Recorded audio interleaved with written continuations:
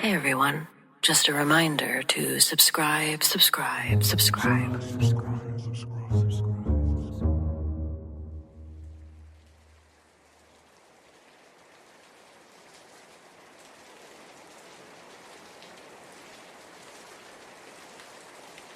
I know how this is going to sound. I know people are going to talk shit, say I imagined it, say I was tired, say I was high or seeing things, and that's fine. I'm not here to convince anyone. I just know what happened, and it still messes with me. At the time, I was team driving, middle of summer, hot, sticky, miserable kind of heat. We were running through South Carolina, and I ended up in Charleston around midnight to do a drop and hook. The drop yard wasn't some clean, well-lit terminal. It was in the back of a tow yard, like back, dirt lot, chain link fencing, old wreckers parked everywhere. Enough space for maybe 10 of our company trailers if you squeeze them in right. No lights back there. None. Just darkness and whatever your headlights can catch. That part matters. So I roll in around midnight. Open gates. Security lets me through. Then closes it behind me. Everything already feels off just because of how quiet it is. There's no traffic noise or other drivers walking around. It's just engines ticking and cicadas screaming somewhere in the distance.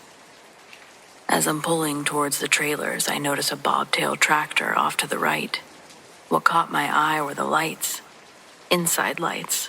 Dome lights on. Sleeper LEDs glowing. They're like soft white or bluish, enough to light up the cab without blasting your eyes. It looked like someone was in there, maybe parked for the night, maybe waiting. I didn't really think much of it. Figured it was another company's truck or someone from the tow yard taking a break. I park and set the brakes and immediately get hit with this feeling. Not fear exactly, more like offness. Like something bad was nearby. Like something was aware of me being there. I did brush it off at first. You work long nights enough, your brain messes with you. But when I stepped out of the truck, it got worse. Thick, heavy, like it was in the air. I looked back at the bobtail. All of its lights were off. That alone wouldn't have freaked me out. But I hadn't seen anyone get out. Or any doors opening. Nothing. I grabbed my flashlight and walked a little closer, shining it into the cab. And that's when I saw the damage. The front end was completely wrecked. Right steer tire blown. The nose looked bent up, like it had slammed into something hard. This wasn't a truck that someone could actually casually sit in with the lights on. Looked like it had been disabled for a while. And I know what I saw when I pulled in.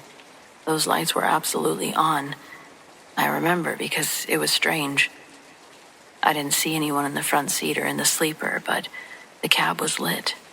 Clear as day. Now it was dead dark, like it had never been touched.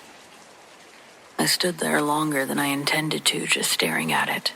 The bad feeling crawling higher up my spine. This yard was secure. Big gate. Guard at the front. This wasn't some open lot where people could just wander in, and it definitely didn't feel like crackheads were camping out in the wrecked tractor. I finally forced myself to move. I went to drop the trailer, doing my thing. Airlines, pins, landing gear, all that. I ended up in the back of the trailer dealing with load straps, and the entire time, I felt like I was being watched. It wasn't like I was imagining it. I was being watched. Every sound made me turn around, every shadow. I kept telling myself to hurry up and get back in the truck. When I finally did, my co-driver was awake. They looked annoyed. "If you wanted to wake me up," they said, "you could have just come in and said my name. You didn't have to tap on the glass like that." I just stared at them. I didn't tap on the glass. They were sure I had. Said it was faint at first, but clear. Fingers tapping, not knocking. Like someone lightly drumming 4 fingers against the window. 1, 2, 3, 4. over and over, slightly louder each time. I told them I'd been in the back of the trailer the whole time. I didn't come near the cab. And that's when I told them about the bobtail and the lights and the wreck, the feeling that I'd had since we pulled in, how it felt like something bad was there with us. They went quiet. Then they told me about the dream. Right before they woke up, they'd been having a nightmare. They said it was a swamp, like a bayou, thick water, trees, Spanish moss hanging down. There was a house on stilts, half sunk into the mud. And outside the house was a woman. A witch is how they described her, standing just far enough away that you couldn't see her face clearly, calling to them, telling them to come outside, to come closer. What woke them up was the tapping on the glass. That's when we both just sat there, not saying a word. My heart was pounding as the engine was idling. The tow yard suddenly felt way too small. I decided to get the hell out of there. Before leaving, I drove the truck in a slow loop around the yard, trying to recreate the angle that my headlights had hit that bobtail when I first pulled in. It didn't look the same. No reflection or glow, nothing that could have been mistaken for interior lights. We left Charleston not long after that. Neither of us slept for a while. I don't know what that was. I'm not saying it was a ghost or a witch or anything like that. I just know that something didn't want to be ignored. Something noticed us the moment we rolled in.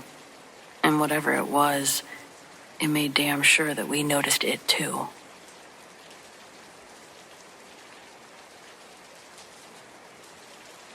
The other creepy thing I've seen wasn't in a yard, and it wasn't near people. It didn't involve voices or tapping. It was just me, the truck, and the highway. This was in West Virginia, middle of the night. I don't remember the exact stretch of road, but if you've driven West Virginia, you know the kind I'm talking about. 2 lanes, no shoulder worth a damn. Trees pressed in close on both sides like they're trying to reclaim the asphalt. It's suffocating. No towns, no exits for miles, just darkness and hills. I was cruising along, wide awake, doing my thing, not tired or zoning out. Radio was low, dash lights dim. It was calm. I was in that weird focused headspace I get into after enough years on the road. It's where driving feels automatic, but you're still alert. And that's when I saw something that I thought was a reflection, but it wasn't. My brain's first move, of course, was to explain it away. Headlights bouncing weird off a sign, light refracting through fog, something normal doing something odd. But this wasn't that. Off to the right of the highway, maybe 50 feet up, was a light. Not a spotlight or a star. And it wasn't a plane. It wasn't high enough to be anything in the sky, really. It was just there. An orb. About the size of a baseball, maybe a little bigger. It wasn't bright like headlights or harsh like LED. It had this soft glow to it, almost translucent, like you could see into it instead of just looking at it. White, but not pure white. More like pale yellow, with some depth to it. I noted that it wasn't moving exactly. It was just floating. I slowed down without even realizing I was doing it. My eyes kept darting back to it, checking the mirrors, checking the road, checking the orb again. I expected it to do something. Shoot off, blink out, drop. Anything that would give my brain something to grab onto. Well, it didn't. It stayed exactly where it was, hovering above the trees like it belonged there. I passed it, and that's when it hit me about how wrong it felt. As I went by it, it didn't fade behind me the way lights usually do. It just stayed in place until it was gone from view, swallowed by the curve of the road. I kept driving and didn't pull over. I didn't grab my phone. I didn't say anything out loud. I just kept my hand steady on the wheel and watched the road like my life depended on it. I can't tell you how odd it felt to drive past it. My heart was actually pounding. I guess not in a panicked way. More like my body knew something my brain didn't have the words for yet. In all my life, and at that point, years of over-the-road driving, I'd never seen anything like that. Not even close. There's really no explanation that fits for me. It wasn't swamp gas, no way. It wasn't ball lightning. It certainly wasn't a drone. Not a flare. Couldn't have been headlights through the fog or dust or rain. The air was clear. The weather was calm. Nothing else was around. Just that light. When it finally disappeared from my mirrors completely, the road felt strange, in a way that I still can't really define. I just felt like I'd passed through something instead of past it. I drove another couple of hours before stopping. When I did, I sat in the cab longer than usual before climbing into the bunk. I kept replaying it in my head, trying to remember every detail, hoping I'd catch some mistake, some clue that I'd misinterpreted what I saw. But I didn't, and even now, years later, that moment is still crystal clear. The size, the height, the stillness, the color. I've never seen anything like it. It didn't chase me or interact with me. It just existed, but I felt it. Whatever it was, it didn't feel like it was meant for me. It felt like I had just happened to see it. And I don't know if that makes it better or worse, but it'll always be strange.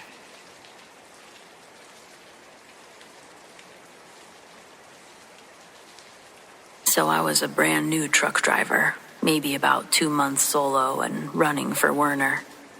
I was on some back road in the middle of Southwest Texas, and I was trying to find a place to pull over for a 30. I saw a truck ahead of me pull out of what I call a make-a-spot area, so I pulled in where they had been and I turned off the truck. It was about 75 degrees outside with a light breeze, clear skies, perfect weather. So I grabbed my dog to let her out to go potty, and we're out around the area around the landing gear when I look up and see a random red light, kind of a brake light red, in the distance, maybe 200 or 250 yards out. The area that we parked in had one of those huge 10-foot fences and nothing but those Texas brush trees that weren't very tall. Well, my dog gets done peeing and we're standing there. I'm watching this light just bob up and down, move side to side in the distance. I'm thinking it's probably someone on an ATV or a pickup truck or something, whatever. Well, it gets closer, and now there's thrashing sounds coming from the bushes in its direction. Now my dog, Zoe, at the time was a very sweet border collie. Wouldn't hurt a fly. She ran from most anything and she was fast. Regardless, she's standing there watching this light bob up and down too, and I notice all of her hackles are raised, and I start hearing that low, nasty growl. The kind where you know you're about to get destroyed by a dog. The light's coming closer now. The sounds are getting louder, but it's not an ATV. The height is wrong. It's maybe 8 or 10 feet in the air now, and it's still moving in a zigzag pattern toward the truck. Well, Zoe barks at it. The light pauses and starts to now come towards us incredibly fast. Same zigzag pattern. Me being the idiot, I can feel everything in me telling me to run, hide, escape, but it's just some ass in the middle of Texas playing some army games or poaching, right? Well, I yell out that I'm armed, don't come any closer, who's there, etc. But it just keeps coming. So I'm like, fuck this, I'm out. I have to drag my dog back to the truck. She was very trained on a leash, and she never needed to be told twice. But she was pulling hard. She wants to kill whatever the hell was coming at us now. So as the sounds are getting louder and the lights are getting brighter, in a semi-panic, I pick up my dog, throw her into the truck, get in, slam the door, slam my hand on the locks just in time for something.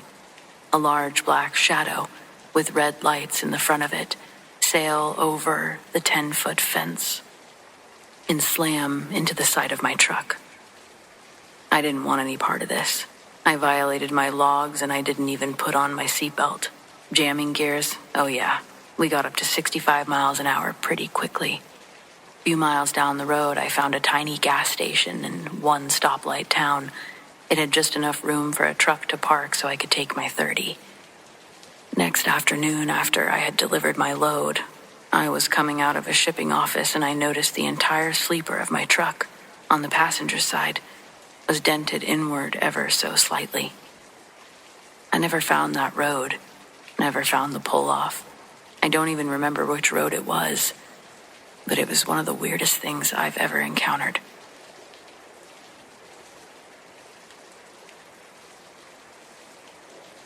My Uncle Joe drove big rigs for 40 years, and he only ever told this story once, but I never forgot it. It was after 3 fingers of bourbon and a long silence. He was hauling freight through the high desert of New Mexico in the late 90s. The sky, as he says, was clear, the stars like spilled salt. And suddenly, the world went neon blue. Not a flash, but a steady humming glow that originated from directly above his cab. And then the truck died. Not just the engine, but everything. The headlights flickered, went black. CB radio emitted a sound like 1,000 bees were screaming. And the digital clock on the dash started counting backwards at lightning speed. Uncle Joe said the most terrifying part wasn't really the light, but it was the weight that he could feel from it. He felt like he was underwater. He tried to pump the brakes, but the pedal, it felt like it was made of stone. For 60 seconds, he rolled in total electronic silence, guided only by the eerie blue luminescence. He looked out the side window, saw the sand beside the highway was glowing, not reflecting the light, but vibrating underneath it. Just as he gathered the courage to look up through the windshield, the light snapped shut like a camera shutter. The engine roared back to life on its own. Then the radio blasted a static-heavy country song. The clock settled on 12 o'clock, blinking steadily. He pulled over, shaky, found that his wristwatch, a mechanical wind-up, had magnetized so badly the hands were spinning in circles. He quit the long-haul circuit 3 months after this.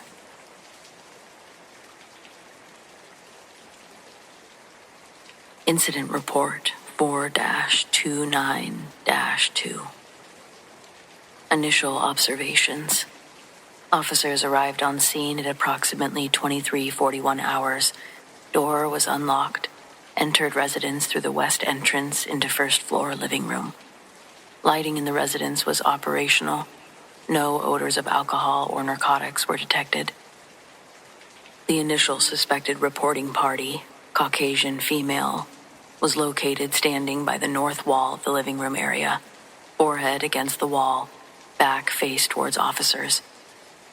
The woman did not acknowledge the officer's initial entrance to the home, or when she was verbally alerted of their presence. Woman appeared alert but visibly injured and disoriented. Speech was incoherent and indirected. As the officers approached, a second party notified officers of their presence by shouting from an upstairs room. Officer A followed the voice while Officer B stayed with the woman. Officer A locates a second female occupant barricaded in a bedroom, left of the stairwell. Officer A alerted the woman he was outside the door. Removing the barricade, scraping sounds were heard before the door opened. Female identified herself as Robin T. Bedroom looked orderly. Robin informed Officer A that she was the reporting party. Phone, still connected to dispatch, was retrieved from the bed and disconnected after confirmation of contact. Robin tells the officer the woman downstairs is not her roommate. Officer A is documenting Robin's account when a commotion is heard down one floor. They now switch perspectives between the officers' reports. Starting back a few minutes, both men report hearing another party shouting from another area in the home.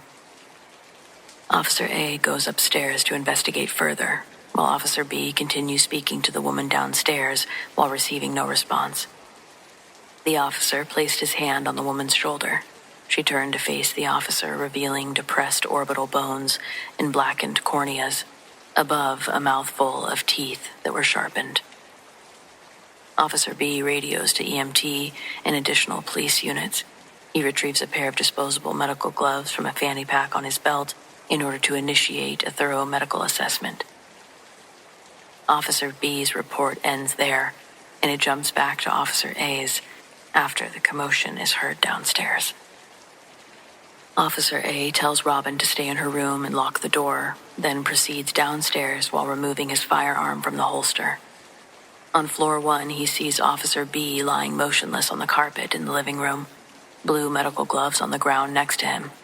Officer A runs to the fallen partner, radios a code 33 and a 1099.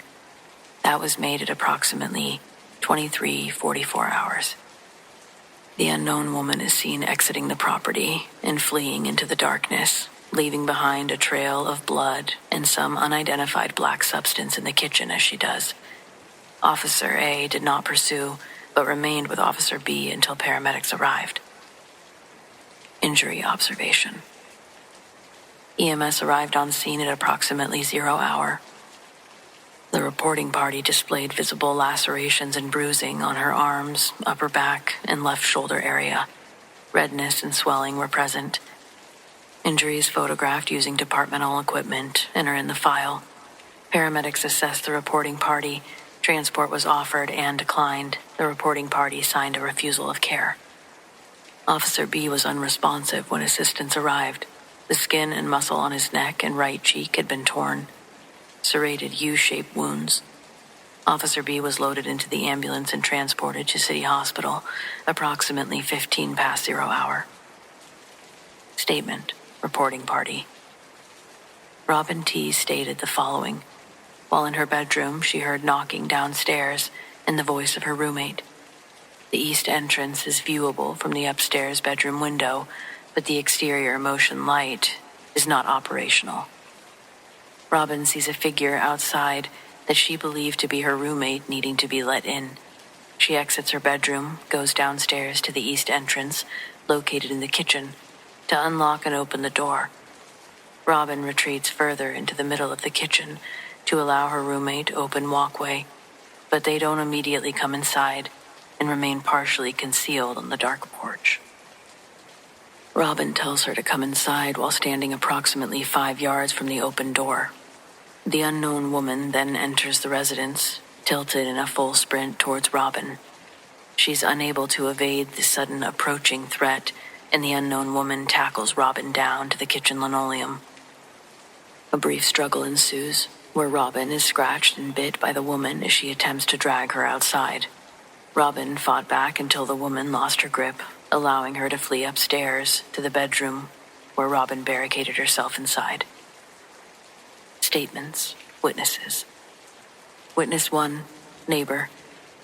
Witness stated they heard a screaming and loud bangs coming from the reporting party's home. Witness did not observe any persons entering or exiting the residence before police arrived. Scene examination. The living room and kitchen were examined. The living room had no damage to furniture or walls, beyond minor scuffing consistent with bodily contact. Bloodstains on carpet near north wall. Stains of unknown black substance on carpet near north wall. In the kitchen, no structural damage, a broken chair, debris, and spots of blood and unidentified black substance were observed consistent with a struggle. No signs of forced entry were observed at any doors or windows. No weapons or objects capable of causing the injuries were immediately identified. Officer assessment. Based on statements provided, physical observations, and scene examination, the reporting party was attacked by an assailant determined unknown at the time of the investigation. No further suspect information was developed or obtained. Disposition. Incident documented. No further action taken at this time. Supplemental notes. Photographs of injuries and scene uploaded to case file. Body-worn camera footage retained per department policy. Case status. Undetermined.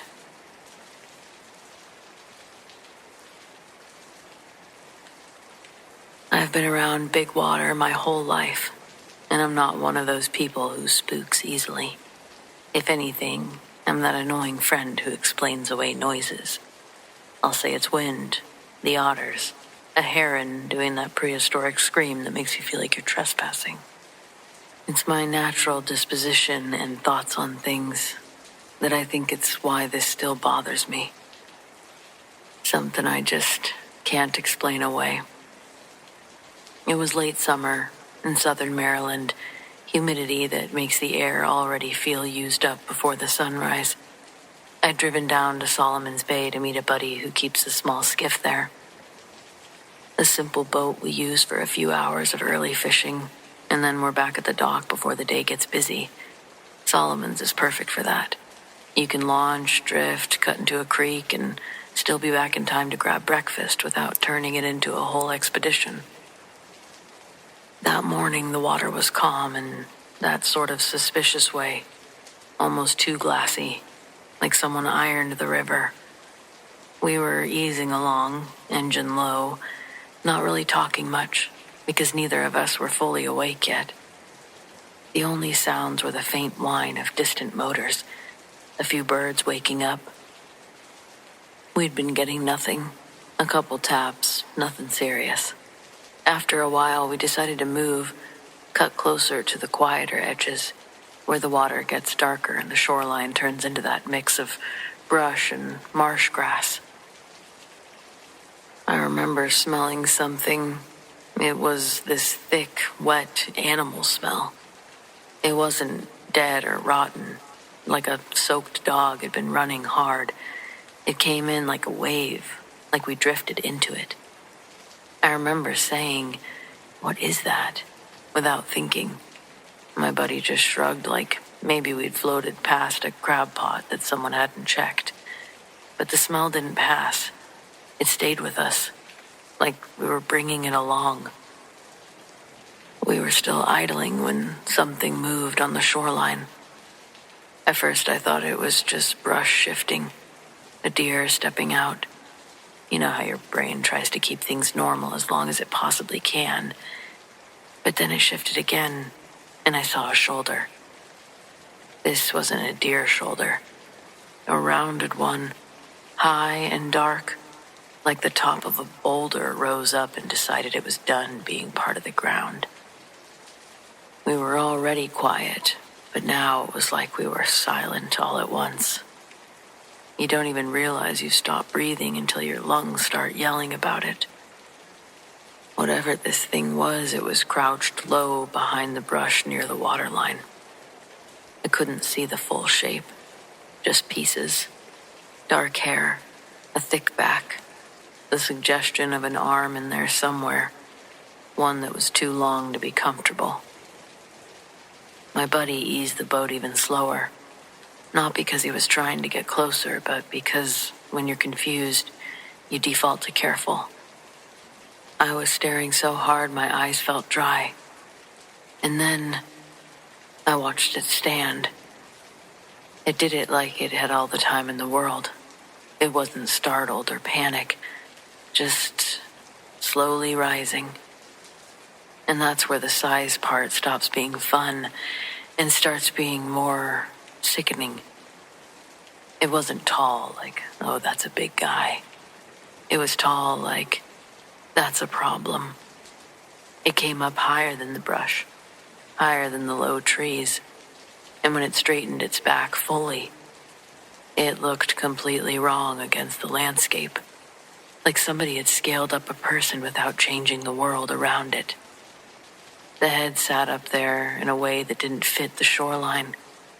Its arms still hung too low, with hands that looked like they could wrap around a pilling. I've seen black bears on their hind legs. This was not that. A bear has a shape that reads animal even when standing. This read upright, human adjacent. The way the shoulders set, the way the torso stacked, the way it balanced like it belonged on two legs. And it was broad, not just gym broad, rod like the width of a refrigerator turned sideways. I know that sounds like an exaggeration, but I'm trying to communicate what my brain was doing in real time, grabbing for objects because large was too vague. It turned its head slightly, and that tiny movement, just the head, it made my stomach sink. I honestly didn't get a good clean look at its face, and so it's not because it looked monstrous that I was afraid. The light was wrong, and it was partly backlit by the brightening sky. So all I really registered was the mass of the head and the neck, and the fact that it moved with intention, like it was checking us, the way you check a car when you're deciding whether to cross the street. I remember thinking very clearly, we are in the wrong place. The smell, it was stronger now. It was like warm, wet fur and mud, like something that lives outside and never dries fully. I could taste it, and I know that sounds insane, but that's what fear does. It sharpens things, makes them intimate. The thing took a step forward. The ground near the shoreline gave a little, like it sunk into the wet edge. Then came the second thing that still replays in my head. The water moved. Not because it stepped into it. It didn't. It stayed at the edge. But the water near it rippled like something heavy shifted its weight close enough to change the bank. It's subtle, but when you've been on boats your whole life, you notice the way water reacts to bodies. Docks, logs, animals, people. This was the type of movement you see when a big object drops in, except nothing dropped. It just existed. My buddy finally whispered, "What the hell was that?" I didn't answer because I couldn't. Because if I put words on it, if I picked a label, then I'd be responsible for that label. I wasn't quite ready for that. The thing took another step. I saw more of its outline. The leg bent like a person's leg. The knee was in the right place for a human. That's one of those details that scares me, because it eliminates a lot of comforting explanations. It wasn't really doing anything, not roaring or charging at me or anything theatrical like you'd expect from a story like this, possibly. It just stood there at the edge of the marsh like it belonged to the place, and we were the ones who didn't. Then it leaned forward slightly, like it was shifting to see us better, and I saw the arm move. And I was now certain the arm was too long. It swung with the weight of something built for strength, not for speed. And the hand, again, I didn't get perfect detail, but it looked like a hand, not a paw, not a hoof. A hand shaped at the end of a long forearm, hanging relaxed like it didn't need to clench to be dangerous. The boat felt suddenly very tiny. That's the honest truth. I've been in small boats in bad weather and felt small, but this was different. This was a living thing making me feel small in broad daylight. My buddy slowly turned the tiller, keeping the engine low. Neither of us made sudden movements. We didn't yell. We didn't reach for anything. We just started easing away. Because whatever rules applied here, we clearly didn't know them, so it was back to caution. As we drifted back, the thing followed us with its head, not moving its feet at all, just tracking us. There's a moment in my memory where I realize I'm waiting for it to do something, anything, to confirm what it is. Something that would turn the mystery into a story with a clean ending. But it didn't. It just watched us leave. And that watchfulness is what stuck with me. It wasn't startled by the boat. It wasn't curious like an animal, but it wasn't aggressive either. It was evaluating, like we'd interrupted it, and it was deciding whether we were worth correcting. We got far enough away that the shoreline detail softened into shape and color again, and the terrible smell faded. My lungs started working like normal. My hands were shaking in that delayed way, like my body finally caught up with what my eyes had just seen. We didn't talk much on the way back. The sun was higher now. People were starting their day, and the world looked too normal for what had just happened. Back near the docks, my buddy tried to laugh it off. He said bear. He said maybe it was some guy wandering. He said all the normal things. But I don't think either of us believed those explanations. You could tell by how carefully he avoided looking at the side of the water on the way in. You could tell by how neither of us suggested going back out. The part I've always gone back to is the scale of it. Because if it was that big, if my eyes didn't betray me, then it wasn't lost or wandering. It was at home. And it chose not to make a big deal out of us. And that might be the luckiest thing that's ever happened to me.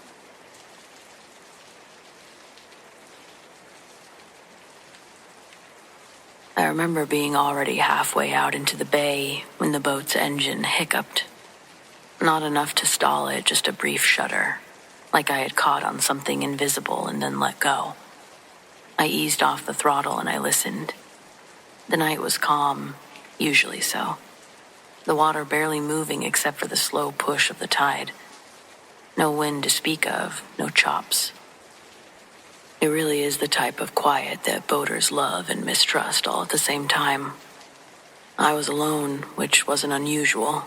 I've been running this stretch of water long enough that a short night run doesn't feel like a risk. The moon was low and thin, just enough light to silver the top of the surface without actually helping much. The shoreline was just a dark suggestion to my left, and the marsh was low with trees blurring together. I brought the engine back up gently and continued on. Then I noticed a wake. It wasn't mine. At first it looked like a long V shape spreading out ahead of me. It was faint but deliberate, like something had passed through recently and the water hadn't settled yet, but I'd heard nothing. I guess none of it is strange on its own. Boats move through here all the time, but the angle of the wake was wrong. It wasn't cutting across my path or fading away behind me. It was pacing me. I slowed again. The wake slowed too. I remember leaning forward and squinting, trying to get a better sense of the water's surface. When you spend enough time on boats, you start reading the water the way people read faces. Current, debris, fish breaking the surface. This wasn't any of that, though. It was too smooth. Long, continuous. It wasn't erratic like a fish, or choppy like wind-driven ripples. This was a steady displacement, as if something substantial was moving just beneath the surface. Close enough to shape the water, but not break it. I cut the engine completely. The boat drifted. The quiet pressed in so hard it felt like pressure on my ears. Somewhere far off I could hear another motor, but it was distant enough to feel theoretical. The wake, though, it didn't stop. It slid forward another few feet and then adjusted. That's the best word to describe it. It corrected its position until it was parallel to my boat, off to the starboard side. Not touching or colliding, just waiting there. I waited for logic to kick in and tell me what to do, for my brain to offer up dolphins, logs, currents converging in a weird way, anything. But none of those explanations match the behavior. Dolphins surface, logs drift, and currents, they don't follow you and change. The water lifted slightly, like a long back rising just enough to catch the moonlight. I didn't see a head or fins. I just saw length. It went on longer than it should have. Long enough that my eyes kept expecting it to end, and it didn't. The surface tension was bending around it, smooth and unbroken, and the wake behind it stretched out in a way that made my stomach flip. This wasn't something small or magnified by darkness. It was something big moving carefully. The boat rocked once, gently, like a hand had brushed past it. I whispered, "Nope," to nobody and reached for the ignition. The engine turned over and caught. The sudden vibration felt loud and intrusive, like I'd broken some unspoken rule. I pushed the throttle forward anyway, not hard, just enough to get moving. The thing in the water matched me immediately. It didn't surge or chase, it just matched me perfectly. I think that's what made it worse. If it had rushed me, I could have panicked properly. If it had vanished, I could have rationalized. Instead, it stayed where it was, keeping pace with an ease that suggested I wasn't dictating the terms here. I angled slightly toward the open water. It angled too. The wake curved, smooth as a pen stroke.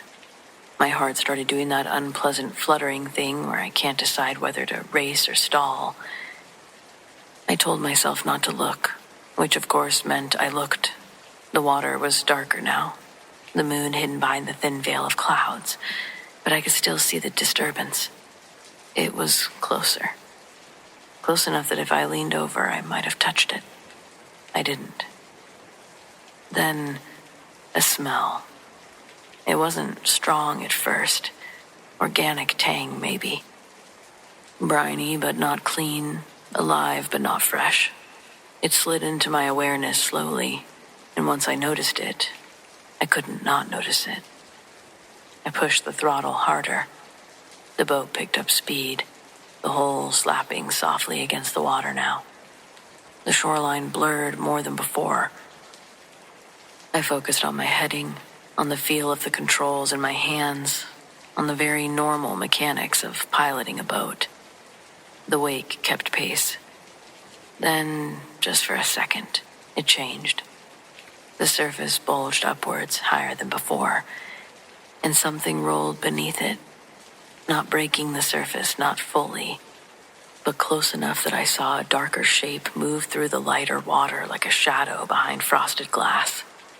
I caught a glimpse of texture, not scales or smoothness, something in between, like thick, uneven hide, moving in a way that suggested muscle underneath, slow and powerful. I felt very aware of how thin fiberglass is. The thing drifted closer, and the water between us narrowed until it felt intimate. I could see the curve of it now, the arc of whatever body was under there bending as it adjusted course again. Then it did something I still don't understand. It dropped back, not retreating, just easing behind me, letting my wake overlap with its own. For a moment, the water was confused, patterns colliding and canceling out. And in that overlap, I felt it brush the boat again, firmer this time, enough to rock me. I didn't slow and I didn't look back. I kept going until the lights of shore grew brighter and other boats became visible shapes instead of ideas. When I finally dared to glance over the side, the water was empty and normal. It was just dark water that was reflecting the light and the reassuring chaos of human activity. I docked without finesse, hands shaking more than I wanted to admit. I stayed seated longer than necessary, listening to the engine tick as it cooled, breathing in air that smelled like fuel and marsh and safety. I didn't tell anyone that night. I've told a few people since, carefully, casually, framed as weird water stuff. Some nod, some smile, Some tell me about the currents and shadows and how the bay plays tricks on you. And maybe it does. But I know what followed my boat without breaking the surface. I know how deliberate it can be. I know the difference between being chased and being accompanied. I still go out at night. I just don't cut the engine anymore. You never know.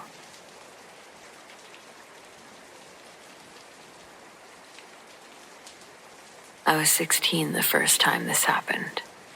We were on a family vacation staying near the water, in a place with marshlands instead of beaches. There were tall reeds, low trees, mud that sucked your shoes in if you stepped wrong. It really wasn't the kind of place that people went to hike exactly, but there were paths worn down enough that kids wandered them anyway. My parents liked quiet vacations, my mom especially. She always said the marsh felt peaceful, which I didn't argue with at the time. It was quiet in a way that made you lower your voice without thinking. One afternoon, I went out walking by myself. That wasn't unusual. I'd done it the day before and the day before that. I stayed close enough that I could still hear boats if one had passed, and I didn't go deep into anything that looked like it might trap me. I remember the light was starting to change. Not dark yet, just that time where everything goes flatter, like the colors give up a little. I was near the edge of the reeds when I heard my mother call my name. It wasn't an emergency, just normal. The way she'd say if she wanted me to come back for dinner or help carry something. No fear, just my name. Clear as if she were standing 10 feet behind me. I turned around immediately. She wasn't there. That didn't register as strange right away. I just assumed she was further back on the path, maybe blocked by the reeds. Sound carries weird in different places like that. She called again, same tone and rhythm, same slight upward inflection at the end, like she always used. I remember thinking it was kind of annoying that she hadn't just yelled louder if she wanted me to come back. I answered her, told her I was coming. The voice responded right away, telling me it was okay. I could come to her. That's the part that still gets me. It answered, but it answered with something she'd never say. I started walking towards where I thought she was anyway. The path thinned the further I went, more mud than dirt. The air smelled thick, like warm plants and standing water. I could hear insects, but no birds. She called my name again, a little further off now. I remember stopping for a second because I thought, that's odd. If I'm walking towards her, she shouldn't sound farther away. But I figured maybe she was moving too. Maybe she was calling while walking. I feel like it's important to call out that it didn't feel dangerous or scary.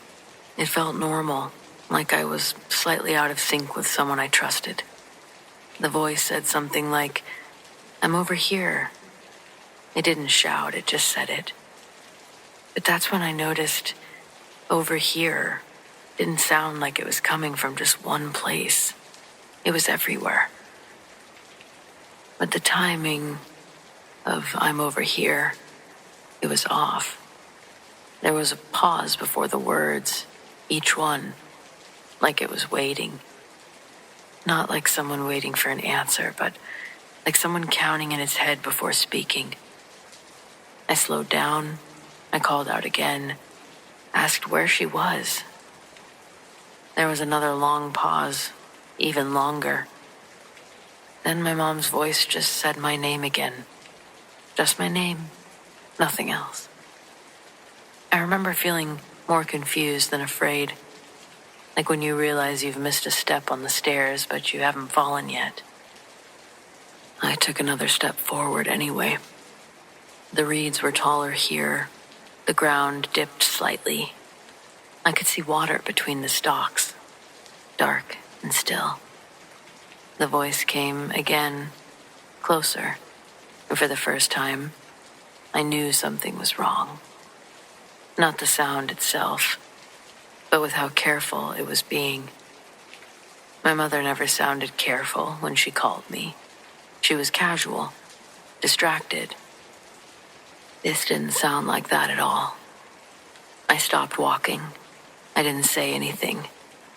After a few seconds, the voice spoke again. Same tone. It's okay. That's when I really became afraid. My palms were sweaty. It was exactly the same as last time. Same pacing and emphasis. It hadn't chosen the right words again. Like it was replaying them. There's no real way to explain it, but in that moment, I thought to myself, that's not my mom. I don't know how long I stood there. Maybe 10 seconds, maybe 5 minutes. The quiet pressed in around the voice, though. And suddenly, I was very aware that I couldn't hear the boats anymore. I backed up. The voice didn't react. I backed up another. It said my name again. The wrong timing. Everything was off now. I turned around and ran. I didn't look back or yell at anything. I just ran until the path widened and the sound of people came back. When I reached the rental house, my mom was inside, folding towels. She hadn't been outside. She hadn't called me. She hadn't even known I'd gone that way. I didn't tell her what happened. I didn't tell anyone. That night, I barely slept. I kept listening for my name, half expecting it to come from the dark corners of the room itself. We went back to the marsh once more before the vacation ended. I stayed close with my parents. I didn't wander, and I didn't hear anything else. The whole experience sort of put woods off for me. I don't like wooded places.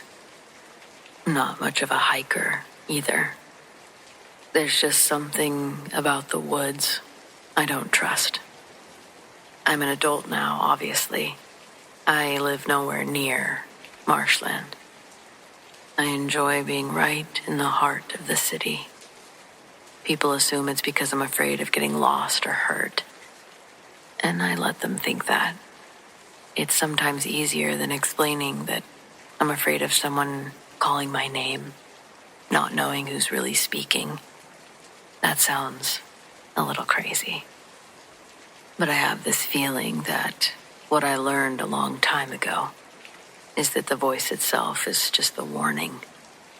It's likely that what comes after it makes sure that you don't live to tell about it. That's my gut feeling, anyway.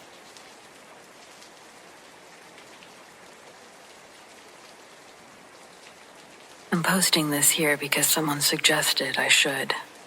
I shared a shorter version of this once in a comment a while back, and a few people told me it sounded like something this subreddit would understand better. I don't really know what to call it. I don't really love labels. I just know that it still bothers me, that it wasn't a dream. At least, not at first. This happened a couple of years ago. My husband and I rented a place for a long weekend in a very remote, wooded area. It was meant to be quiet. No neighbors close by. Just trees, a long gravel driveway, and a house that looked like it had been dropped in the woods rather than built there. Cell service was spotty, which we thought would be nice at the time. It was the second evening. I was upstairs getting dressed. I'd just taken a shower, and I heard my husband call my name. I answered back without thinking. I remember smiling a little because it sounded like he was trying to get my attention in that playful way he does sometimes. Like maybe he was being flirty. He called my name again. Same tone. I called back, asking what he wanted. No response. Then, my name again. I remember feeling slightly annoyed. Like, just say what you want. I figured he was downstairs and couldn't hear me well, or was just messing around. I started down the stairs. As I got closer to the bottom, I said his name. And there was nothing. I reached the bottom of the stairs and looked into the kitchen. No one was there.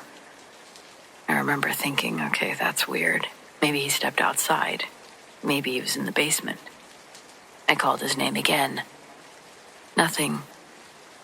But then I heard my name coming from outside, toward the back of the house. The back door was unlocked. I stepped onto the back porch barefoot. It was early evening, light fading but not dark yet. The woods started just beyond the small yard. No fence, just grass turning into leaves, turning into trees. He called my name again. This time it sounded much further away and less like him. I felt this flicker of doubt, because if he was outside, I should have heard the door earlier. And if he was outside, why did he sound like he was already deep in the trees?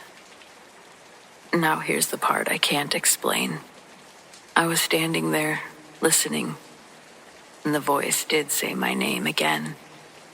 But I knew that it felt wrong, expectant, like it was waiting for me to do something. I knew it wasn't my husband. And yet, I took a step off the porch, and that's when the voice stopped. The silence felt sudden, like the air had changed. I stood there staring at the tree line, suddenly very aware of how quiet it was. No birds or wind, just muted silence. And then my phone rang. I jumped so hard my chest hurt. It was my husband. He sounded normal, completely normal. Asked if I'd seen his note. Said he was sorry if he worried me. He just ran into town to get some wine, and he'll be back. I didn't tell him what happened right away. I just asked where he was, told him I needed him to come back as soon as possible. I tried to keep my voice calm. I don't think I succeeded. When he got back, I told him everything. He didn't laugh or dismiss it. He just agreed. Agreed to stay inside, lock everything, leave early the next morning. Nothing else happened that night, but my sleep was awful. I dreamed I was standing at the edge of the woods again. I could hear my husband calling me, farther in this time. The dream felt bad immediately. I guess not in a nightmare way, but in this feels like waking life sort of way, and something bad is happening. I remember thinking inside the dream, this isn't how dreams feel. I tried to wake up. I couldn't. In the dream, my body started moving toward the trees even though I was panicking. I could feel my feet stepping on leaves. I could feel the cold air on my skin. I could hear my name being called over and over, closer now, but I couldn't see him. I was screaming in my head to stop. Then I woke up for real, gasping, heart pounding, my husband shaking me because I'd been whimpering in my sleep. We left the next morning. I haven't gone back to a place like that since.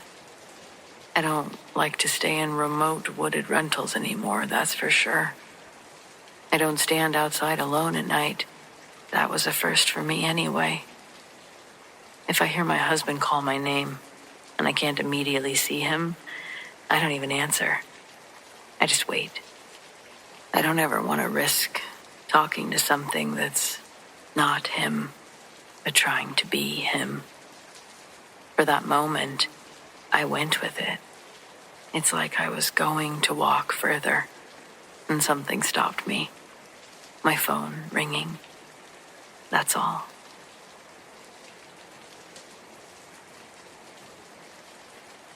I don't share this story as a warning or like it's a ghost story. It more lives closer to the way you carry a song stuck in your head, half remembered, uninvited, always turning up when the radio goes quiet. It happened years back on an overnight run, and the only thing I know for sure are or the things I saw with my own 2 eyes. The rest is memory, which is another country entirely. I was running east. The map on my dash, back when those screen units were a novelty, it told me to stay on the main route. I had every intention of doing just that, but there was construction, and then a detour sign shoved into the gravel like an afterthought, arrow pointing south. I didn't argue with it. The road narrowed, then narrowed again, and the darkness grew in tight until my high beams were the only proof the world still existed. There are stretches of this continent where the land goes blank. Not empty exactly, but carved down to the bone. 2 lanes, a ditch, a strip of trees that fold you into a tunnel. The air smelled like wet leaves and rust. I rolled the window to keep the glass from fogging and to keep myself honest, because cold air does more to a tired brain than coffee ever did. Maybe 20 minutes into the detour, the road leveled out and the trees broke, and I hit the approach to a bridge. The asphalt changed under the tires from an old patched-up blacktop to that smooth, lighter mix that you put down before a span, and my headlights raked up a trellis of steel, beams and gussets, triangle piled on triangle, rising over the water like a rib cage. It wasn't small. It wasn't new either. Painted once, long ago, now faded to a dull color of winter sky, with rust blooming at the seams like freckles. I can still tell you the sound of it. I eased off the throttle and the engine settled, and the tires climbed from asphalt onto the grating. A hum that turned to a steady note, the way an empty bottle sings when you blow across it. The wind picked up out of nowhere, a steady push from the right to the left that nudged the trailer and then let it drift back again, below me. The water around moved, black and sure. No whitecaps or foam, just a wide, slow river pulling whatever it wanted east. The lights along the span were there but faint, a string of them mounted low, just bright enough to ghost the railings and throw little bruises of light onto the grating. Somewhere far ahead, red tail lights winked and disappeared behind the lattice, then winked again, like an old film skipping frames. I remember thinking that it was odd to see another vehicle on that detour, and then the thought passed and I just drove. A lot of nights blur. This one goes sharp. The steel felt close enough to touch. You could see the rivet heads, the places where the paint had slodged off. The handrails sat lower than expected. Thin spindles that wouldn't stop anything bigger than a hat. A gull, at least I think that was a gull, cut across my beams, and then it was gone. It was like a scrap of paper on the wind. The grating, it sort of sang, and the river refused to answer back. Halfway across, if there even is a halfway on something like that, I had the clear and simple thought that I'd crossed this bridge before. Not today, not last week, and not even this decade. It slid into place like a key in an old lock. I knew the curve halfway through the span where the decking tilted a hair to the left. I knew the way the last 50 yards snapped back onto asphalt so clean it clicked in your teeth. I knew the little shack that would sit just off the far end, the one with the soda machine outside that didn't take bills, only coins. It wasn't memory in the sense of I remember a day. It was memory like muscle, a thing your body knows without asking your head. The truck did the rest. It held the line. I reached the far end, and the grating gave way to quiet pavement, and I rolled past where the shack ought to be. There was a slab there, square as a stamp, but no building, just 4 bolts in concrete, capped and rusted. as if something had been unscrewed and lifted away long before I showed up. I know what comes next sounds like a trick of tired eyes, and I guess maybe it was, I'll give you that. But the road climbed a little, and the trees returned. I checked my mirrors out of habit, and for a second, the bridge was framed in the passenger mirror. Steel and shadow and the dingy necklace of light. But it was wrong. In the glass, it looked newer, cleaner, no rust. The walkway had a chain link fence arched over it like a cage, and I could see someone's silhouette moving along it. Small, quick, a worker maybe, head down against the wind. I flicked my eyes to the driver mirror to catch it straight. Nothing. By the time I looked back, the passenger mirror offered only dark. I don't spook easy. There's enough real things to fear.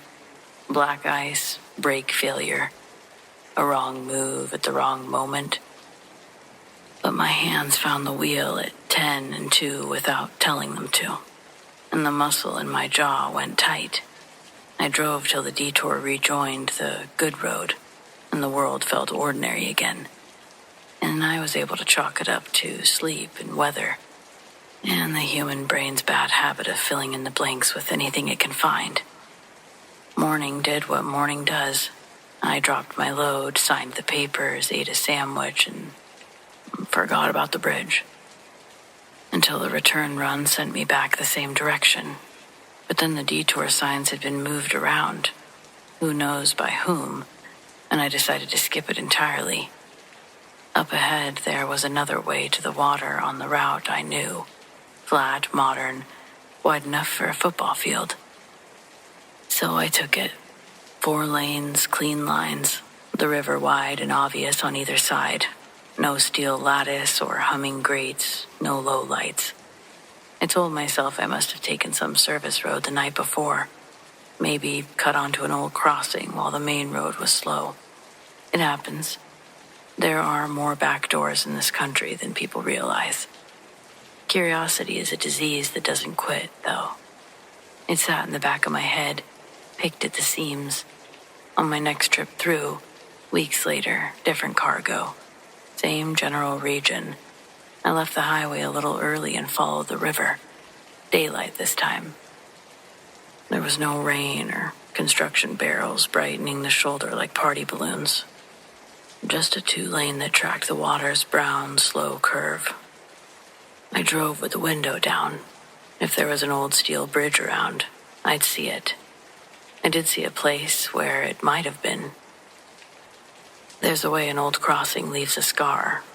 High banks carved into ramps, trees thinner near the waterline, the road bending polite where it once squared up and shouldered across. On the near side, a short length of concrete. It had the stains of green and brown after things have been long damp.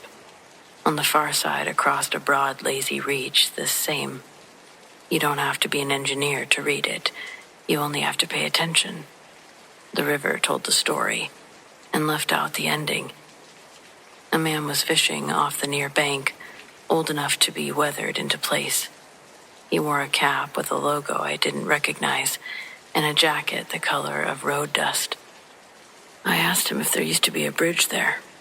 He didn't answer right away. He reeled in, flicked the line back out, let it settle, and then he shrugged, like the question didn't have much to do with him, and he said, "Once." "How long ago?" I asked. He shook his head. "Before my time." I thanked him, which is a strange thing to do for half an answer, but I walked back to the truck. I stood there with the door open with one foot on the step, and I looked across the water until looking did nothing else for me. I could have turned in a dozen places and hunted records, asked a dozen gas stations, bothered a librarian, but the quiet part of me, the part that understands a thing is a thing, even if you can't pin it on a map, told the rest to sit down. Freight keeps moving. I kept moving. But the bridge came along too. It showed up in odd corners of my day without asking. I'd hear the exact lift of the grating under the tires when I hit a small expansion joint on a different road. I'd watch the shadow of the lattice work crawl across the hood, even when there was only open sky above me. Sometimes in the half-sleep of a parking lot afternoon, the wind would hand me back the hum of the cold, and the thought would bloom, fractionally late, that I was high over black water again. Once, just to scratch the itch, I pulled the unit's map back up and tried to make it confess. I traced the detour, marked the time, divided the distance. If you follow those numbers long enough, they start to look like truth. On paper, the route that I took could not have put me on any crossing other than that big one, the modern one, concrete as a courthouse. The old span wasn't on the screen. It wasn't in the road atlas tucked behind my seat either. If it ever wore a name, the books had taken it back. I mentioned it to another driver that I trust, someone who doesn't make sport of other people's stories. He nodded like he'd been waiting for me to get around to it, and he said that he'd had a night like that once. He told me about a ferry that he swears he took across a river in the middle of the night, diesel engine thudding under him, the operator smoking and not speaking. He went back looking for it later, found a picnic ground with a historical marker, a black and white photograph of a boat that had shut down before he was born. I didn't laugh. He didn't ask me to. I guess reality is you pick up a lot out here. Not just miles, not just tricks for when to brake and when to trust your mirrors. You collect sudden quietnesses. Places where the air goes thin, hours that feel borrowed from the wrong side of the clock. If you stick with the job long enough, you start to accept that you can be right about a thing without being able to prove it. If you pushed me, I could still draw you the bridge. I could draw you the way the beams came together at the crown to make the cage of triangles. I could draw the way the paint was eaten along the edges, where the water and the elements had lived too long. I could draw the little lights running like a tired string of pearls, the sounds made over the water. I could draw the rivet heads, the shadows that they cast on the uprights, and I could show you exactly where a worker's silhouette walked. Except I can't promise you that there was a man there at all. Might have been the trick of a reflection. Might have been my memory trying to put a person into place where everything else had been taken away. I've had people tell me kindly that it was another bridge. They pull out their phones and tap and swipe, offering me photographs. Photographs of bridges that are just not quite right. I agree with them because it costs nothing to agree and it saves everyone time. But later, when the cab is quiet and I have time to think to myself, I see the one that I crossed. It floats up complete and exact. My hands make the same adjustments they made that night without realizing it. I ease through a turn that isn't there. Maybe there used to be a bridge, or some part of it is still hanging around for someone who needs it. Maybe it was never there, and I timed the detour exactly wrong, crossed a place that was only in the process of remembering itself. Maybe I was the only man who needed to get across a river, and the river, being what it is, offered me a way. I don't offer it to you as proof. I offer this story more as a memory, with a strong spine and soft edges. I can tell you how it sounded. I can tell you how the wind was. And I can tell you the shape of the dark on the water. And I can for sure tell you about the obstinate certainty that I had done this before, and that I would again, and had already done it in some other line of my life. On the nights when the map speaks with confidence, and the road goes exactly where it's supposed to, I'm grateful. On the rare nights where it doesn't, I don't fight as hard as I used to. If a detour sign points me down a seam in the world, I follow it. I keep both hands on the wheel. If the grating hums under the tires, and the steel climbs over me with its old bones, I give the truck enough room to breathe, and I listen to what the river is saying, or what it's not saying. When I reach the far side, if there's a slab where a shack should be, I don't take it personally. I mark the 4 rusted bolts with my eyes, like a man reading a name he doesn't know how to pronounce, and then I drive on, back into the ordinary, which is a kind of grace. And I let the bridge do what memories do best. Exist quietly, even when nothing else will swear to it.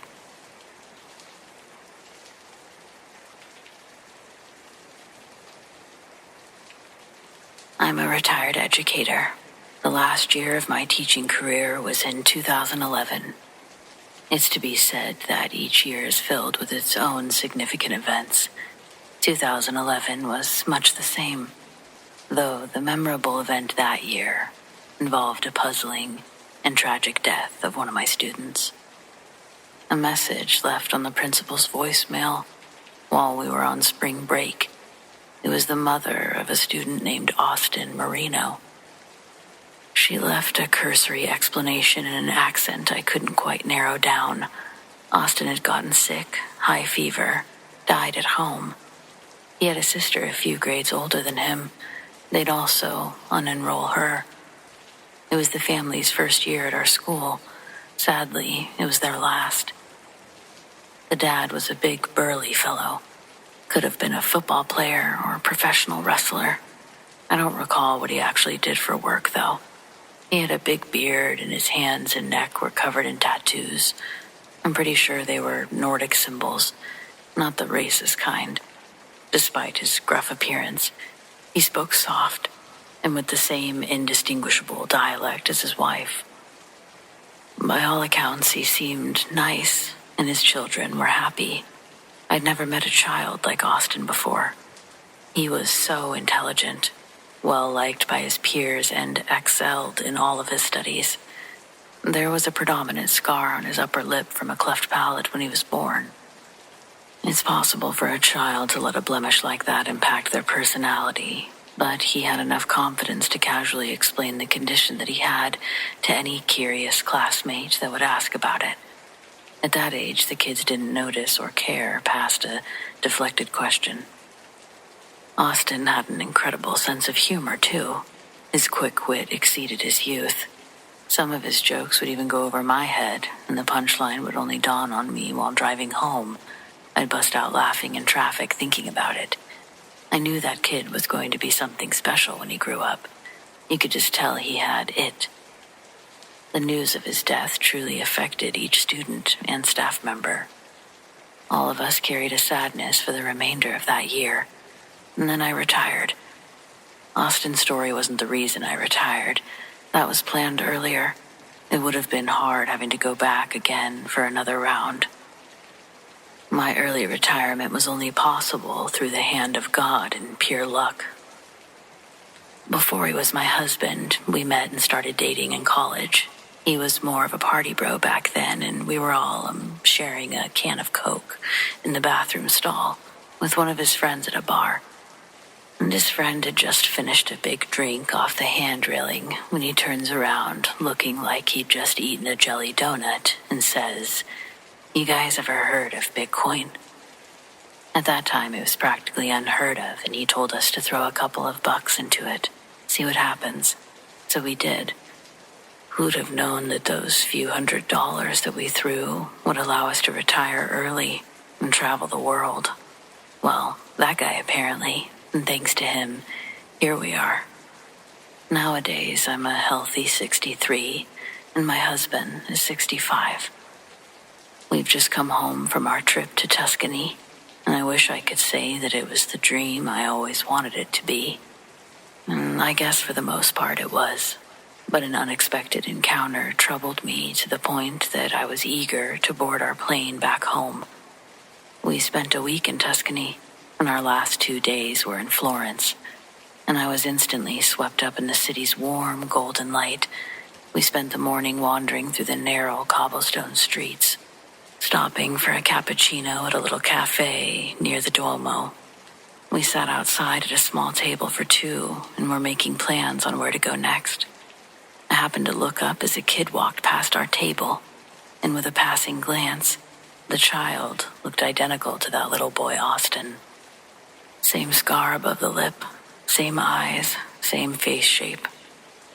Granted, it's been over 12 years since I laid eyes on that kid. I still did a double take because the resemblance was so uncanny. When I turned around, there, standing a few feet away, I swear I saw the whole family. The boy that looked like Austin runs into the arms of the mom. Standing next to her is Austin's big tattooed father and his sister. Then I realized they're all looking back at me, like they recognize me too. It couldn't have been them, though. None of the family looked like they'd aged a bit. In my first time meeting this family, I remember the dad and I were close to the same age. The sister still looked like she was 12. And there Austin was. He was alive and looked exactly like he did all those years ago. If I'd had seen them individually, I may have been able to reason with myself that these random people looked similar to the family and nothing more. But when I saw them standing all together, it kinda knocked the wind out of me. They were smiling at me, and then, all at the same time, it's like they remembered where they knew me from and stopped smiling. The kids turned to the parents, and they all started darting their eyes in other directions, like I was a hallucination better ignored. It was a blatant act, intended to make me feel uncomfortable, and I ended up not going over there. When they did that, I looked away like maybe I was crazy, and when I glanced over again, they were jogging away. It was faster than a walk. I told my husband, but he rationally shut it down, with all the reasons I'd been telling myself since seeing them. But he didn't see Austin every day. He hadn't met the family. I know it was over a decade ago, but sitting at that cafe, I could no longer enjoy the atmosphere because I was fully convinced at what I'd seen. Later that night, we had dinner on the terrace overlooking the Arno River. When we got back to our hotel, we unlocked the door and found our room had been completely turned upside down. All of our clothes and belongings had been thrown on the ground, but no valuables were taken. We even had some cash lying on the counter that wasn't touched. We take the elevator down to the front desk, and they say nobody on their staff entered our room. While we're standing there, the guy at the front desk pulled up the 2 security cameras that were stationed in the hallway, on the floor, right outside our room. And you can see from the time it shows us leaving to the time we come back hours later, we were the only ones to go in or out. Not much more he could do to help us past apologizing for the inconvenience. Back in our hotel room, as we're picking up our stuff, we're packing it back into our suitcase because we'll be leaving the following day. My husband asks if I left the balcony door slit open before going to dinner. I hadn't. The curtain was closed, and we hadn't noticed until a draft blew them around. Our room was on the 5th floor. It was highly unlikely someone entered from that way, but still freaky that neither of us knew how it could have come about. Later into the night, the hotel room phone rings multiple times. Husband answers, but nobody's on the other line. After the 5th or 6th time of this going on, we call the front desk, but that line keeps ringing. Husband's got a bad back, so I get on my slippers and leave our room to take the elevator down to talk to the front desk guy again. I ring the bell and wait. He comes out of the bathroom tucking in his shirt, asking how he can help. I tell him someone keeps calling our room phone, and he looks a little confused, telling me those phones can only be accessed directly from an internal line, so another room's phone, or the lobby phones located next to the elevators. Those were the only ways we could be receiving calls, because he hadn't transferred anyone to our room. He thought another guest could have possibly been mixing up the digits when trying to call another room. He asked if we knew anyone else staying here. We didn't. With a shrug of his shoulders, the best solution he had was to unplug the phone from the wall. I thanked the man and walked back to the elevators. It's still waiting for me on the first floor. I go in and press the 5. The doors close, but as it starts to go up, another ding indicates the elevator will be making a stop on floor 2. The elevator slows down again, and when the doors slide open, Austin's dad stood on the other side, still wearing the same clothes I'd seen him in earlier. This time, he was by himself, and when he entered the narrow elevator, his large stature left me little room.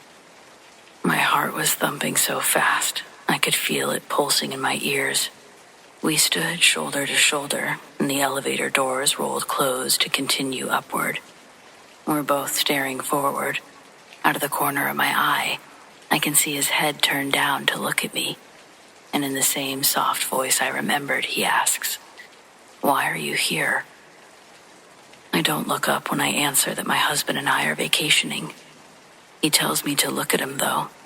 As I do, I watched his eyes change color right in front of me. The deep brown lightened until all I could see were these small black pupils in a sea of white. It frightened me beyond belief, but when I tried to look away, he grabbed my face and demanded I look at him. The next question he asked me, I took as a test, and my life was dependent on the correct answer, I felt. He asked me, "Have we met before?" I told him that I'd never seen him before in my life, and he seemed satisfied with my answer because he let go of me, and he turned so we were shoulder to shoulder again. When the elevator stopped on my floor, he moved slightly so I could easily exit. He stayed on the elevator when I got off. I thought he was going to follow me, but he let the doors close, and that was the last of it. I didn't sleep much that night. We caught our flight the next morning. I didn't see the family again, not at the airport or the lobby. It was like they'd vanished, thankfully. I've turned it over in my head hundreds of times, trying to make sense of what I saw, of what he asked me. Sometimes I wonder if I'd answered differently in that elevator, if I told him the truth. Would I have made it home at all?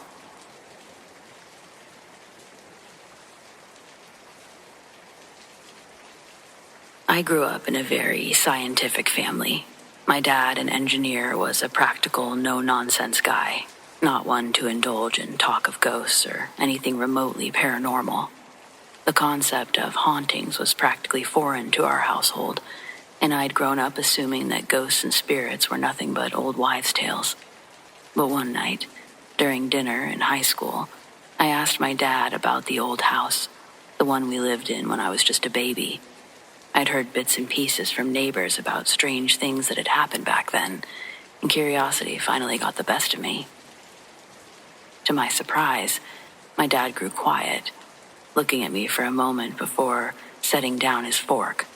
Then, almost reluctantly, he told me a story that he'd never shared before, and the way he spoke, with a hint of something like unease, it made my skin prickle. He explained that not long after we moved into the house, strange things started happening. It was a typical suburban home, nothing remarkable, and we'd been there about a week when the first gift appeared. One morning, a Friday, I came downstairs and I found a small, handcrafted wooden figure sitting on the mantel of our fireplace. My dad said, his voice steady but his eyes distant, like he was seeing it all again. "I thought your mom had put it there. Maybe something from a yard sale that she hadn't told me about. But when I asked her, she was just as surprised as I was." And that was only the beginning. Every Friday morning, like clockwork, a new handmade item would appear on the mantel. There was no sign of forced entry, no windows left open, and only my dad and my mom had keys to the house. The gifts ranged from small carved animals to intricate old-fashioned toys. Each item looked like it was crafted with meticulous care, the wood smoothed and polished, tiny details etched into the surface. My dad, trying to remain calm and rational, contacted the police after a few weeks, thinking maybe a previous tenant had kept a key and was playing some sort of prank. The local police agreed to keep close watch, especially on Thursday nights. My dad replaced the locks. But the police, they never saw a single person approach the house, and yet every Friday morning, without fail, a new item would appear. It was unsettling, my dad admitted, his voice barely above a whisper. I couldn't figure it out, and the fact that there was no explanation, it started getting to me.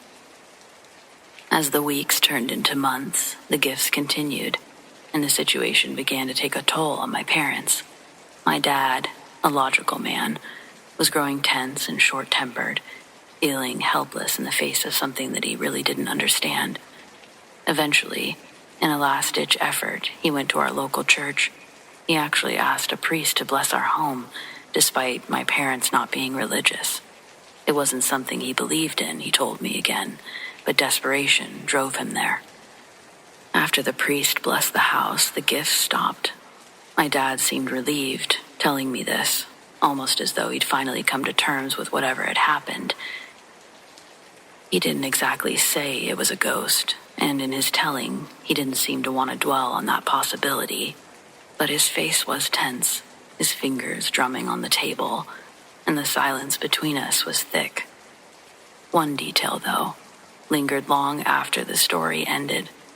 There was one particular gift that my dad had mentioned that we kept. It was a small wooden sled with a carefully painted scene on it. The picture showed a man pulling two children on the sled. One child looked remarkably like me, and the other like my younger sister, who hadn't even been born yet when we lived in that house. And the man, with the square jaw and serious expression, looked strikingly like my dad. I remember staring at him, waiting for him to explain that part, but he didn't. We found that one, maybe a month before your sister was born, and 6 months before your mother got sick. Then he looked down, clearing his throat, and changed the subject. The rest of dinner was quiet, the atmosphere a little awkward, but I didn't press him further.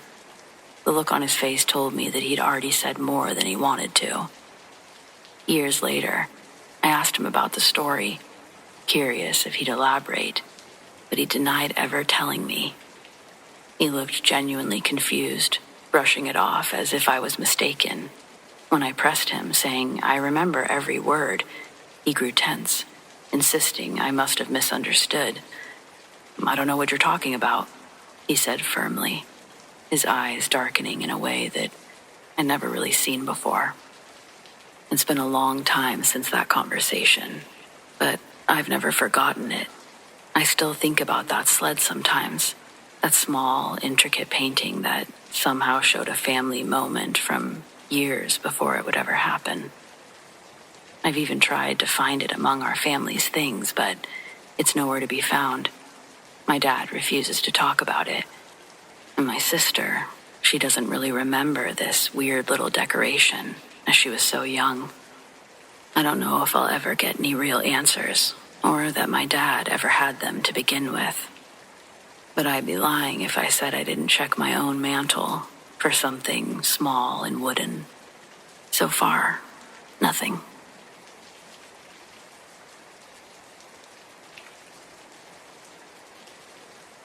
I wrote the original details of this event in my private field journal in 1957. I'm posting this now, nearly 7 decades later, because I've reached an age where I no longer fear professional reprisal. The official report filed with the U.S. Forest Service mentioned a localized lightning strike and chemical burn, a narrative I was heavily encouraged to uphold. Given the recent resurgence of interest in certain cold case phenomena, I believe this record must be shared, regardless of my professional standing. This occurred in the fall of 1957, deep in the Monongahela National Forest in West Virginia. and I was serving as a junior liaison for a private timber operation, responsible for surveying potential new cutting lines near a remote peak. My crew consisted of 2 loggers who we'll call Frank and Billy. We were a 3-day hike from the nearest fire road. Our final night on the ridge was when the phenomena began. Around 1:30 a.m., I was woken up by an intense, silent illumination. I initially thought that it was a flare, a distress signal from a distant civilian pilot. I rushed out of the tent. The light wasn't coming from the sky. It was coming from over the next ridge, about a mile away. It was a silent, brilliant, pure green-white flash. It lasted maybe 3 seconds, followed by a dense, metallic smell on the wind, like ozone mixed with sulfur. We called out, checked our radio, but found nothing, and eventually attributed it to a strange electrical storm that we didn't hear. The next morning, however, that changed everything. We found the spot where the light originated. It was a small, circular clearing, maybe 50 feet in diameter, where the forest floor was scorched. But the burn was unlike anything caused by lightning or wildfire. The damage was confined solely to the forest floor, extending in a perfect ring. The grass, soil, and small shrubs were baked to a brittle brown crust. Crucially, every tree inside the circle was untouched, but every pine needle on the ground was gone, vanished. The whole area smelled intensely of ozone and burnt copper. We spent the afternoon mapping the site. Frank was digging a soil sample near the perimeter when he unearthed a clump of strange, gelatinous black residue. It was sticky, warm to the touch, and it rapidly dissolved when exposed to the air. We documented the finding, deciding to return to camp early. The atmosphere felt wrong, heavy, pressing, and too silent. It was Billy who first called it out, but the usual sounds of the forest, the wind through the pines, the cicadas, it was all absent. That night was when the entity was seen. We had a small fire going, and around 10 p.m., again, Billy noticed it first. He pointed, his hand shaking so violently that he dropped his coffee cup. "Look up," he whispered, "above the notch." Above the highest ridge to the north, silently and perfectly suspended, was a shape. It seemed enormous. I estimate its height was at least 10 feet. It wasn't hovering in the air. It was suspended just above the tallest pine trees, maybe 70 feet up. The creature was roughly humanoid, but impossibly tall and tapered. It was shrouded in what looked like heavy black pleated fabric or a dark vinyl. It had no discernible head or neck, but instead a cowl or a hood that seemed to be formed from stiff, bright metallic plating. This plating wasn't reflective, though. It was matte, dark, bronze, and shaped like an ace of spades. It was absolutely silent, hovering with unnatural stillness, backlit only by the moon itself. The terror wasn't just visual, it was physical. As I stared up, my hearing suddenly overloaded. I wasn't hearing a voice or a roar. I was hearing a continuous, paralyzing electronic hum. A sound that vibrated not in my ears, but in my bones, my skull. It felt like my teeth were vibrating, that they would fall out any minute. Then, the true horror. A series of 3 or 4 bright green-white lights appeared on the creature's chest. They pulsed slowly, not like a lantern, but like a gauge or a heart monitor. The moment they lit up, I felt a wave of agonizing paralysis rush through my body. I couldn't move my arms. I couldn't speak. I couldn't even turn to look at the others. I could only stand there, staring while that high-pitched electronic hum vibrated through me.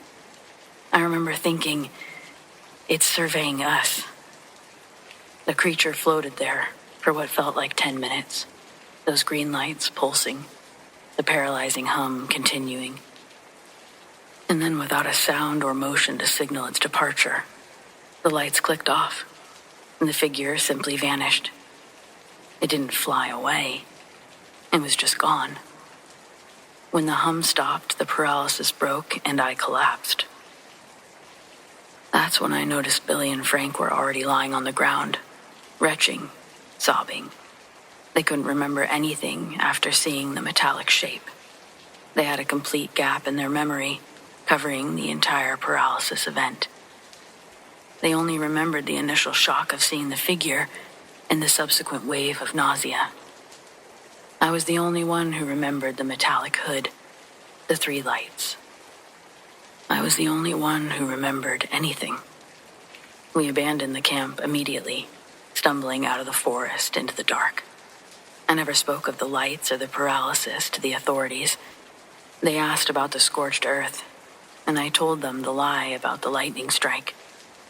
To this day, I believe that the creature's paralyzing hum and the flashing lights were not a threat, but a form of localized scanning, an energy field that temporarily wiped the consciousness of anyone it deemed insignificant. It seemed to need our energy. Maybe it's because I chose to write a lot of things down, but I remember it all, 22 years later. That perfect circle, that towering metallic shape. It was silently observing us like we were biological samples to be documented and forgotten. Alien? I don't know. But if anyone else has ever encountered an object that emitted an electronic hum in the 1950s, I need to know if you also experienced the memory lapse.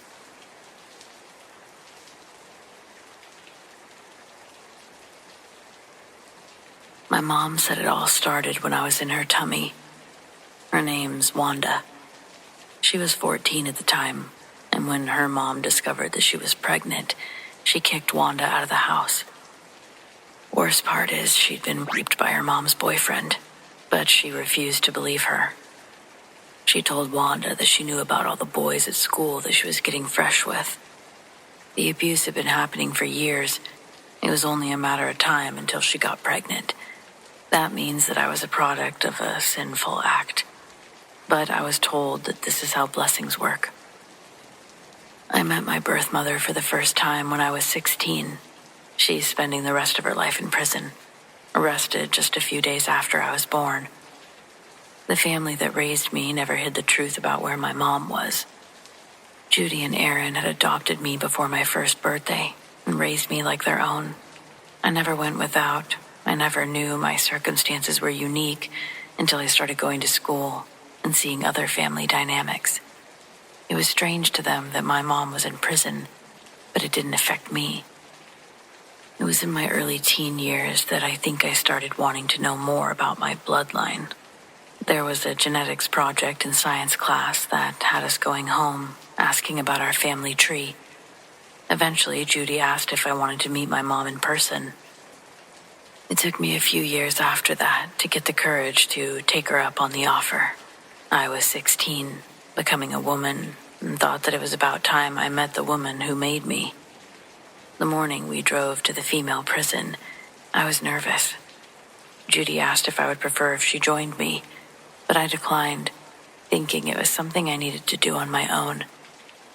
Going there, the place was intimidating, but she did most of the talking. Staring at her, I could see what I would look like when I aged. I was a spitting image of her, no doubt. An update on my 16 years of life lasted for the first few minutes, but most of our visit was spent with everything leading up to getting locked up. She said she'd planned to drown me as soon as I came out, but a trucker made her have a change of heart, and instead, she left me on a park bench in a nice neighborhood. The sun would have made its way within the hour, and she knew that someone was bound to find me. And she was right. A man walking his dog found me and took me to the police station. Same police station that she would be showing up at a few hours later. But our association wasn't acknowledged. She was living on the streets until the night she gave birth to me. It was her goal, when she was homeless, to stay as close to a hospital for when the day came. And when it did, the doctors assisted her. But without insurance, she was sent on her way soon after. With her new baby sleeping in a cheap hospital bassinet, she had nowhere to go, so she started walking west, hoping to hitchhike to California, where it was warm. But she didn't make it that far. The first ride to stop for her stuck-out thumb was a big 16-wheeler. She recalled that the man had a look of disappointment when she got into the car, and she felt a tinge of shame as she pulled herself into the cab, holding the bassinet. He didn't ask where she was headed to, but he did ask what she was doing walking on a highway at 2 a.m. with a baby. She told him everything, and his stern expression lightened into pity. The man calmly says to her, "Hey, I'm gonna let you in on something, all right? When I was driving up behind you, I thought you were a guy."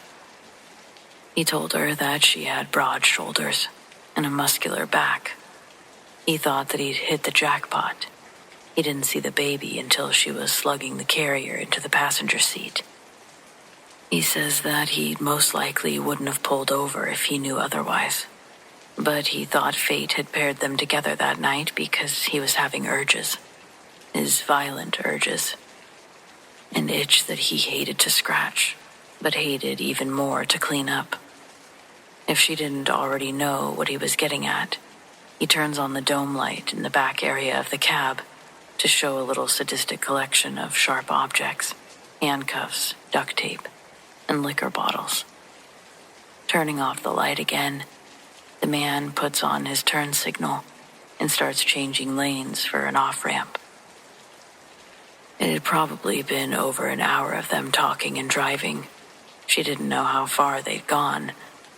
Seeing this, Wanda asked where they were going, and the man says, "We're turning around." She begs him, "Please, mister, don't take me home." But he's already turning the big rig for the entrance ramp. He tells her, "Now listen, that man shouldn't have done those things to you." He asked what she was going to do with me, and she told him her plans. That's when he told her to give me a chance. They drove through that high-end neighborhood, looking for a place to drop me off. Wanda said that she'd never been to that area of town. The houses sat on hills, and the streets were maintained, well lit. Even though it was early in the morning, there was no time to take in the sights. They had to be quick. When they saw the park, right under the street lamp, they ran back to the truck and left, returning to the highway in the direction towards her town. "What now?" she asked. Again, he turns on the back dome light, but this time, instead of just showing off, he reached back with his right arm, began shuffling through the stuff. From under the pile, he pulls out a handgun.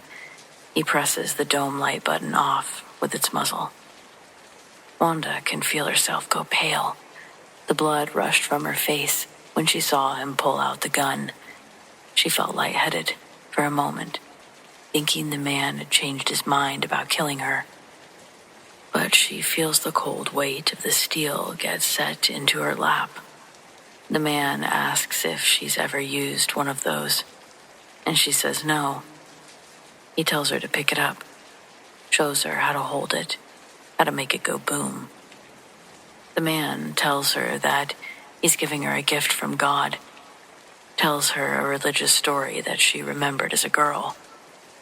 There's a man lost at sea, stranded and floating on a wooden board out in the ocean.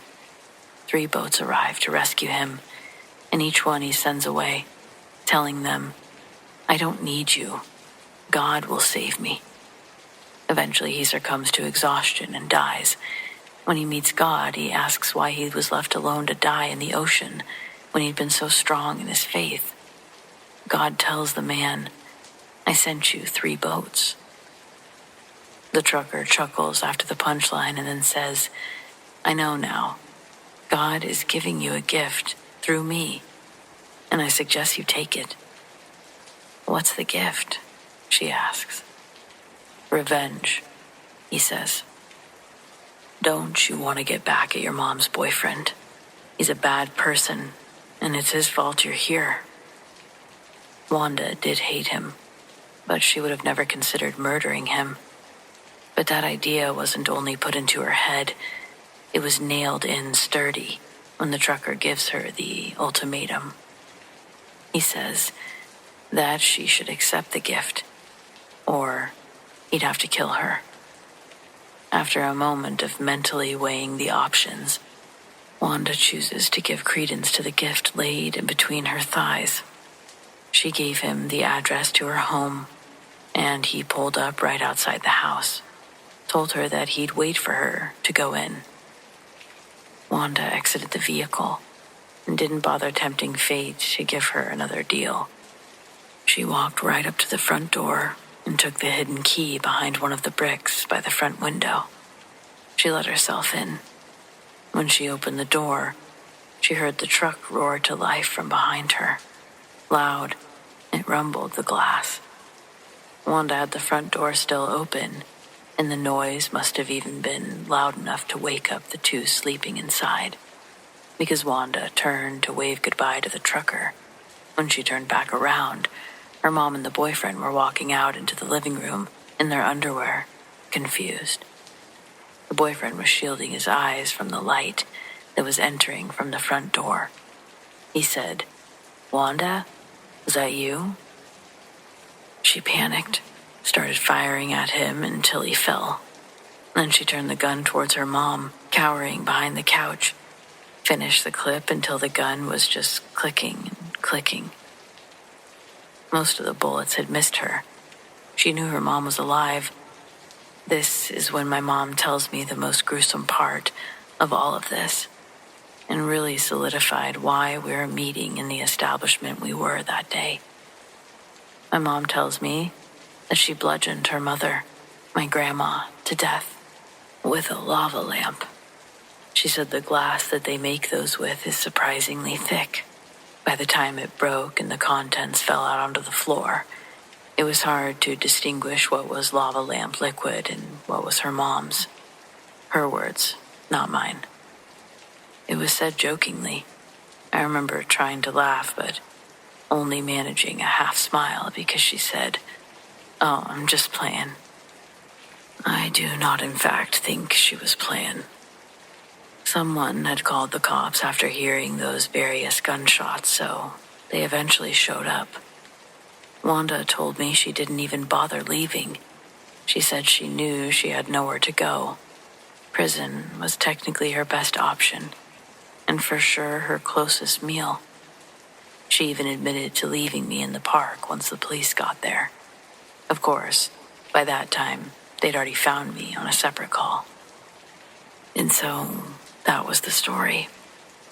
Leaving the prison that day, I felt strangely hollow. I'd gotten the answers I thought I wanted, but instead of clarity, there was only this weight. Wanda was part of me. Her face was my face. Her story is tied to mine in ways, but she was also a stranger, frozen in time behind those walls. When Judy pulled the car around to pick me up, I realized, or maybe I just always knew, family isn't what you're born into. Sometimes it's the ones who show up, the ones who choose you, the ones who stay. And while I'll never be able to change the beginning of my story, it's at least an interesting one. And I can decide how the rest of it's told, so there's that. Beats being drowned.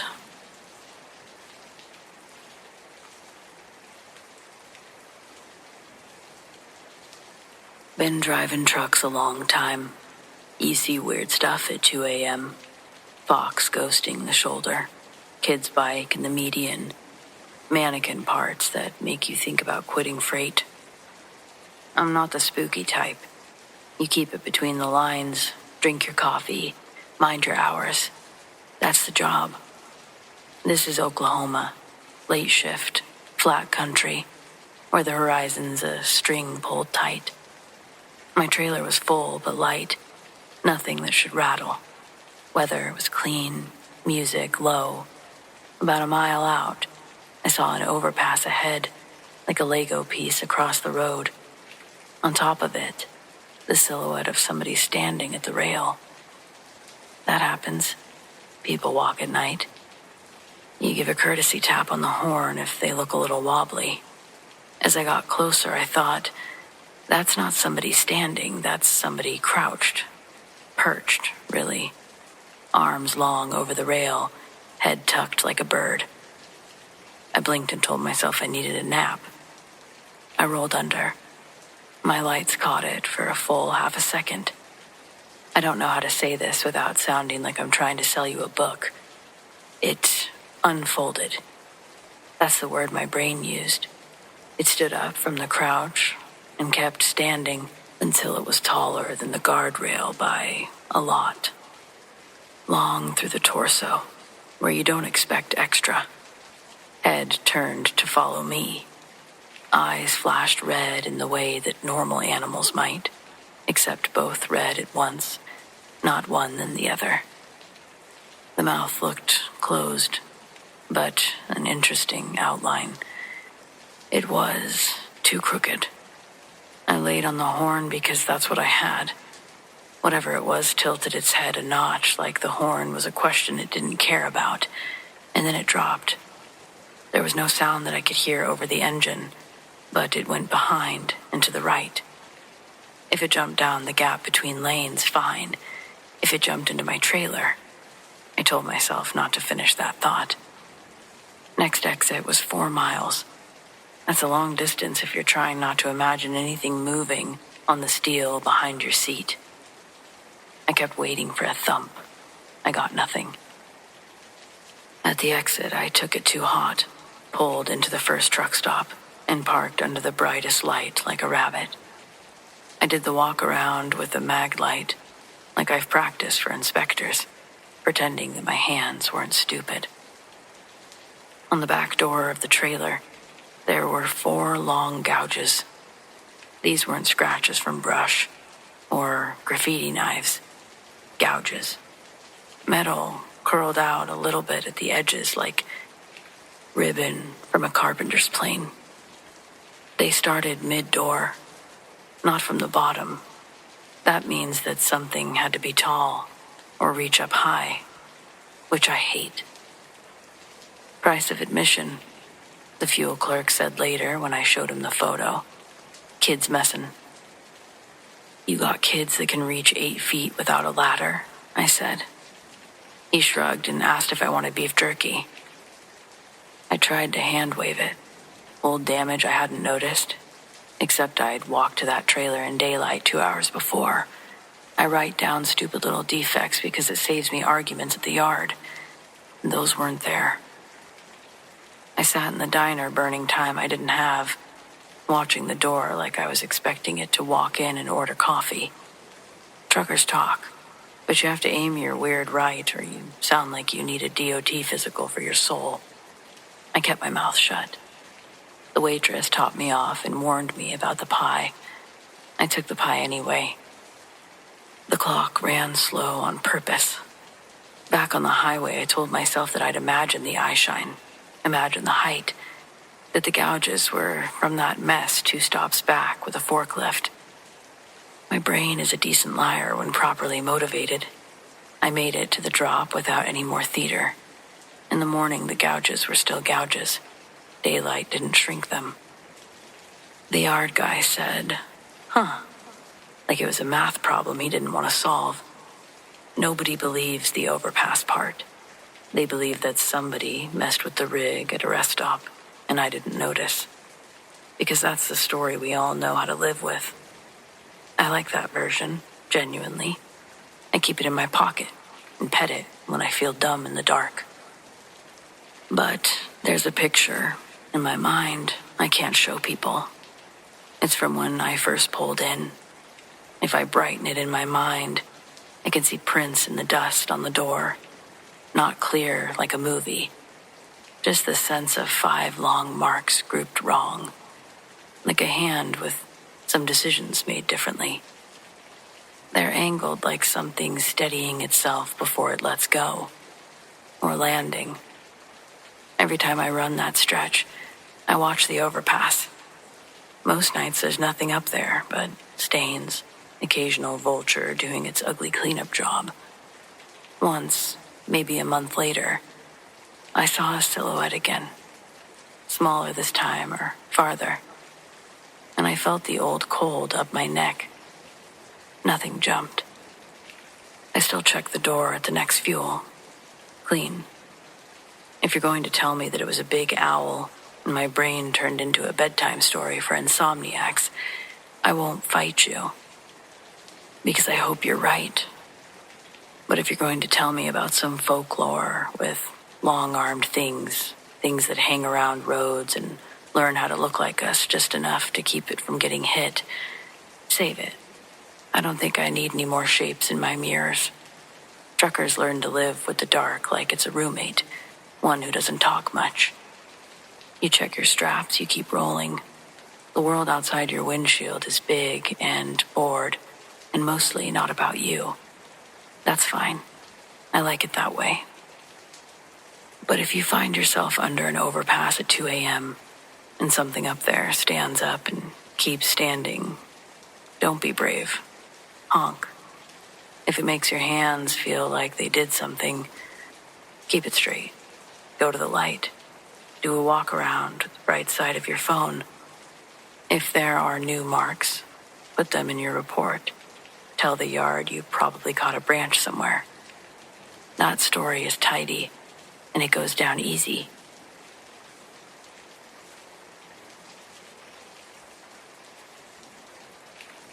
I'm the kind of person who trusts the woods more than I trust people. I've been tracking and trapping since I was a boy, and I know the Cascades like the back of my frostbitten hand. Bears, cougars, elk, wind shear, flash freeze. I know their patterns, their sounds, their tails. Nothing in this forest should surprise me. That was the mistake I made, thinking that. It was late April and I was pushing through the deep pines, a section that the map makers call the Shrouded Valley. I was supposed to be doing a late-season deer count for the state. But the weather turned hostile in a hurry. One minute I was hiking through patchy snow, the next I was in a whiteout. It was the kind of whiteout where you lose your hearing and your bearings in 10 steps. I knew I needed shelter, fast. I pushed towards the old fire warden's cabin, a barely used relic that sits right beside the frozen creek bed. It was a solid 2-mile forced march, but I made it. The cabin was buried up to the roofline in fresh snow. I had to dig the door out with my shovel, hauling off several hundreds of pounds of white cement before I could shoulder my way inside.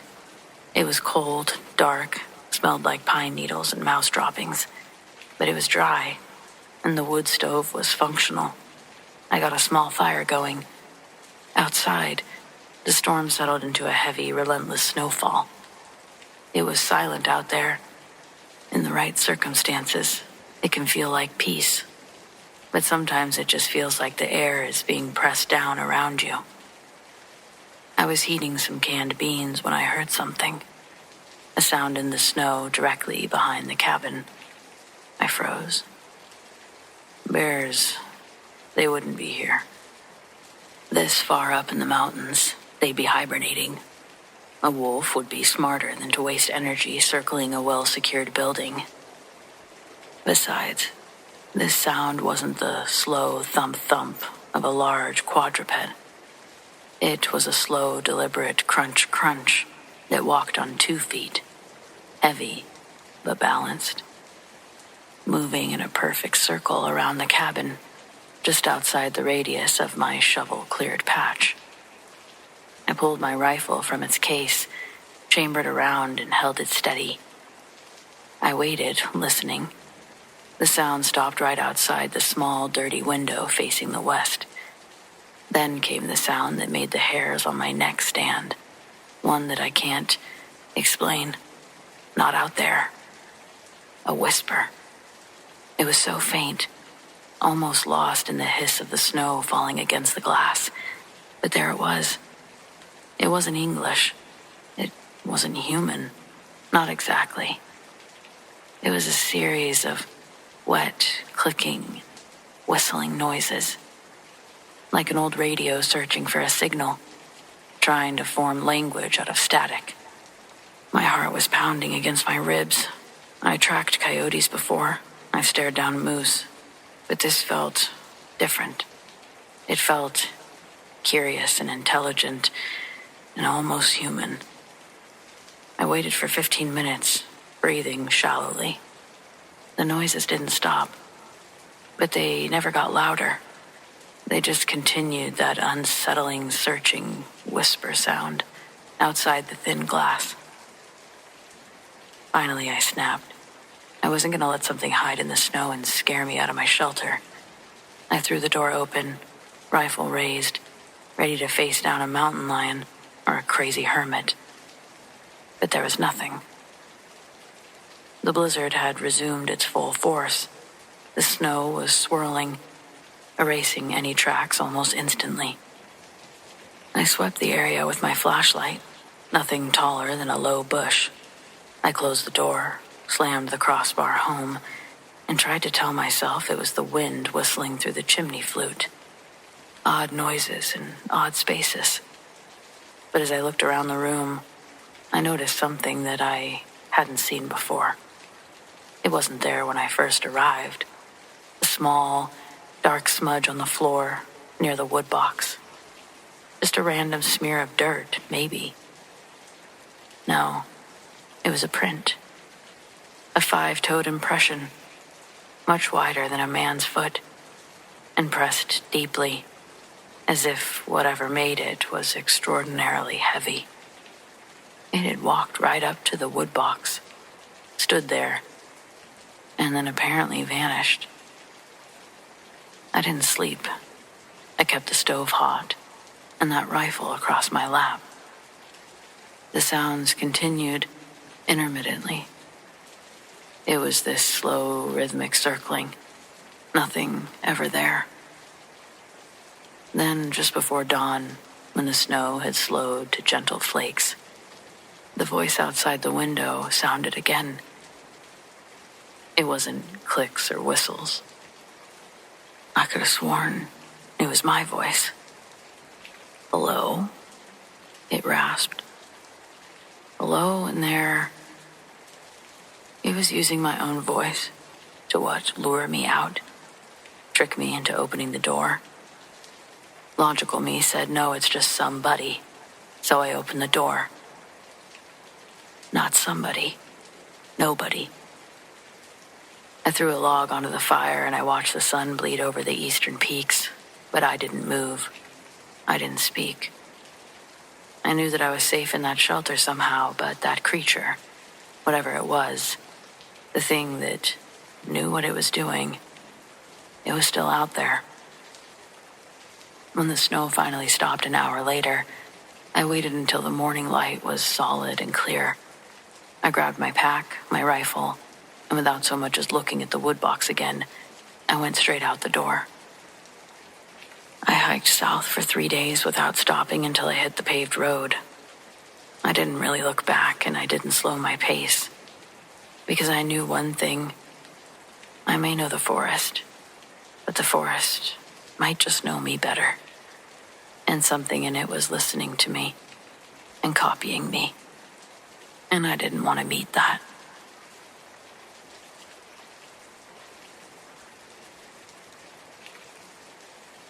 Hearing other folks talk about their experience has given me the courage to share the event that defined my belief in the paranormal. It happened when I was about 10, during Thanksgiving at my grandparents' old farmhouse in coastal Maine. My grandparents' house was huge and always bursting with family on holidays, which meant noise, heat, and chaos. To escape, I often hid in the back mudroom. It was the only barrier between the warm kitchen and the unheated, enclosed back porch. The mudroom was cold, always cold, and packed with old coats and boots. On a high, dusty shelf in that mudroom sat a ceramic musical snow globe. It was a Thanksgiving scene, not Christmas, and it had been broken for years. The music mechanism didn't work, and the interior snow didn't seem to swirl, even if you shook it violently. It was just a heavy, silent artifact. The temperature in that room was always strange. Even when the heat was blasting from the kitchen, a spot near the snow globe shelf felt unnaturally, profoundly frigid. It wasn't just drafty. It was like reaching into a freezer. I tended to avoid that specific corner. It was late afternoon on Thanksgiving. Dinner was over, and the house was packed with that post-feast lethargy. I remember outside the snow had started falling hard. My mother sent me to the mudroom to grab a heavy jacket for my younger cousin. As I reached for the coat rack, I approached the shelf. The unnatural cold spot was sharper than ever, almost painful on my skin. Then I heard this faint, high-pitched buzzing sound. I looked up. The broken, silent snow globe had begun to operate. It didn't play music, but the heavy glass sphere was vibrating. The tiny ceramic scene and plastic foliage inside was still, but the artificial snow was swirling violently, spinning faster than any human hand could ever generate.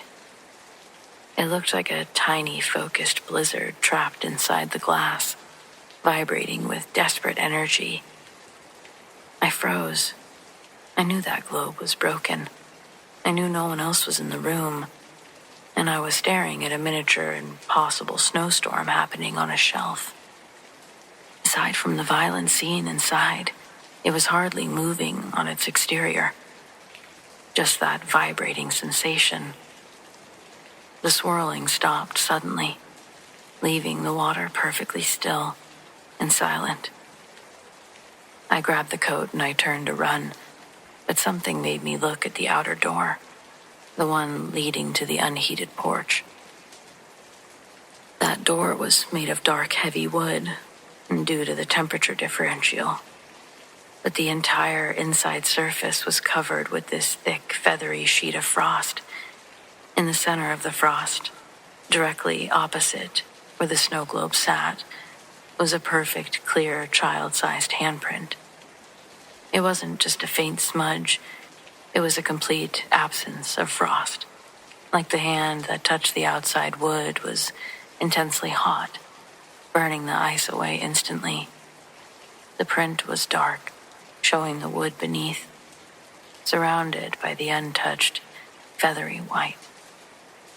I realized that whatever had been trying to get my attention, whatever was causing that freezing cold, it was outside, desperate to see inside maybe, inside to the warmth, using this broken snow globe as some sort of conduit for its energy, leaving that mark as a visual plea to be seen. Because I can tell you, it wasn't my handprint. I never forgot the image either. The next morning, my grandfather scraped the frost off, grumbling about drafts and never noticed the significance. But I know that a child's hand, frozen to the cold wood of the porch, reached out on that Thanksgiving. I think it was seeking warmth, using the only capable object mirroring the snow outside. I probably have put way too much thought into this. I have had years. But if nothing else, I do believe I experienced something paranormal. I'd love to hear your thoughts.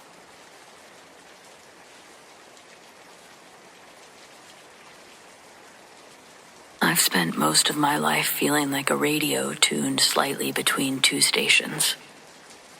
There was the world that everyone saw, the beige walls of my office, the taste of lukewarm tea, the sound of traffic, and then there was this other thing.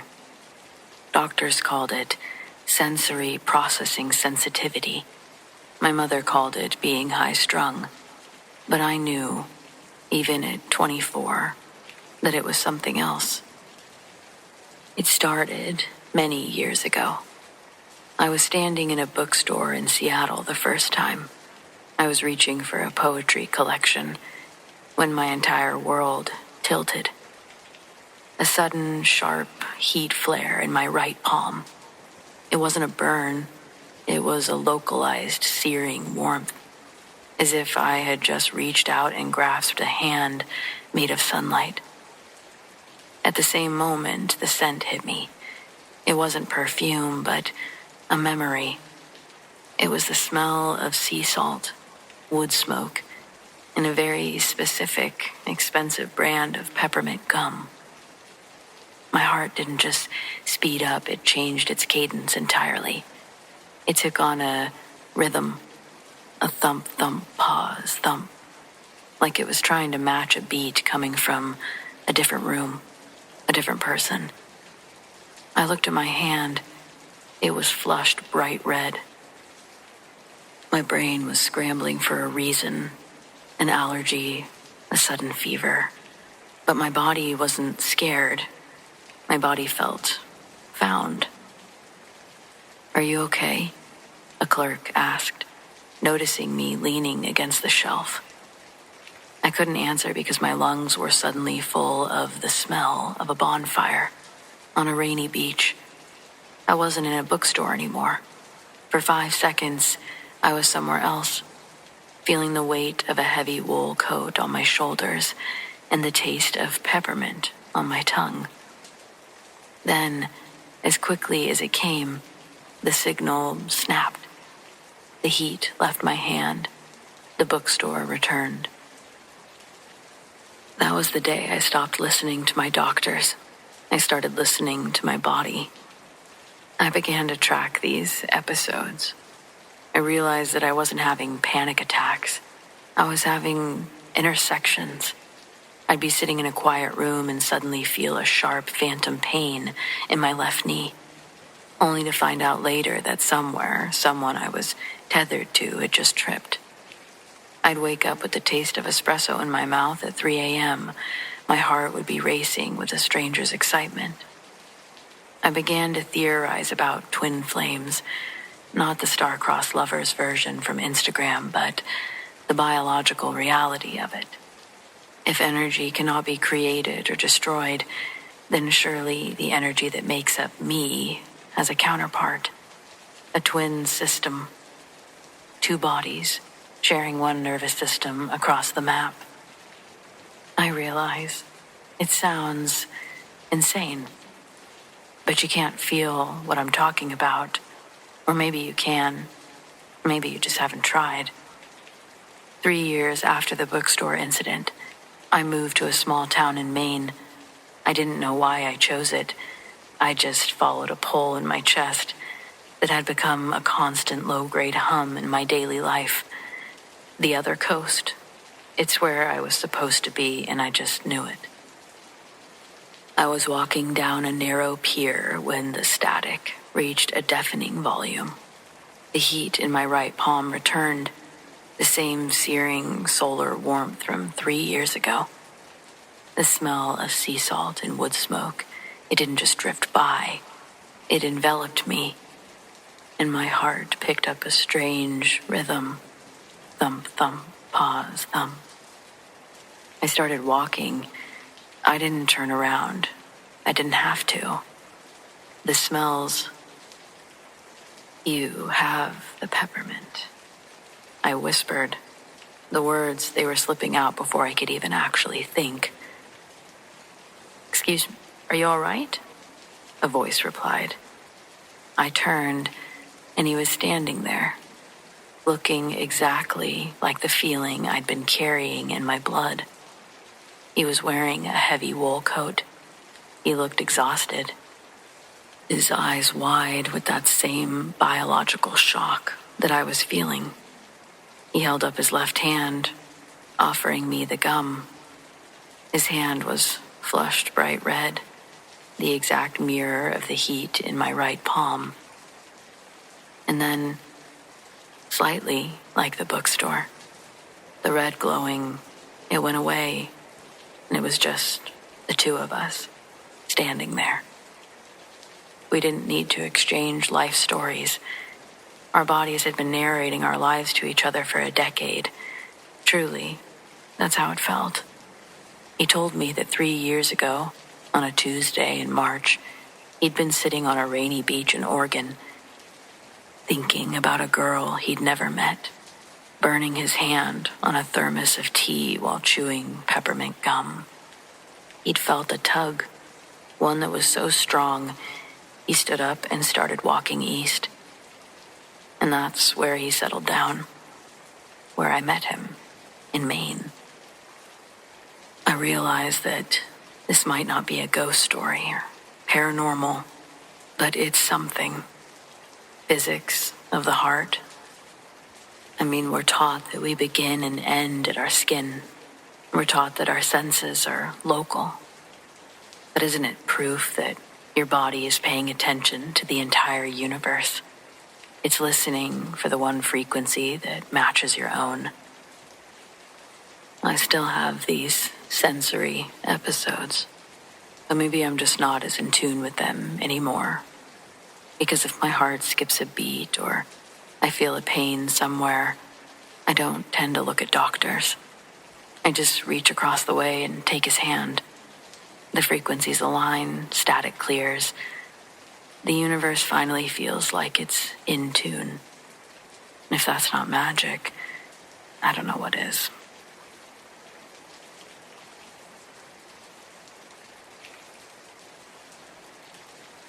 Howdy, y'all. This is going to seem like a weird post, but please know, me and Paul aren't in any immediate danger. At least I don't think. If you know Paul, he's a tad bit overly protective, mixed in with just a teensy bit of paranoia.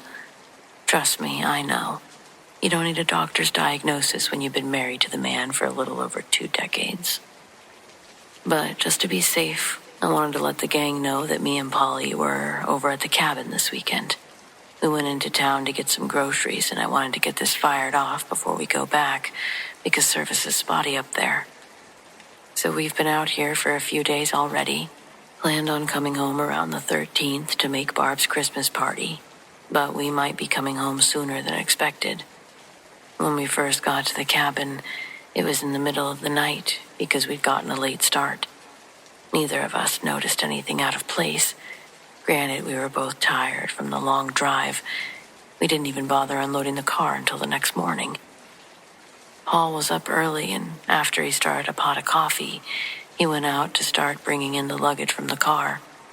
But before he was able to get that far, he said that he'd seen a big oval patch of red snow. It looked like frozen blood. He got me out of bed to take a look at it, and sure enough, the snow did look like it was splattered with blood. It looked like a wolf had shook its dinner around, maybe even right after we pulled in last night, because not a lot of new snow had covered it. The tire tracks that we made in the Jeep were almost covered, so this must have been fresh. The pool of blood trailed off into a dribble trail, like the wolf paraded his meal around the cabin a couple of times. Or like someone poked a hole in a red paint can and walked loops. Describing it as a dribble, it might be underselling this distinct line of red that we had no problem following. But here's the thing that Paul pointed out that was probably the weirdest thing about this. We couldn't really determine if it was a wolf, one that painted the snow, because we couldn't find any paw prints, or hoof prints, feet prints, anything that could give us a clue as to what the heck happened. After it circled the cabin more than once, we follow this path straight back to the end of our property. And then, like a pen lifted off paper, it just stops. All we got back there is a wire fence that Paul put up last summer so nobody would get drunk and fall off the cliff. And that's where the blood trail ended. No markings on the fence like someone had climbed over it, and the snow on the other side of the fence before the drop-off hadn't been colored. Paul was convinced that there was someone living in the woods outside of our house, maybe even shacking up inside the house while we've been gone. I told him we're nowhere close to anything, and that's including the highway that takes us to civilization. Out front, our tire tracks were the only ones in the driveway. The snow around the Jeep was even and pristine, untouched by man or beast. But you know Paul, instead of going to see the Christmas lights like we'd planned on doing, we spent the day checking every nook and cranny of the cabin to see if we could find any traces of someone living there while we'd been gone. But it was just how we'd left it in November. It was sealed up like a fortress before we left. I had to beg him to sit on the couch and watch a movie with me, trying to get him to relax a little. Sure, all the blood was creepy, but nothing came of it. Hoping we could move on with our night, I got up to pop some popcorn, and Paul's standing with his back towards me, looking out our side window into the forest. The blinds are drawn, and he's using his fingers to peek through. I ask what the hell he's doing, and he tells me to turn off the lights and come over there. So I flip off the lamp by the couch and I join him by the window. Then he tells me to look outside and tell him what I see. And at first, I couldn't see anything past the first few trees. But that was all the field of vision I needed to see what he was talking about. It was in front of the trees, closer to the cabin window, more where the snow was able to gather. Something rose up out of the ground and back down again. Not enough to really affect the snow on top of it. Gosh, this is hard to explain in words, and that's why Paul called me over to the window to see it for myself. It was like something buried in the snow tried to move, almost like how the ground would shift in the movie Tremors before the worms surfaced. But instead of the desert, it's packed in snow, and instead of gigantic, it was probably 7, maybe 8 feet long. The snow sunk in different areas when it lifted, and lightly outlined its shape as it moved. It was barely noticeable if you didn't keep your eye on it the whole time. The snow would settle back together behind it, making pretty much an invisible track. Paul and I watched this thing slither in the snow and around the side of the cabin where we couldn't see it from the window anymore. Neither of us knew any snakes that lived in the snow. And so with the only internet being at the McDonald's in town, we made the drive. I've Googled it. No, snakes can't live in the snow. So, what the hell did we see, right? That same night, we heard something sliding around on the roof. I don't know if it was also going on the night before. Paul and I instantly passed out when we got there. But it was impossible to get any sleep with the sounds we were hearing above us.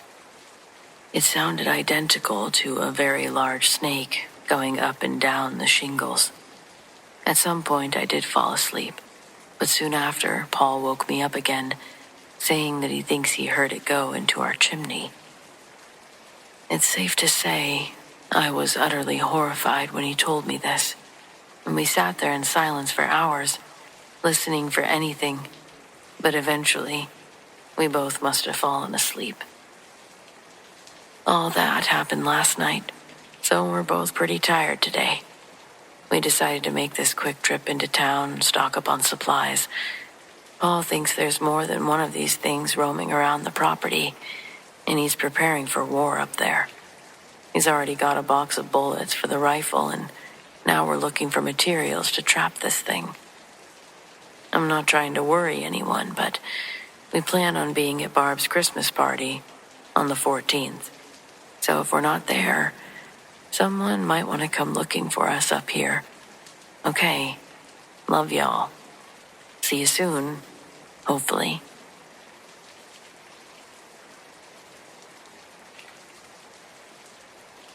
I had a hard hard time getting people to believe me about the scariest thing that ever happened in my life, and so I stopped trying. Whatever was happening in my old house only escalated when no one else was there to see it. And that's the part that I just still can't get past. This happened over 15 years ago. I was living alone for the first time after a long relationship ended. There was nothing unusual about the house itself. It was a small rental, older but well-maintained, no known history or creepy basement. There were no weird neighbors warning me about it. It was just a rental. And the first few weeks were as normal as the place itself. But then things started to undeniably happen. The kind of stuff that you can brush off without thinking too hard about it, but when you have the time to think, you can't ignore. Cabinet doors would open when you swear you'd close them. Objects not where you left them. The occasional unexplained noise at night. I chalked all of that up to the house settling or me being anxious after the breakup. The reality, not likely at all. I don't leave cabinet doors open. I'm not absent-minded in that way. I've lived with my sister and we're not the same. But I was under a lot of stress at the time, and I guess that matters. The first time something violent happened, I was completely alone. I was in the kitchen making dinner when a plate flew off the counter and shattered against the wall behind me. It didn't slide, it was thrown. I froze, staring at the shards on the floor.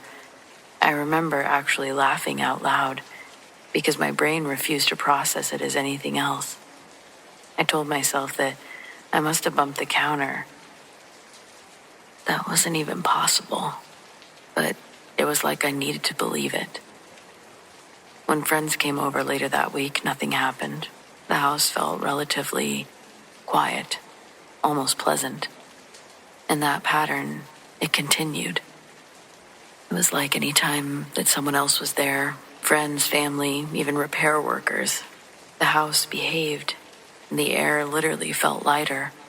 The noises stopped, and, well, it was almost embarrassing.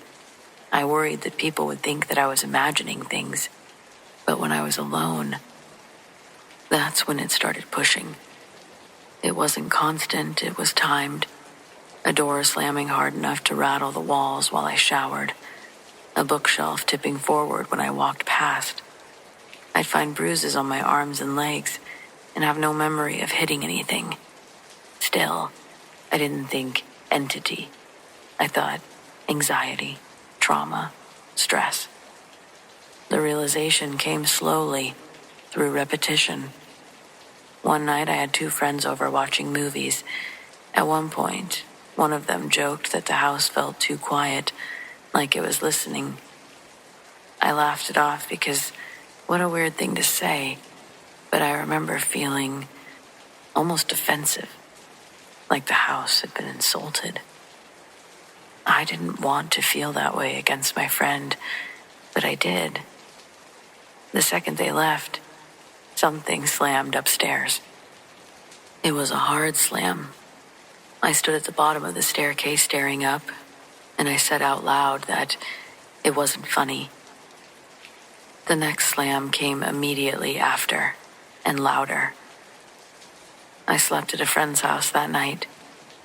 When I came back the next day, the house felt normal again, but only for a little bit. The worst incidents always happened late at night, when I was exhausted and vulnerable. It felt like whatever it was had waited until I was already on edge, and then escalated just enough to scare me, but not enough to leave obvious evidence. I really felt like its purpose was to make me feel like I was going crazy. Even if I called someone while something was happening, it would stop. Mid-sentence, mid-noise, mid-incident. Once a lamp fell over so violently that the bulb shattered. I grabbed my phone and called my sister, shaking. While I was still explaining what had happened, the house went completely silent. No more shaking or movement. I mean, talk about feeling like you were being watched. It's like it knew everything that was going on, anytime I was alone and when I wasn't. Things really did escalate after that bulb incident. I'd wake up at night feeling pressure on my chest, like someone was leaning into me, holding me down just long enough to make breathing hard. The moment I managed to sit up or reach for my phone, it would stop. I stopped inviting people over because nothing ever happened when they were there, and I didn't want to feel crazy explaining it anymore. But it was all I could think about, talk about. But that isolation made everything worse. The next and final time was on a night that I didn't think I was going to survive emotionally. I was alone, no calls planned, and no one expecting to hear from me. I was lying in bed when something yanked the covers off of me so hard they hit the wall. Before I could react, the bedroom door slammed shut on its own. Then the closet door opened, slowly. Somehow I couldn't find my voice. I screamed not out loud, but inside my head. I couldn't make sound. My chest felt locked, like my body didn't belong to me. I remember thinking very clearly, it knows that no one's coming. That thought broke something in me. I reached for my phone and started dialing without looking. The second the call connected, everything stopped. The doors, the pressure, the air. I slept with the lights on until morning. I moved out several weeks after that. I couldn't bring myself to tell the landlord why. I didn't try to cleanse the place or confront it. I just left, and I didn't care about my deposit. Nothing like it has happened since, but I still think about it all the time. Part of me is incredibly relieved that I'm not crazy, but the other part of me is just unsettled, knowing that whatever this is, it exists, and I don't know why.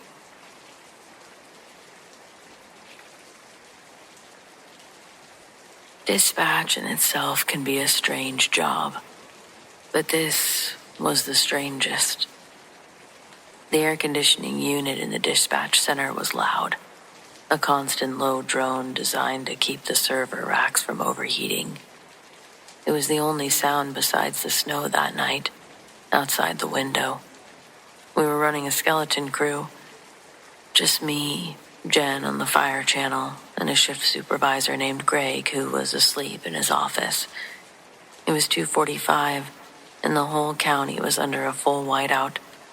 Downed power lines, flooded roads, zero visibility. Our main 911 trunks were quiet. The lines were mostly dead anyway. The few phone calls we got were simple, and then the not-so-simple ones. Heartbreaking pleas for wellness checks that we couldn't fulfill until the plows cleared. I was staring at the blinking red cursor on my screen, sipping lukewarm coffee, when line 4 lit up. I swiped the call onto my headset. 911, what's your emergency? A beat of static, thick and hissing, and then a man's voice, low and strained, not frantic, but measured, like he was trying to keep himself from screaming. Yes, my name is Robert. I'm at the old High Peak Ranger Outpost, station designation R31. The main radio mast is down. I'm using the auxiliary shortwave to punch this out. I need you to log this. Okay, Robert, I said, my voice slipping into the calm, procedural tone operators are trained for. I see your coordinates. The weather is extreme up there. Are you injured? Are you having a medical emergency? No, I'm not. But there's an intrusion. I'm isolated. I think I'm being stalked. I pulled up the protocol for isolated government personnel. Robert, tell me, what do you see? Is it an animal? Are you certain it's not the wind or a structural shift? I've been alone up here for 3 months. I know the sounds of a settling shack. This is different, he insisted. About an hour ago, I heard something in the snow. I checked the perimeter camera. There's a figure. Can you describe the figure? It's tall. Too tall for a person, maybe. Wearing something dark, maybe camouflage. It's moving too slowly for the wind. It's climbing the ladder to the observation deck. I'm locked in the main floor. My fingers flew across the keyboard, sending a priority ping to the nearest sheriff's substation. Response time TBD, roads impassable. Robert, I'm sending help. Stay calm. Can you secure yourself further? Is there an emergency weapon? He didn't answer immediately. All I heard was the hiss of the shortwave connection, and then a strange soft noise, a sort of shushing sound. Then the man's voice came back, but it wasn't addressing me. It was addressing himself, or maybe the receiver. I shouldn't have taken this job. She told me not to take it. She said the quiet would turn into screaming. I should have stayed in Nevada. I shouldn't have left my daughter. This mountain knows, it knows everything about me. Hey, Robert, listen to me. Who are you talking to? Are you alone? The static suddenly cleared, and the quality of the voice became unsettlingly sharp, as if we were sitting right next to each other. No, you listen, Erica, the voice whispered. The whisper was right in my ear, cutting through the headset. The emergency is you. They tell you that the isolation is the hard part. They don't tell you about the secrets. They don't tell you that the mountain is listening to your calls. My name is Erica, but the caller shouldn't know that. The only place my full name was listed was in the small, locked terminal, visible only to my supervisor, Greg. I frantically slammed the mute button on my console and ripped the headset away. The air conditioning drone seemed deafening. I looked at Jen. She was still on her line, oblivious. The console light for line 4 was still bright, still connected. I put the headset back on. Robert? The voice that answered was no longer Robert's. It was something deeper. It was familiar. It was the strained, tired voice of a mother talking to a child. My voice. The call was coming from inside the receiver. Erica, the voice mimicked. Tell them you're all alone. Tell them the snow got the signal. Then silence. The connection severed, and line 4 went dark. The only thing I was able to confirm was that the call definitely came from that line, that it came from that tower. But I also learned that there was no Robert there that night. I really can't explain it. That night, I logged the incident as a distress call, signal lost. I never told my supervisor, Greg, and I never told Jen about the voice or the caller.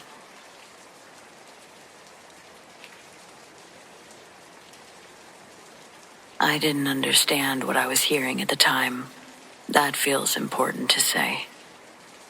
When you're a kid, you don't look for patterns. You just accept that some things are strange and move on. It took years and distance and a lot of hindsight before I realized that what happened with my sister followed rules. Very specific ones. My sister is 3 years younger than me. We shared a room growing up. Our house wasn't violent or overtly abusive, but it wasn't warm either. There was a lot of absence, a lot of silence. You learned early not to need much. The first time it happened, we had a friend over for a sleepover. We were still young, elementary school age, sleeping bags on the floor, whispering until we drifted off. I woke up for no reason to my sister sitting straight up in her bed. She wasn't moving, not swaying or twitching the way people do when they're asleep. She sat like someone waiting to be addressed.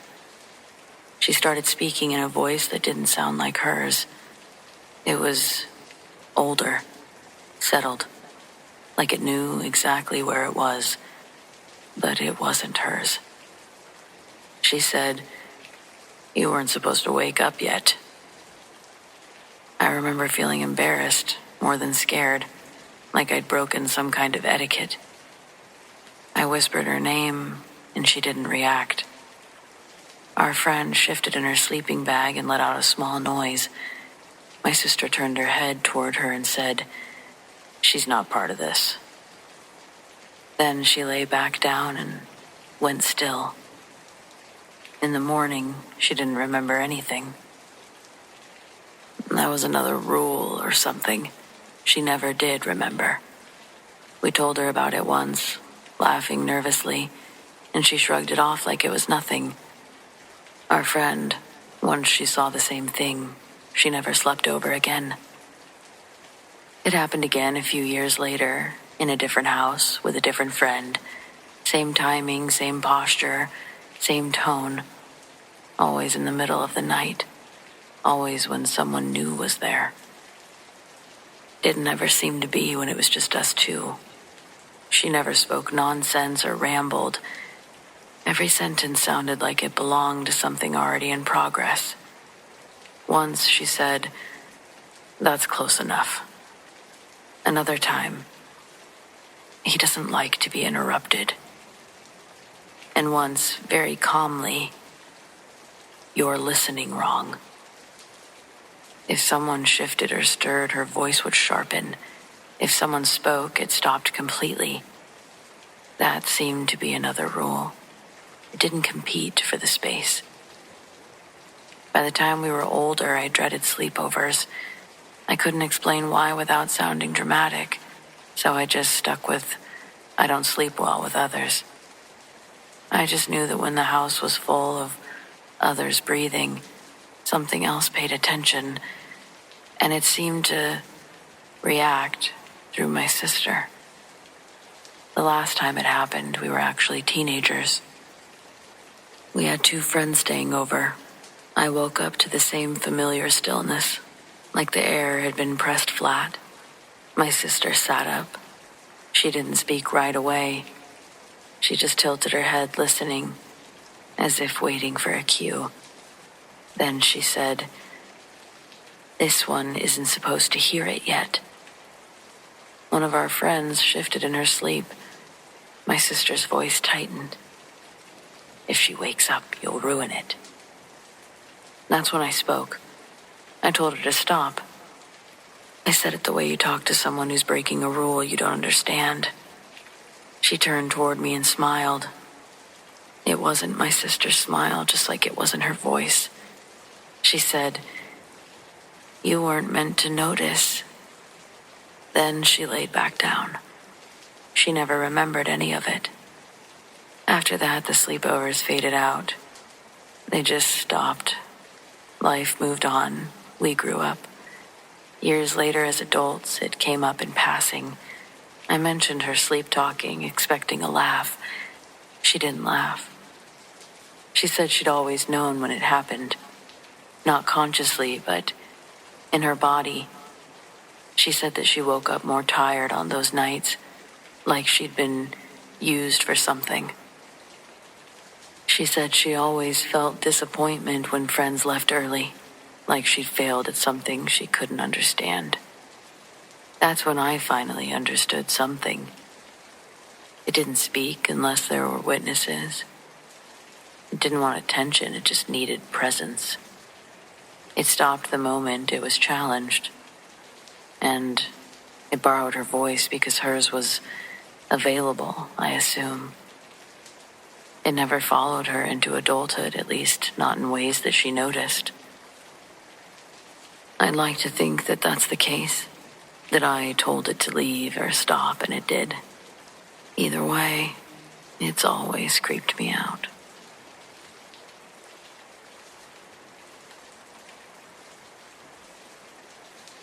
Years ago, I became good friends with my neighbor across the street. We both had young children, and we spoke and or saw each other almost every day. Probably 6 years into our friendship, she developed leukemia and only lived 1 more year. She was 35. One day, I was looking out my front window, and I saw the car she used to drive pass by, turn around, and then it pulled up to the curb in front of her house and parked. I continued to watch, and I saw her husband and her 3 children get out of the car. The car was a light blue station wagon, one that she used to drive the kids around in, and her husband still had it. As I continued to watch, I saw her husband and the kids walk up to the front door of the house and go in. A moment or two later, I saw my friend get out of the car and walk to the door. I couldn't believe what I was seeing, but I knew for sure that it was her. I knew because when she got to the front door, she turned, looked at me, and waved. Then she, too, went into the house. I think she was telling me that everything was okay. I'll never forget that.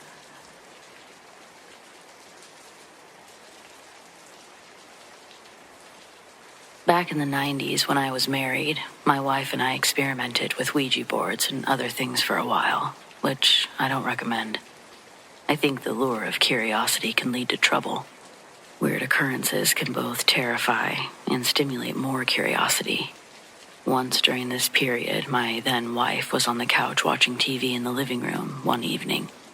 There was light from the kitchen and a hallway by the front door, and from the TV. The living room was dimly lit. I stood near a set of bookshelves where the TV was, by the short hallway that led to the front door.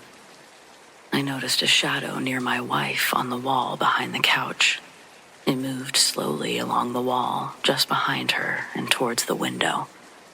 I asked her if she saw it too, and she said that she did.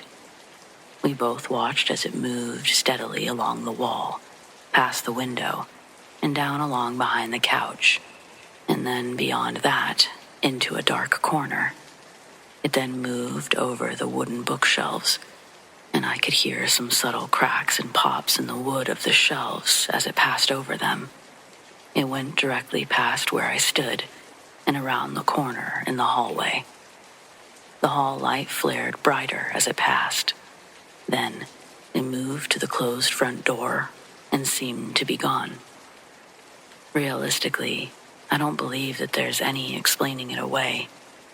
Nothing was moving by a light source to cause it, and it moved independently.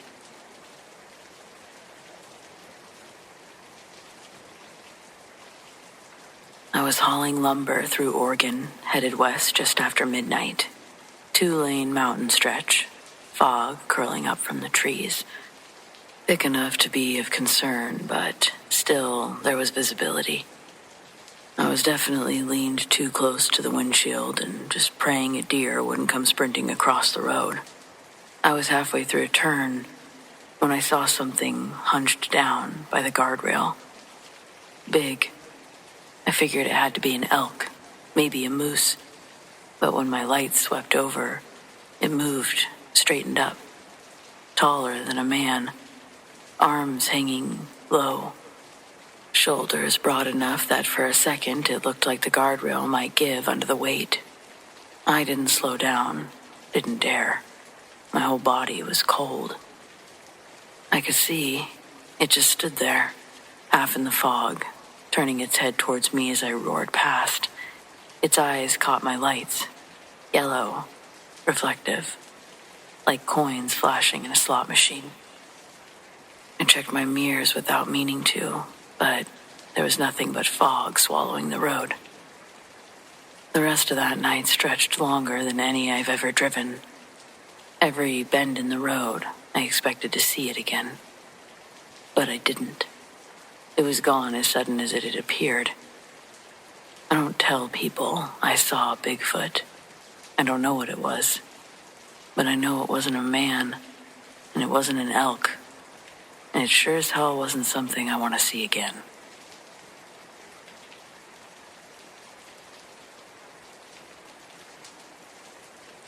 If you've ever had a job that requires a 7-hour drive every Sunday, you know the special kind of fatigue that sets in around 1 a.m. It's not just physical tiredness, it's a deep mental erosion that makes you stupid. I was 3 hours from my destination, pushing hard across the high pass in eastern Oregon. It was December, and the weather forecast had casually mentioned potential slick conditions. What they meant was black ice. The asphalt was wet and black. The air was just below freezing, the landscape a featureless cold void. I was driving on autopilot, clinging to the lane markers.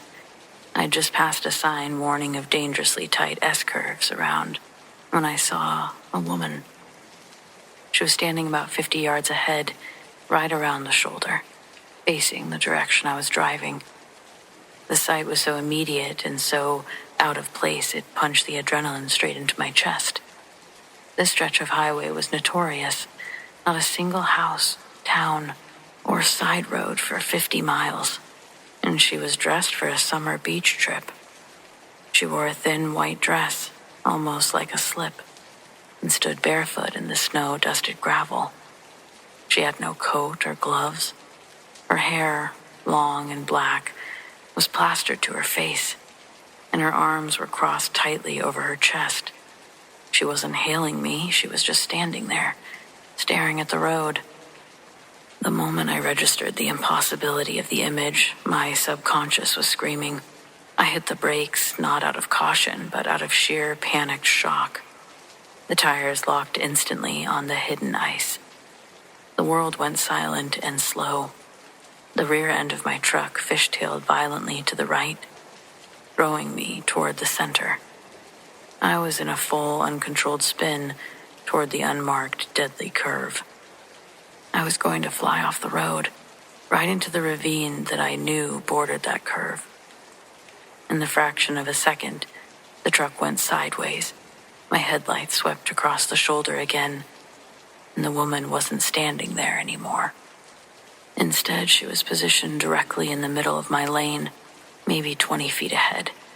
She hadn't really moved. She was just there. I had moved. And now her head, it was tilted back, her face finally visible in the full blast of my high beams. Her eyes were wide and milky white, and a single trickle of dark fluid, maybe frozen blood, ran from her mouth down to her chin. She wasn't begging for help. She was frozen, spectral. I realized that my body reacted violently, not to avoid the crash, but to avoid her. I cranked the wheel instinctively, counter-steering against the spin with a superhuman jolt of fear.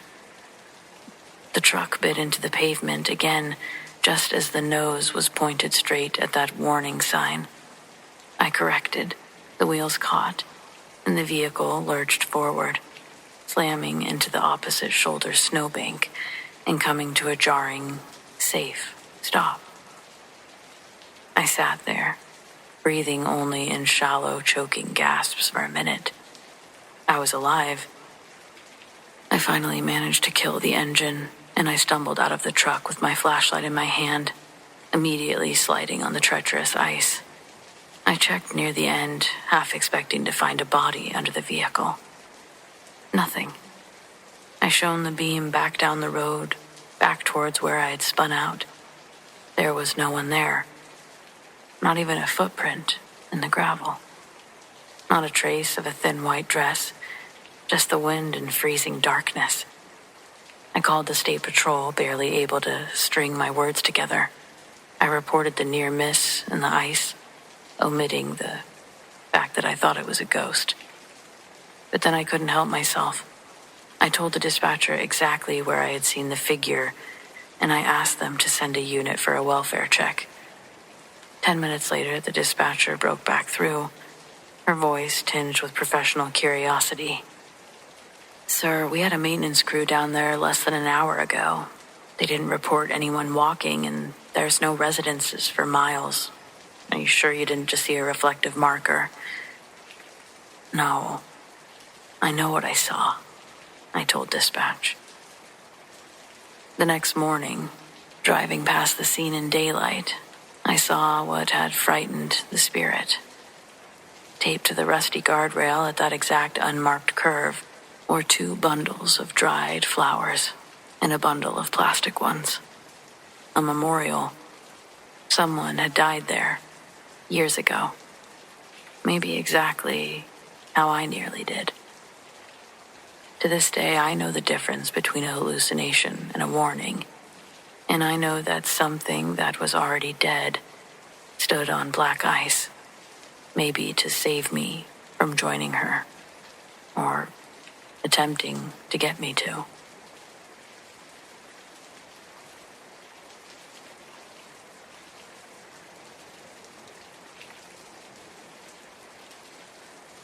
This was back in '05, Kansas.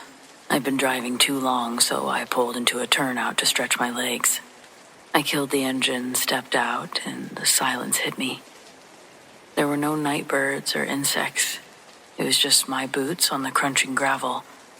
I lit a cigarette and leaned against the grill, breathing the cold air.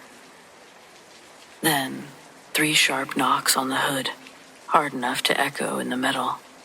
I jumped so bad the cigarette hit the dirt, whipped around, heart racing, but there was nobody there. Just the dark. I grabbed my flashlight from the cab. I circled the rig, but nothing. Not a soul. Not even the rustle of grass or anything nearby. I told myself it was the cooling engine, metal shifting. I climbed back in, locked the doors, sat there, breathing hard. That's when I noticed prints on the hood. Not handprints like mine. Too big, too long. Each finger stretched further than it should have. It pressed into the thin layer of dust, like someone had leaned over, knocked 3 times, just to let me know I wasn't alone. I wiped them off in the morning. I don't know why. Like erasing them might erase the night. I haven't stopped on that stretch since.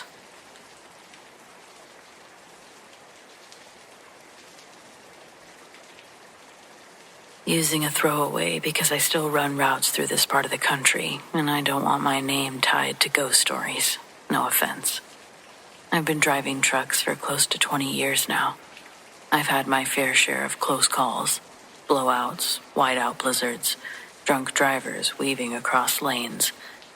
But nothing has ever stayed with me the way one night at a rest stop did.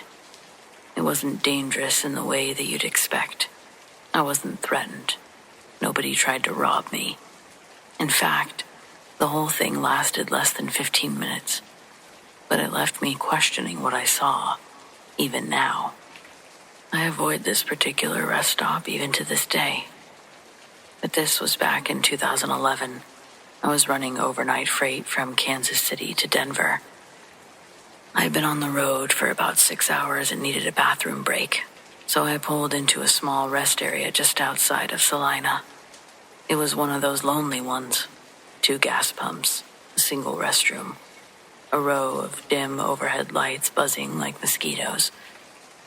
Only one other vehicle was there, a faded blue sedan parked crooked in a space, engine running, headlights on. I figured maybe the driver had stopped for a nap because I couldn't see anyone moving inside. I parked a little ways down and went inside. When I came back out, I noticed something odd. The sedan's driver was sitting upright, both hands on the steering wheel, staring dead ahead. Their headlights made it hard to see, but the figure looked stiff, uncomfortably still. Truckers know the look of a driver who's nodded off in their seat, head tilted, chest rising. This wasn't that.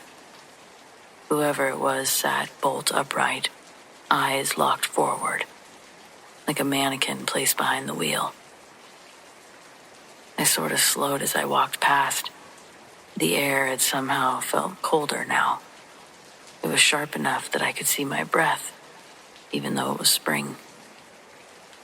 The closer I got, the stronger the feeling that the person inside wasn't actually alive. At first, I told myself I was thinking too much about it. Just look away. Maybe they were waiting for someone. Maybe they were high. Maybe they just looked strange under the light. But as I got even closer to the car, I glanced sideways, and my stomach flipped. The inside of the windshield was fogged up, except for one patch, an oval. right in front of where the driver's face was, like someone had leaned close to breathe on the glass. Only there wasn't any breath, no movement at all. Just that perfect frost-free circle, as if the figure had been pressing their face for hours. I could hear their radio crackling with static. No music or talk. It was just this static sound. I picked up my pace, back toward my rig. I was halfway into my cab when I glanced at my mirror. The car's headlights were off. There didn't appear to be anyone inside. I was more than happy to fire up the engine and head down the highway. But as I pulled away, I swear I saw that figure back in the car. My drive into Denver felt twice as long. I kept checking my mirrors, half expecting those headlights to appear behind me, but they never did. The next morning, curiosity got the better of me. I asked another driver at the dock if he knew that rest stop outside of Salina. He basically said that place has stories. A man died in his car back in the 80s. How about that? Some kind of heart attack. They didn't find him for 2 days. It's that isolated of a route. I sort of started to panic, thinking, did I leave somebody behind? Just a body in a parking lot? But there's no way. Because at one point, they weren't there. And then they were. I didn't tell anyone what I'd seen. I just nodded, went about my unload. I've been through Kansas dozens of times. Every time I pass that exit, though, my chest kind of tightens.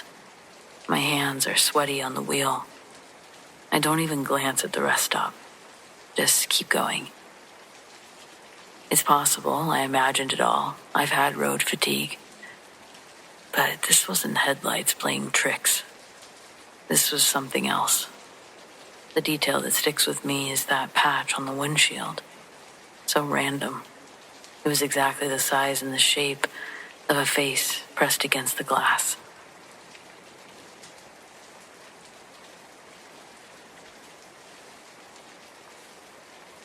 I've held on to this story for over 20 years, mainly because it's impossible to rationalize.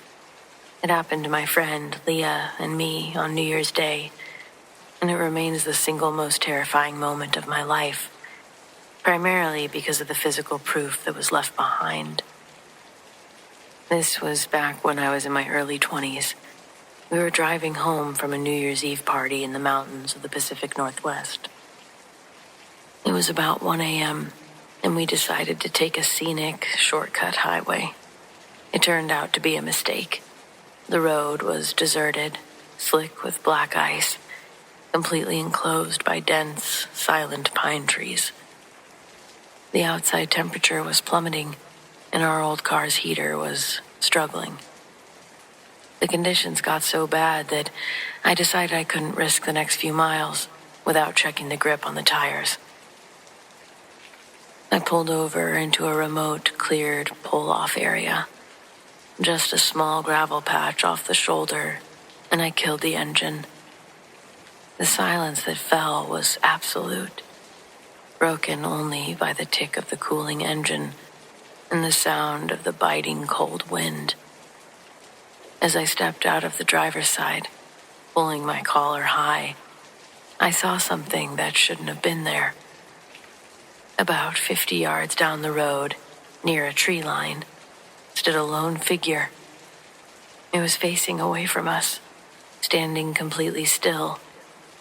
It looked like a person, tall and slight, wearing a long coat that was pale, almost the color of the snow, and it was dusting the ground. "Hey," I yelled, cupping my hands. "Do you need help?" The figure didn't move, didn't even twitch its head.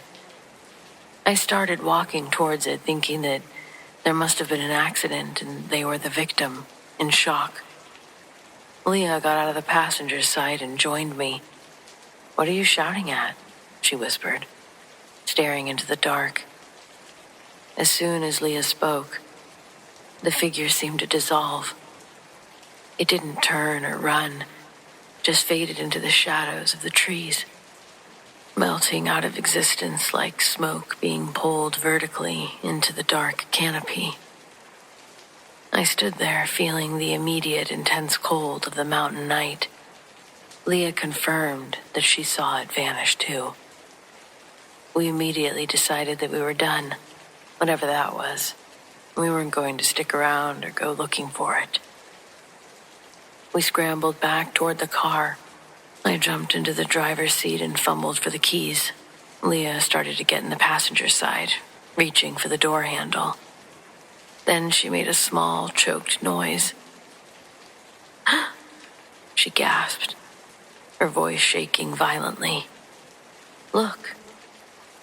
Resting right on the black fabric of the passenger seat, where her hip would have landed, was a perfect, pristine snowball. It wasn't a clump of slush. It was a flawless sphere of tightly packed, icy snow. We stared at it, frozen with a deeper terror than with the disappearing figure. The doors had been shut until seconds ago. The car's heater had been running on high. How could a perfectly formed, ice-cold object be sitting dry on the fabric seat, with no trace of water, no melting, and no way that it could have rolled in, obviously? I snatched the snowball up and threw it onto the icy road. The moment it landed, we both heard a quick, clear, whispering sound. It came from the passenger side. It was a breath of freezing air, like a sigh of disappointment, immediately followed by the distinct sound of 3 soft, hollow thuds as the dense sphere broke apart on the ice. We really didn't speak another word until we hit the valley town an hour later.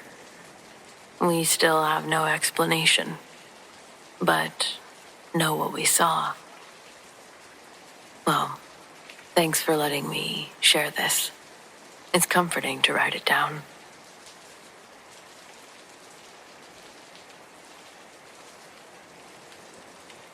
The stretch of I-80 through Nebraska at 3 a.m. isn't just dark.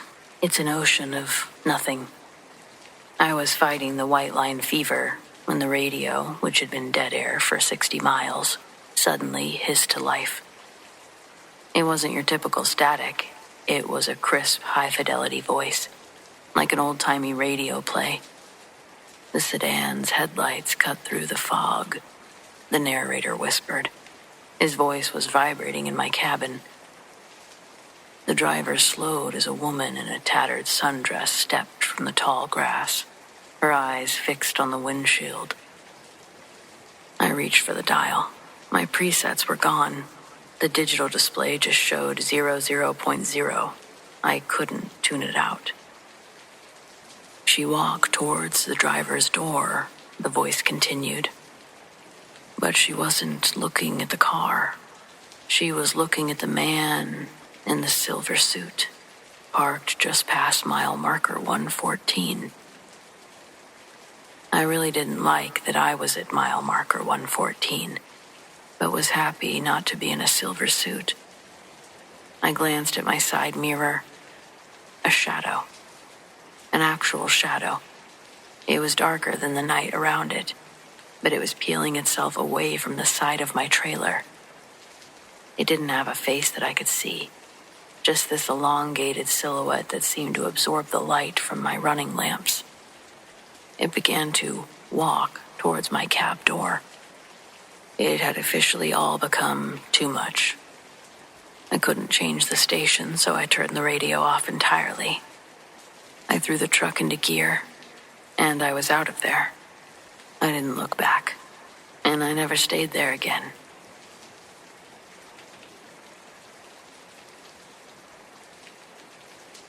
The flooding started slow enough that no one panicked. We'd had days of heavy rain, nothing unusual for where I live, but that night it just didn't stop. The sound of it was constant, like someone dragging chains across the roof. Around midnight, my phone started buzzing with alerts that I didn't bother opening. I'd grown numb to those. They always came too late or exaggerated things that never reached us. I lived alone in a small house near a creek.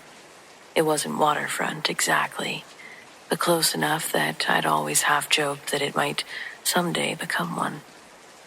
I woke up at 2 a.m. to the sound of knocking. At first, I thought it was debris hitting the house. Branches, trash cans, something swept up by the water. But it was more soothing or rhythmic. 3 knocks, a pause, 3 more. I checked the windows before going to the door. The porch light showed nothing but rain and a dark, rippling shape where my yard used to be. The water had reached the steps. The knocking came again, louder this time. When I opened the door, the water rushed forward just enough to soak my shoes. Standing there was a woman I didn't recognize.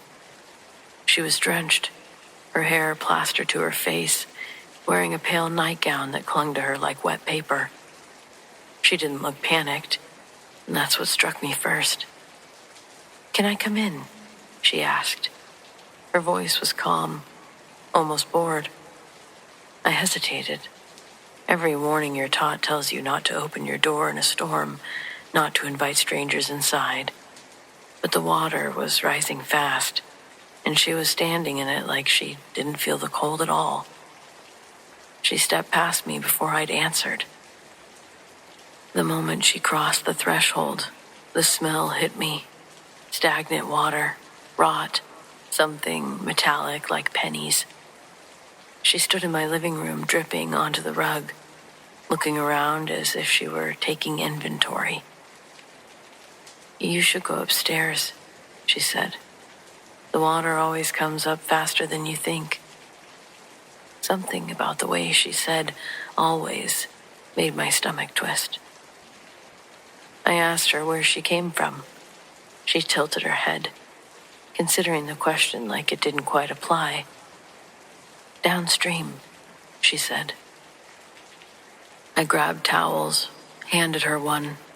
She didn't take it. The water dripping from her never slowed. The creek breached its bank 15 minutes later. The water poured into the house with a force that I wasn't prepared for. I ran upstairs, yelling for her to follow me, and she didn't. From the landing, I watched her stand there as the water rose around her legs, waist, chest. She didn't struggle. She didn't reach for anything. She just watched me with that same calm expression. When the water reached her throat area, I saw her smile. Then she went under. I screamed her name, though I'd never learned it. I somehow knew it. Gail. I called 911 with shaking hands. Rescue boats came at dawn. They searched the house, the flooded yard, the creek. They didn't find a body. Later, while staying with a friend, I had to look up the flood records for the area. There was a photograph from decades ago, black and white, of a house that used to stand downstream from mine. A woman stood on a porch in a pale nightgown, water lapping at her feet. The caption said that she refused to evacuate. Her body was never recovered. But it was Gail.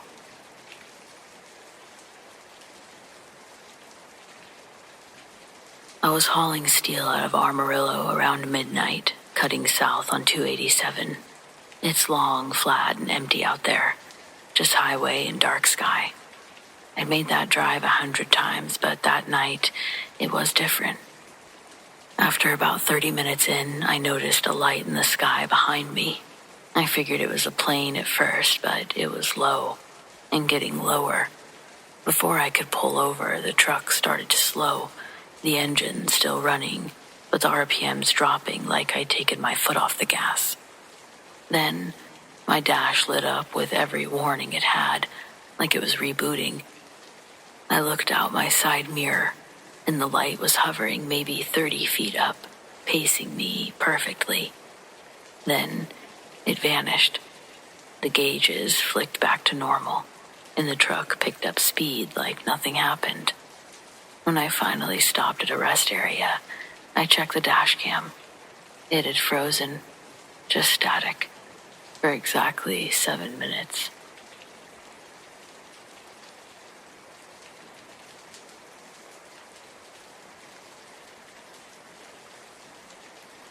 I moved back to my hometown 3 weeks ago to help my mom sell her house. It's been mostly a good time. Lots of memory lane talks and walks. It's still a sleepy suburb in Ohio. Only now all the trees have grown so large they've started buckling the sidewalks we used to bike on.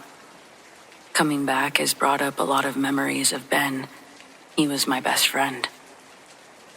Ben lived 3 houses down. From age 6 to 16, we were pretty inseparable. We spent our summers in the Creek Woods, a patch of forest behind the elementary school that felt like an entire continent to us. Since the woods were so thick and it was easy to lose sight of each other, we developed this 3-note whistle. It was a rising tone, then a sharp drop. Low, high, low. It was our "where are you" signal.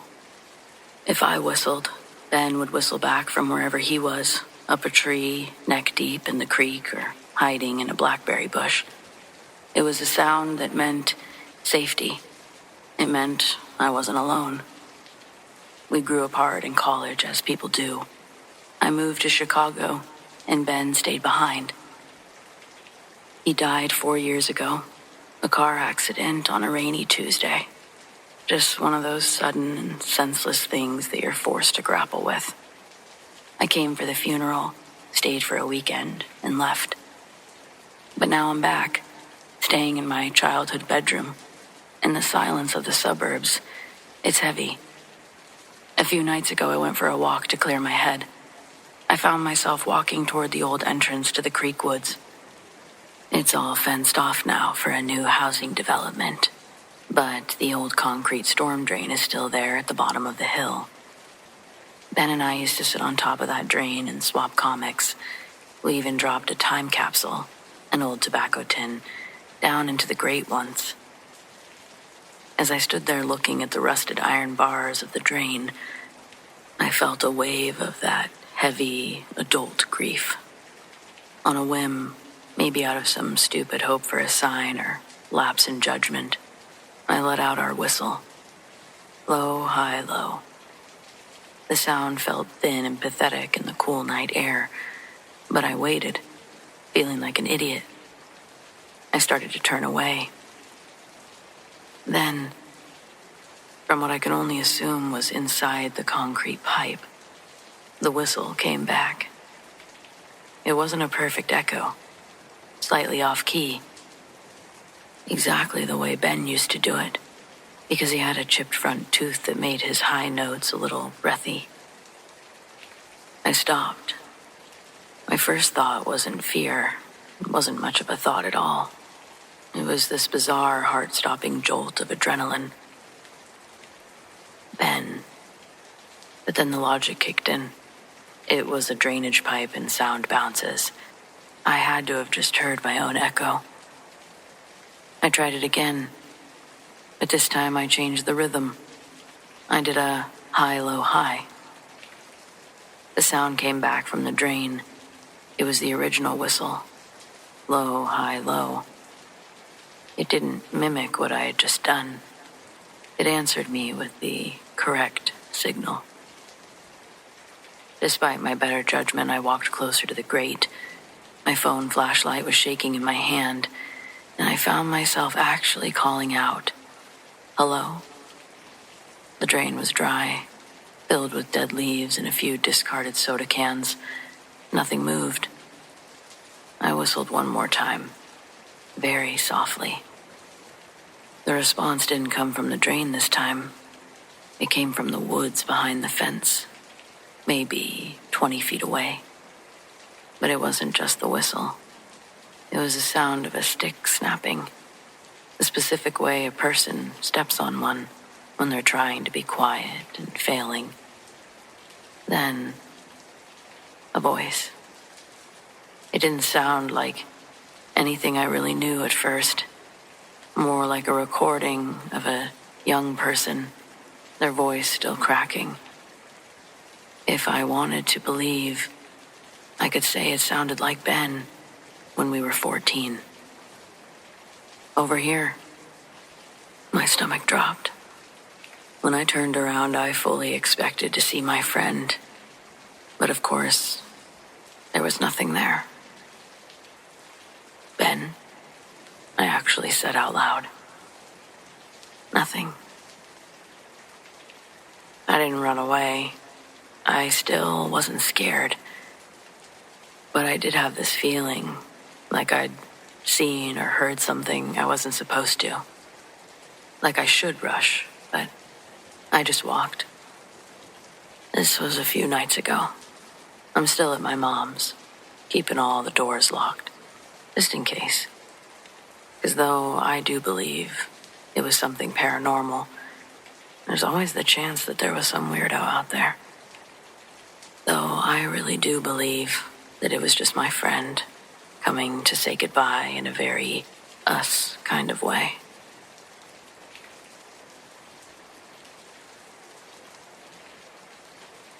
I've been cleaning high-end real estate for years.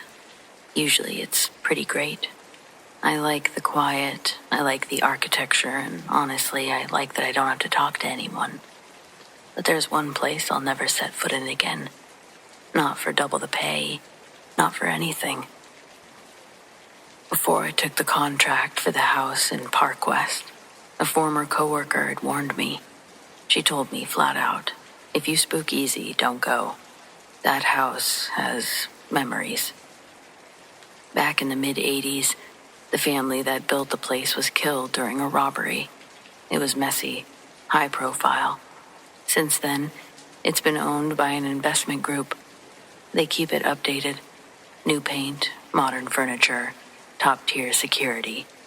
But nobody ever actually lives there. It's basically just a giant, expensive museum that needs to be dusted once a week. The first couple, maybe few times I went, it was actually peaceful. The house was remodeled to look like a generic West Elm catalog. No personal photos, no clutter. There was no kids' room, just 4 identical minimalist guest suites. But then, I started finding things. I'd be vacuuming a guest room and find a tiny plastic Polly Pocket figurine tucked under the edge of the rug. The next week, I'd find a sparkly pink hair clip on a marble countertop that I'd just wiped down. There shouldn't have been any kids there, obviously. I just assumed maybe the owners brought their grandkids by or something. I didn't really think of alternatives. Then came the last Thursday. I was upstairs in the master suite polishing the brass fixtures in the bathroom. The house was dead silent, save for the hum of the AC. Then, out of nowhere, it sounded like a battering ram hit the front door downstairs. Boom, boom, boom, boom, boom. The whole house shuddered. It wasn't a ghost knock. It was the sound of heavy boots and wood splintering. I heard men's voices, muffled shouting. I didn't stop to think. I scrambled into the walk-in closet, buried myself behind a row of empty garment bags, and called 911. I was whispering. I remember shaking so hard I could barely hold my phone.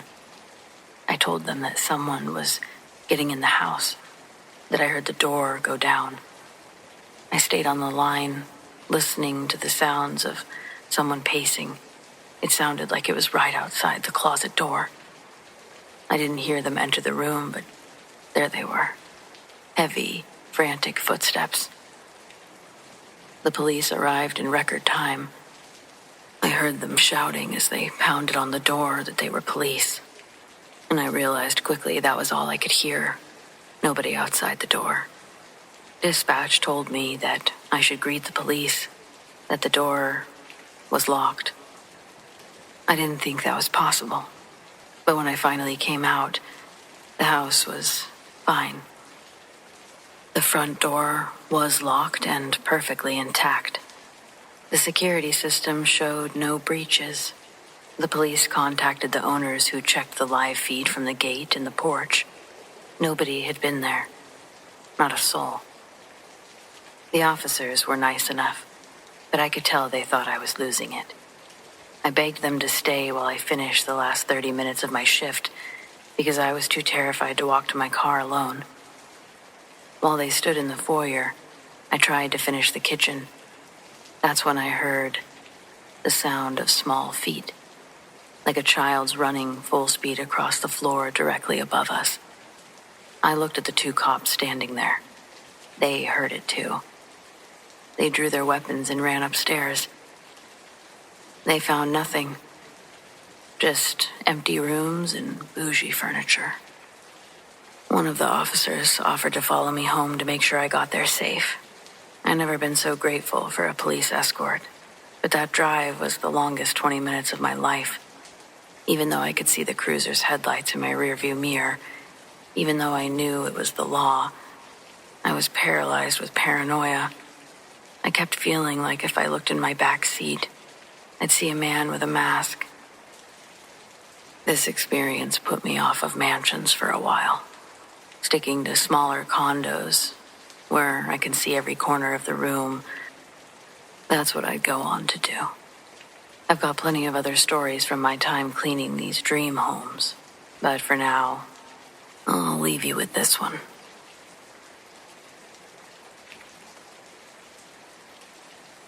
I've been driving trucks for about 12 years, long enough to know that weird things happen out there on the road. You see accidents minutes after they happen, catch people doing things in cars you can't unsee, even watch animals behave in ways that don't make sense. But every once in a while you see something that makes no sense at all. And you don't tell the guys at the yard about it because you know it'll just turn into some sort of joke about needing sleep. But this happened on a run from Dallas to Salt Lake, somewhere along I-40, middle of the night. I was hauling refrigerated, alone, trying to push through the dead hour where your brain is mush and the lines in the pavement start blurring together. I had the radio low, and a thermos of gas station coffee that tasted like rust. I checked my rearview mirrors out of habit, part of the routine, every couple of minutes, and that's when I saw something. A figure. It was sitting in the sleeper cab, right where my bunk was. Clear as day. Shoulders, head, the angle of someone leaning a little forward with their hands resting on their knees. Not detailed, just a silhouette, like the outline you'd get when someone is standing against a streetlight. At first, my brain did the dumbest thing. I thought, I must have picked up a hitchhiker. Like I could have forgotten pulling over and letting a whole-grown human climb into my cab. I even reached to check if my doors were locked because that's how real it looked. And then I blinked and it was gone. I figured, eyes playing tricks. Night driving will do that to you. I didn't spook easy, so I just went back to scanning the road, took a swig of coffee, cracked the window for some cold air. 10 minutes later, I checked the mirrors again. It was back. Same spot, same posture. This time I didn't just glance, I stared. The figure didn't move, though. Not even a tilt. If you've ever tried to focus on something in a mirror at night, you know how the shadows shake with every bump in the road. This didn't. It was still. I tried logic. Reflection from the seatbelts, maybe. A trick of the dome light. Except the light wasn't on. Shadows from passing semis? Maybe. But I was out on a stretch of highway with no one near me for miles. I thought about pulling over, but decided against it. The idea of stepping in the dark and opening the sleeper while seeing visions of a shadow, it just didn't sit right. So I kept driving. Every time I checked the mirror, it wasn't there. Maybe every other time. Sometimes it looked further back on the bunk, sometimes closer, like it was leaning forward to watch me drive. At one point, I swear it was inches behind the driver's seat. That's when I just stopped looking. I made myself just stare forward at the road, turned the radio way up. I talked out loud to nobody, just to fill the space. I told myself I'd check again when the sun came up. When I finally pulled into a rest area around dawn, the bunk was empty. Of course it was. But the weirdest thing was the seatbelt in the sleeper was buckled. I never buckled it. It just lays there. But that morning it was clipped tight across the cushion, like someone had strapped in for the ride. I don't know what I believe about ghosts. Maybe my brain was fried and I imagined the whole thing. Maybe I buckled that seatbelt on another trip and just totally forgot.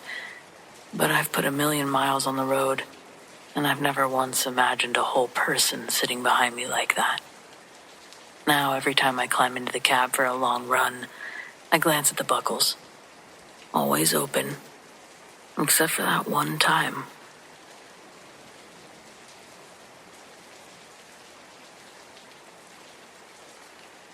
So, before I get into this, I need to throw a disclaimer out there that I was 18 years old when this event took place.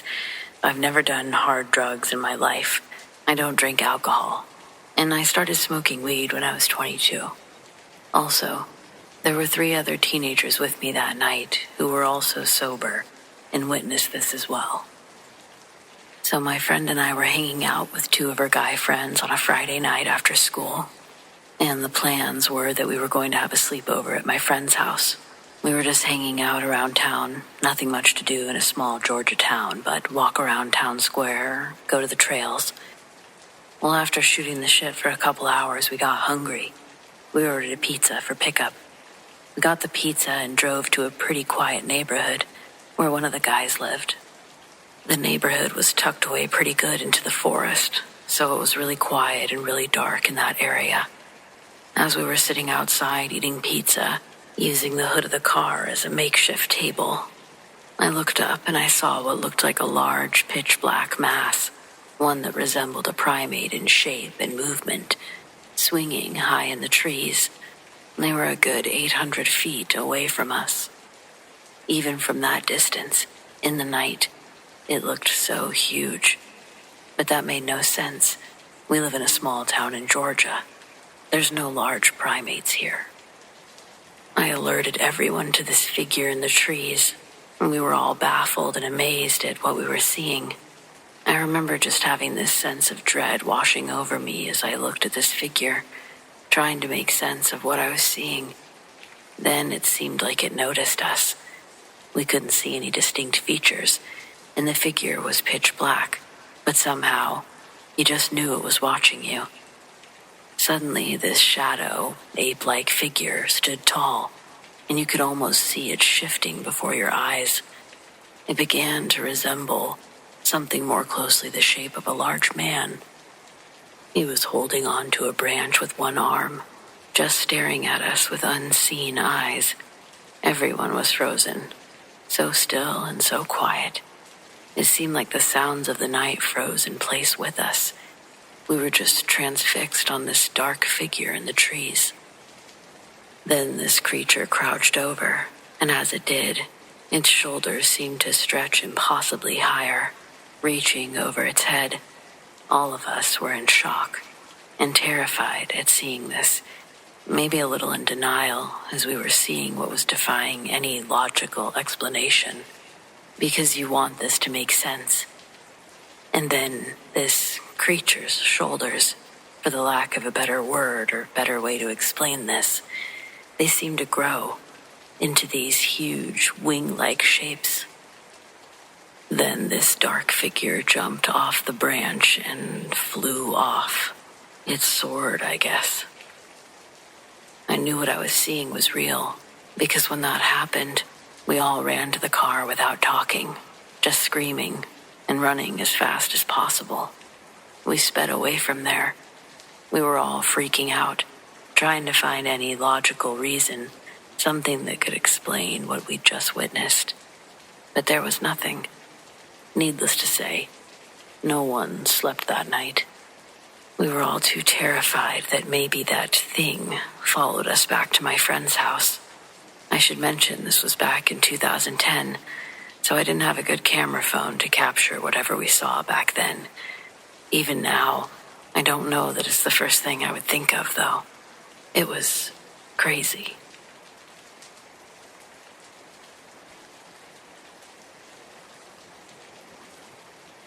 This isn't my story, it's my dad's. He drove long haul most of his life, and when I was a kid, I'd sometimes beg him to tell me road stories. Most of them were harmless, funny banter with other drivers. The time that he lost a half load of cantaloupes on the back road in Tennessee. But there was one story that he told a couple of times, always different than the others, like he wished he could forget it, but he couldn't. Dad wasn't a superstitious guy. He used to say roads are dangerous enough without spooks and demons, but this one got under his skin. He said it was the late 90s, running down through Missouri, middle of the night, quiet stretch of highway. He saw a man standing under an overpass, thumb out, hood pulled up against the cold.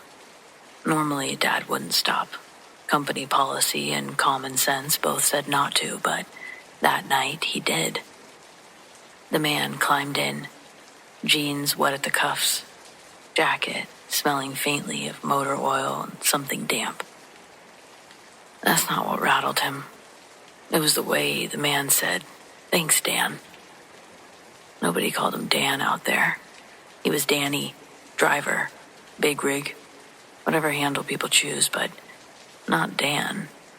Only people who knew him personally would ever say that. Dad asked if they knew each other. Hitchhiker smiled and said, "No." The rest of the ride was worse. The man was sitting just still, staring ahead like he was waiting for something. Finally, he told Dad to just stay in the left lane. There'd be a deer carcass ahead. Sure enough, there was, sprawled across the right lane exactly where the man had said. A while later, he told Dad to skip the next rest stop. Guy in a white pickup's waiting there. He's no good. Dad kept driving. When he checked his mirror, there was a white pickup, parked in the shadows of the lot, headlights off. By then, my dad said he felt cornered. He asked where the man wanted to get out. The hitchhiker just smiled again and said, "Don't worry, I'll get out before you need to ask." Miles passed in silence until near Springfield. The man tapped the dash and said, "Here's good." There was nothing there, though, just trees pressing close to the road. Dad slowed, and before he could say anything, the man opened the door. "Thanks for the ride, Dan," he said. "Next time, you won't stop." And then he stepped into the trees, without a flashlight, without hesitation, swallowed by the dark. Dad told me that he sat there with the engine idling, staring at the mirror like an idiot, but there was nothing. Just an empty road. Dad said everything felt a little lighter after the hitchhiker left. And he said that he never did stop again, pick up a hitchhiker. I can tell you this, my dad was a jovial, joking kind of man, rarely took much serious, but every time he told this story, his voice was low. His eyes would stay on something far away. He wasn't trying to scare me. He was remembering something he couldn't explain. I can't really either. How do you explain a stranger being able to predict things like that?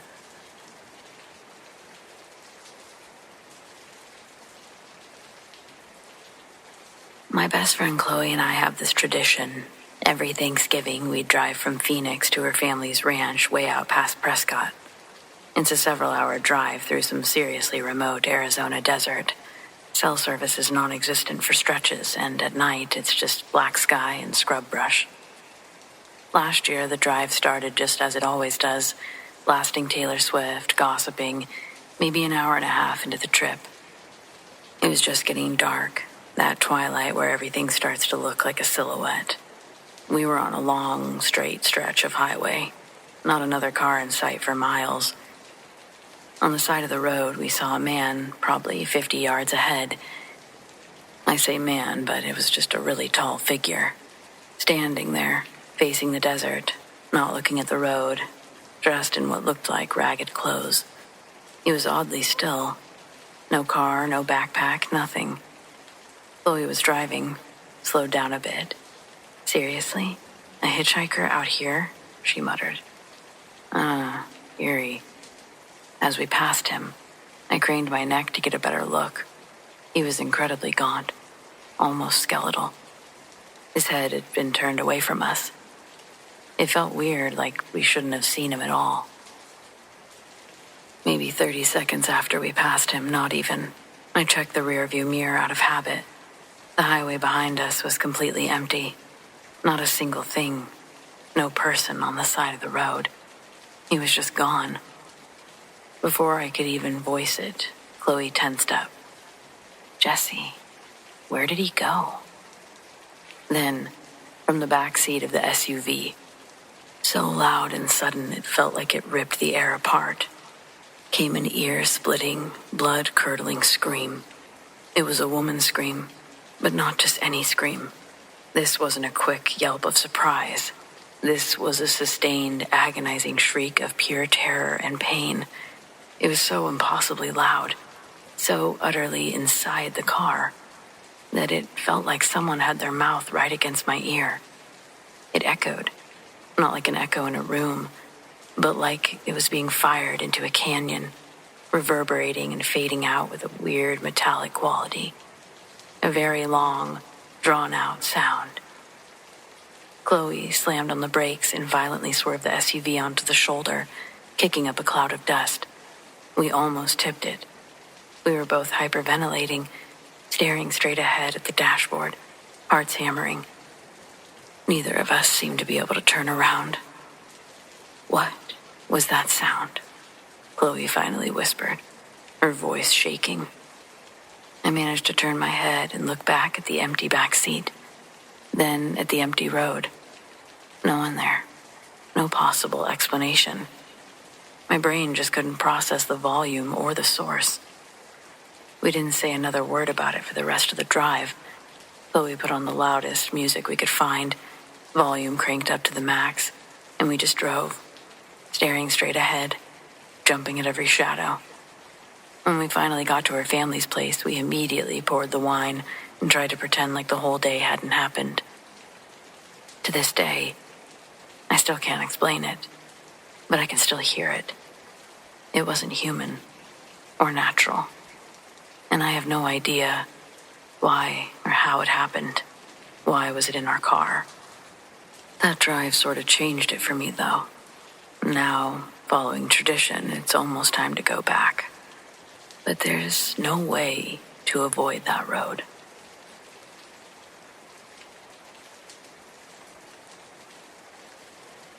A bit of background. When my wife was young, her parents and siblings lived with one set of her grandparents. Her grandfather was murdered in the home.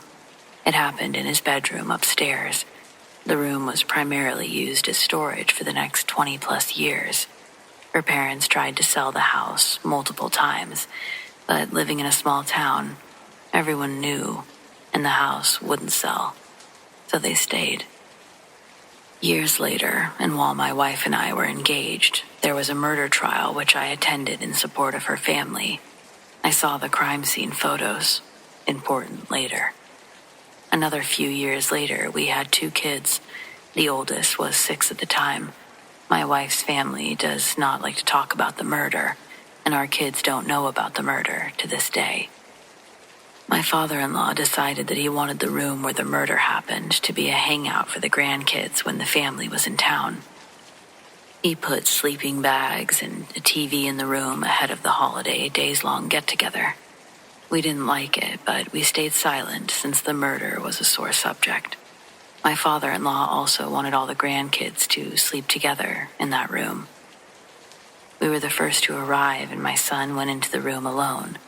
He usually couldn't sit still long at that age, so after a couple of hours, I decided to check on him. And here's our conversation. During the whole conversation, he was still and rigid and would not look away from the TV. "Hey, buddy, is everything okay up here?" "Yeah." "Okay, have fun." "Daddy, do I have to sleep in here? I don't want to." "Why not?"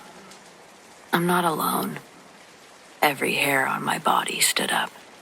"Well, yeah, I'm here with you, buddy." "No, there's someone in here with us." Are they nice? Mean? A grown-up? A kid? "A grown-up." "What are they doing right now?" "They're watching you." "You never said anything like this at your grandparents' house before, and you've been here a lot." "They don't leave this room, and I've never been in here before." "Where are they now?" Without looking away from the TV, he points to the far corner where his great-grandfather was murdered, and he said, "They're standing over there. They don't move much." "Okay, buddy, you don't have to stay in here." And he left the room with me.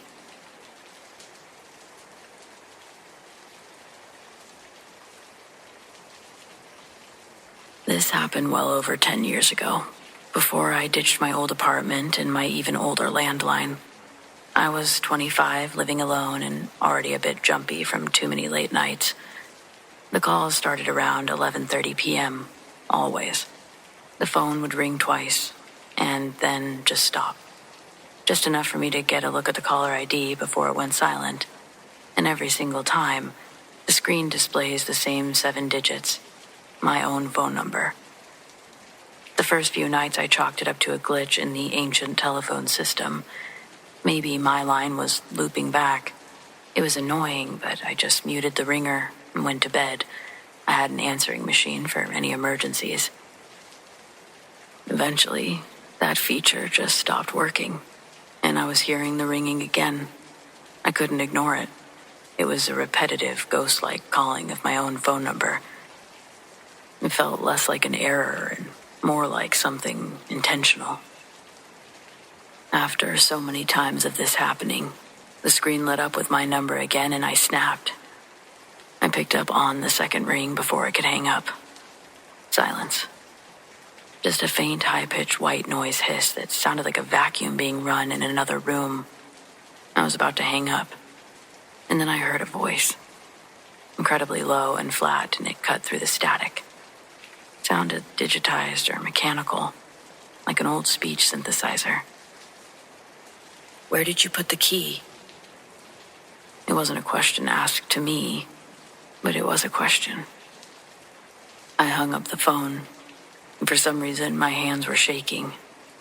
I even unplugged the phone for 24 hours, convinced that whatever had been trying to call was a prank, that they had some sort of voice synthesizer, they were recording for my reaction, I don't know, something. Eventually I plugged it back in. And of course it rang, with my number. I picked up on the second ring, dread mixing with a bit of rage. Before I could yell, the same flat voice repeated the same phrase. "Where did you put the key?"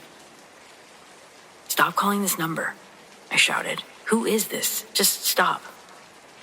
There was a pause on the other end, and then it sounded like someone was going to speak, and the voice came back. This time it was a little different. It didn't sound like a recording. It sounded personally aware. Under the third tile. "You know what I mean, Brandon." For sure, it felt personal now. That was my name, obviously. I live on the 4th floor of a standard carpeted apartment complex. There's no tiles, no basements, no keys hidden anywhere. But that's my name. This time I disconnected the phone for more than just a couple of days, and I never reconnected that exact landline. I threw away the phone and the answering machine, and I got a new cell phone.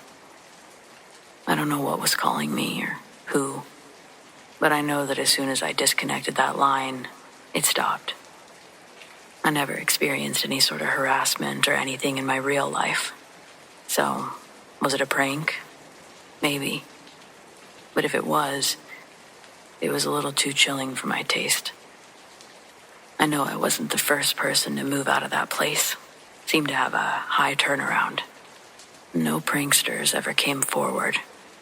I've always been inclined to believe that it was something a little more than that. I just don't know how.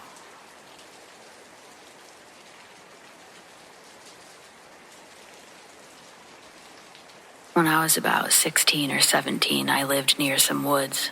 They were a convenient shortcut to college, so I often walked through them, day or night, without ever feeling unsafe. But one night, that changed. I was walking home from the local pub, decided to take my usual shortcut through the woods. I strolled along, feeling relaxed, not bothered by the darkness around me at all. As I reached the end of the trail, I noticed a woman sitting alone on a bench. I nodded to her as I passed and said, "Good evening."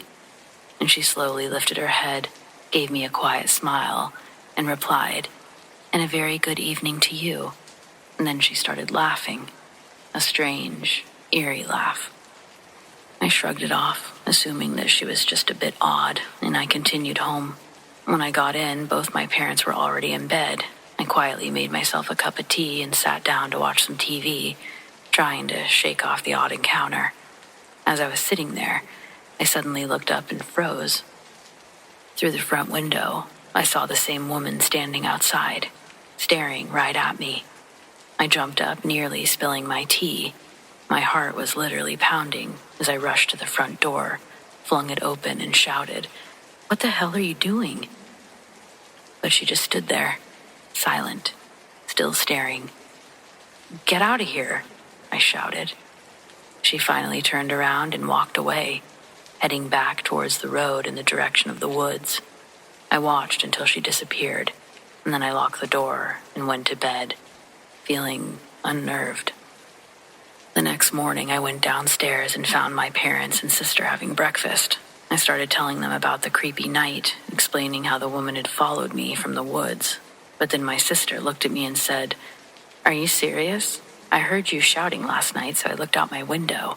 You were alone. There was no one there." "Rubbish. She was right outside the window." "Nope," my sister insisted. "I watched the whole time. It was just you, yelling at nothing." Since that night, I've avoided the woods. I never saw her again, and honestly, I don't want to.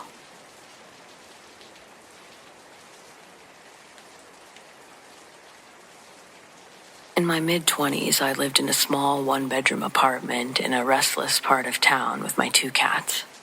In that apartment, there were some of the scariest moments I've ever encountered.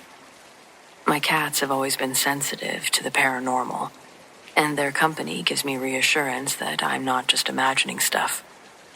One night, I was heading to sleep, already in bed, but just laying there not getting any sleep. The clock was way over midnight when I started to hear scratching under my bed. My bed is in a sleeping alcove, and only one side was open. My 2 dressers next to it only had one opening to get into the bed and for 2 cats to get under it. First, I thought that one of my cats was just having fun underneath, but the sound was a little off, so I opened my eyes to see both of them in bed, restless, looking out of the bed. Then I heard it. Slow, low breathing, next to the scratching, directly under me. I froze. The younger cat slowly started walking near the end of the bed, trying to find something. Jumped down, went under the bed. There, she started to purr like she does when she talks with a person. I gathered my courage and slowly peeked under my bed. My phone's flashlight was in my hand, and my heart was pounding like hell. Just to see only my cat there, who walked back like nothing. Similarly, often in the house, you can hear slow, dragging footsteps near the front door, and my older cat is usually the one to go check it. Hair standing up, getting back into bed fast, almost like something was there. In the same apartment, I had the most nightmares that I've ever had in my life, and the worst ones. One stood out from the rest, as it happened just days after the scratching incident. In the dream, I woke up in my bed just to see the clock being at 3:03. I stood up, and an overwhelming feeling of evil and terror came to me. And as I tried to run back to bed, I felt as if the shadows of the house were getting darker and darker, as if the shadows were full of the evil I was feeling and coming to get my soul. I got back into bed, only to wake up again. I looked at the clock, 3:03, and the same feeling rushed over me. I realized I was still sleeping. I tried to wake myself up by snapping my fingers, but it didn't work. And as the shadows got closer and closer, I finally woke up again, only to look at the clock and have it be 3:03 again. Still in the same dream. The same thing happened again and again, until in the last loop I started to scream and finally woke up. 3:03. I thought to myself, this can't be happening again. But the feeling of evil wasn't there anymore. I pinched myself, and I was awake. I had to call my best friend, woke her up, asked her to tell me I'm awake. She told me yes angrily for waking her up. She hung up on me. I slept the rest of the night, with all of the lights turned on. I live in a small 1850s stone cottage in rural Vermont. When I bought this place, the previous owner just shrugged when I asked about local history. Quiet place, he said. Maybe too quiet. I should have asked what he meant by that. The weirdness started about 3 months after I'd already moved in. Every night, without fail, between 12:30 and 1 a.m., I would hear specific, methodical sounds outside my bedroom window. Sh-clunk, sh-clunk, sh-clunk. It's the sound of rocky soil, followed by the soft sound of that soil being deposited somewhere else. It's digging. Someone is out there, quietly working the ground beneath my window well. The first time I thought it was a neighbor. I threw on a robe and I grabbed my phone and a flashlight, and I practically sprinted outside. Of course, there was no one there. The grass was still wet with dew, not a single footprint or disturbed patch in sight. I chalked it up to an animal, or maybe the house settling in a strange way that I was about to learn about. It was maybe amplifying sounds from far off. But it kept happening, every single night. Sh-clunk, sh-clunk. Always for about 30 minutes, and then quiet.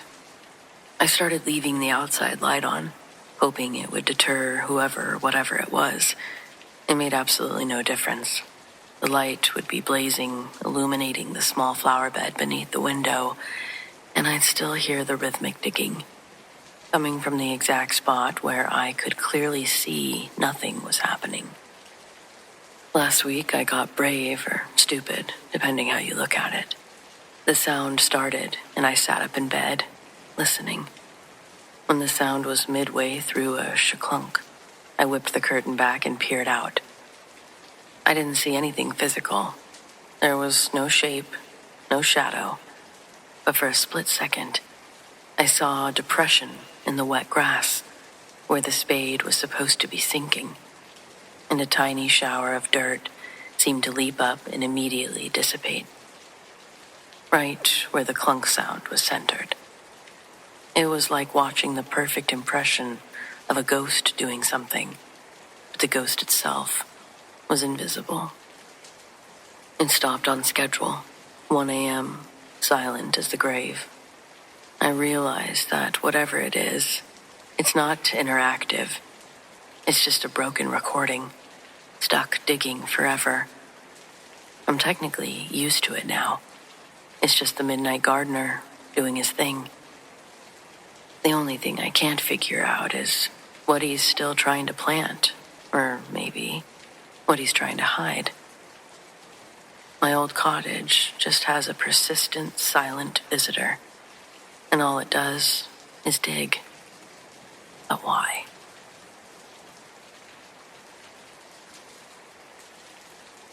My granddad used to drive big rigs, and after pleading and begging my mom and dad, they allowed me to go on a delivery with him during the summer. It was my 8th grade year. The next fall, I'd be a freshman in high school, and this was my first time out of state. It was a 4-day round trip, 2 days down, 2 days back. My first day on the road, I got to see another side of my granddad I'd never seen. The stern, silent old man that I knew was now making vulgar jokes on the CB to his other trucker friends. Then a short beep would be followed by someone else on the transmission with an equally offensive joke to match my granddad's. And he chain-smoked, another mind-blowing surprise he'd casually put on display every 20 minutes or so. We talked about girls and the fears I had about going into my freshman year, and I was given advice that I'll carry with me forever. Day 1, we'd head through Arizona and most of New Mexico before stopping to rest at the biggest gas station I'd ever seen. The back of his truck, there was a lifted bed with cabinets underneath it. On the floor in front of the cabinets, I'd slept with 2 sleeping bags, one under me for padding, and then inside one.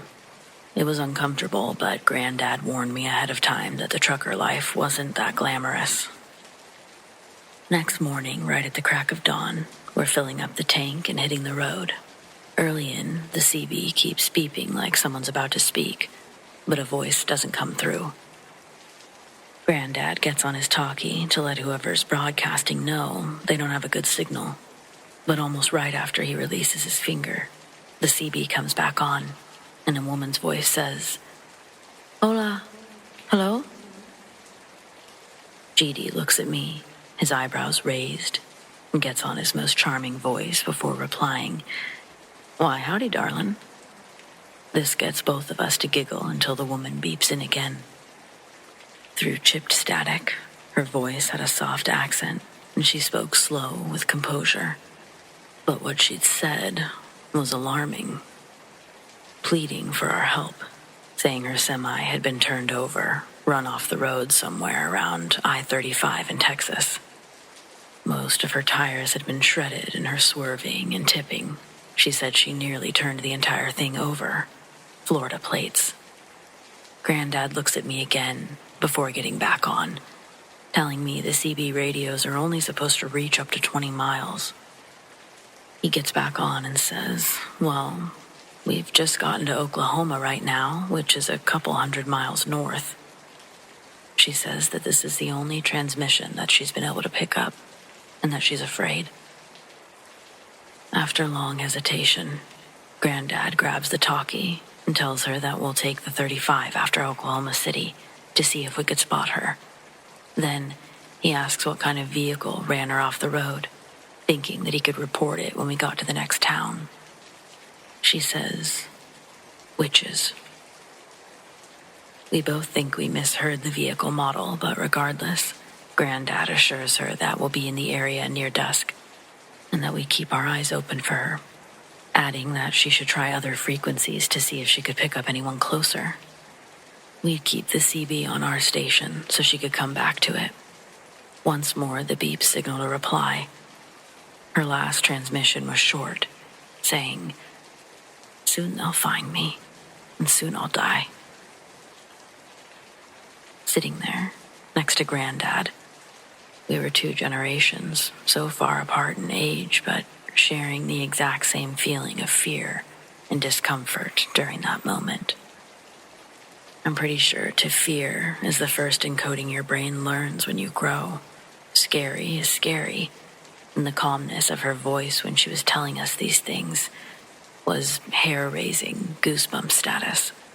So, probably goes without saying, day 2 wasn't filled with the laughter of the previous day. We'd drive in silence for hours, with Granddad periodically sliding through the frequencies, trying to catch a blip of that girl's voice. It was the epitome of hitting a microscopic bullseye that's potentially also moving around like you are. We both knew there wasn't going to be resolution, not until we at least tried to look for her.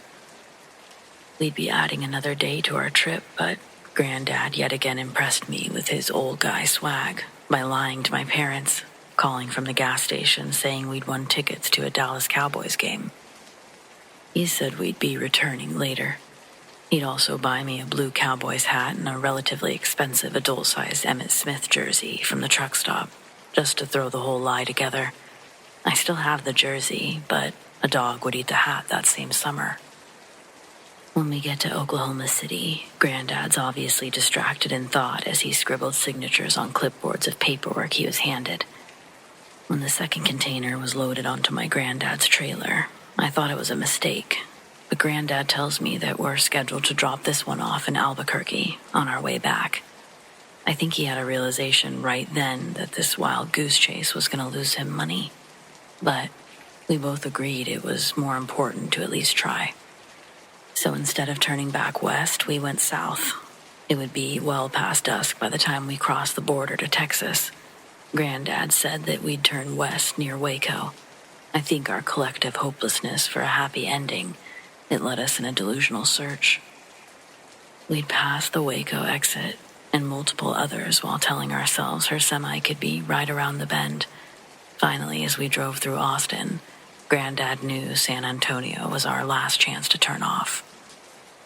It was around 2 a.m. by this point, and Granddad had already verbally given up hope near Temple. But as we're leaving Austin, the CB starts to beep again. It was only 2 or 3 times, but it was enough to get Granddad less slumped over in his seat. Then we saw it. In the middle of a long stretch between Austin and San Antonio, our headlights landed on a semi, surrounded by a number of emergency vehicles. Granddad taps the brakes. We begin to slow down, coasting our approach towards the officers working to redirect traffic. Pulling around the mess, I can see the semi's front end. The lights reflecting off the license plate show me clearly. Florida plates. I couldn't tell you how almost excited I was to see that license plate, and I could tell my granddad was in complete astonishment that we'd found this thing. You could see that all of the tires were, as the woman said, shredded. We continue coasting, and we're horrified to see the driver's side door has been completely ripped off. There's no sign of the woman.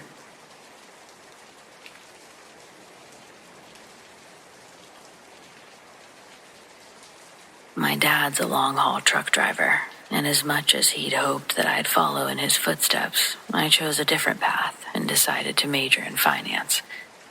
This year I had to burst the bubble he'd built around the dream of his little girl one day growing up to drive trucks alongside him. To be fair, I never really gave him a reason to believe I'd go that route. I never showed any interest. On top of that, I had a pretty traumatizing experience, the one and only time I agreed to go on a short trip with him. That was 6 years ago, during my freshman year of high school, and it still haunts me. It was the end of my 8th grade summer when my dad told me he was picking up a shipping container to deliver to Buffalo, New York. He wanted me to come along. At first, I declined, but then he sweetened the deal by offering a trip to New York City afterwards to buy new school clothes. After some quick back and forth in my mind, I agreed, which made him over the moon. My dad's a good guy, but was he the most devoted dad growing up? Not really. His career rarely allowed him to be at home, but we had fun when he was. My mom carried the weight of raising 3 kids on her own for weeks at a time, which brought its own stresses. But somehow, she and their marriage survived. I guess I get it. Society expects you to go out and be the breadwinner, but each time you leave, your child grows a little more without your presence. So, what's a father if he's unable to be a father figure? Or, I guess the same for a mother. Anyways, in my case, my dad's a pretty decent guy named John, and even though he may smell a little like diesel sometimes, I'm still glad that he's my dad. That's why I decided to spend a week of my summer with him. It was early in our trip, maybe the second night on the road. My dad was pulling the truck up a steep incline. The engine struggled with every inch of the climb, and through the black landscape ahead, Both of us noticed a soft orange glow just over the hill. I had my window rolled down, and the smell of burning gasoline and rubber filled the cab. My dad slowed the truck even more, pumping the brakes as we prepared for whatever was coming. But before we reached the top of the hill, a woman suddenly ran out from the darkness into our headlights. She was waving her arms and screaming, "My baby is still in the car." My dad stopped the truck in the middle of the road, and we both jumped out, running the last 20 yards up the hill. When we reached the accident, the car was wrapped around a tree and fully engulfed in flames. The fire had already spread to the tree branches above. There was no way that we could have saved the baby. The fire had been raging for a while by the time we got there. When my dad pulled out his phone to call 911, I looked around and realized the woman who had flagged us down was gone. Less than an hour later, fire trucks arrived, and my dad moved the truck. Once the fire was out, they found the remains of 2 people. I'd never really been someone who thought too much about the paranormal, but after that, and to this day, I'm convinced the woman I saw was a ghost. And as sad as it is, I think I do believe when the baby perished in the fire, they were reunited. And that's why the woman disappeared. She had no reason to stay. She had her baby again. A friend of mine actually shared that theory with me a few years later. And it's what I like to believe happened. Still, it doesn't erase the trauma of the night. Even now, the smell of burning rubber instantly takes me back to the passenger seat of my dad's truck. And that, in part, is why I'm majoring in finance.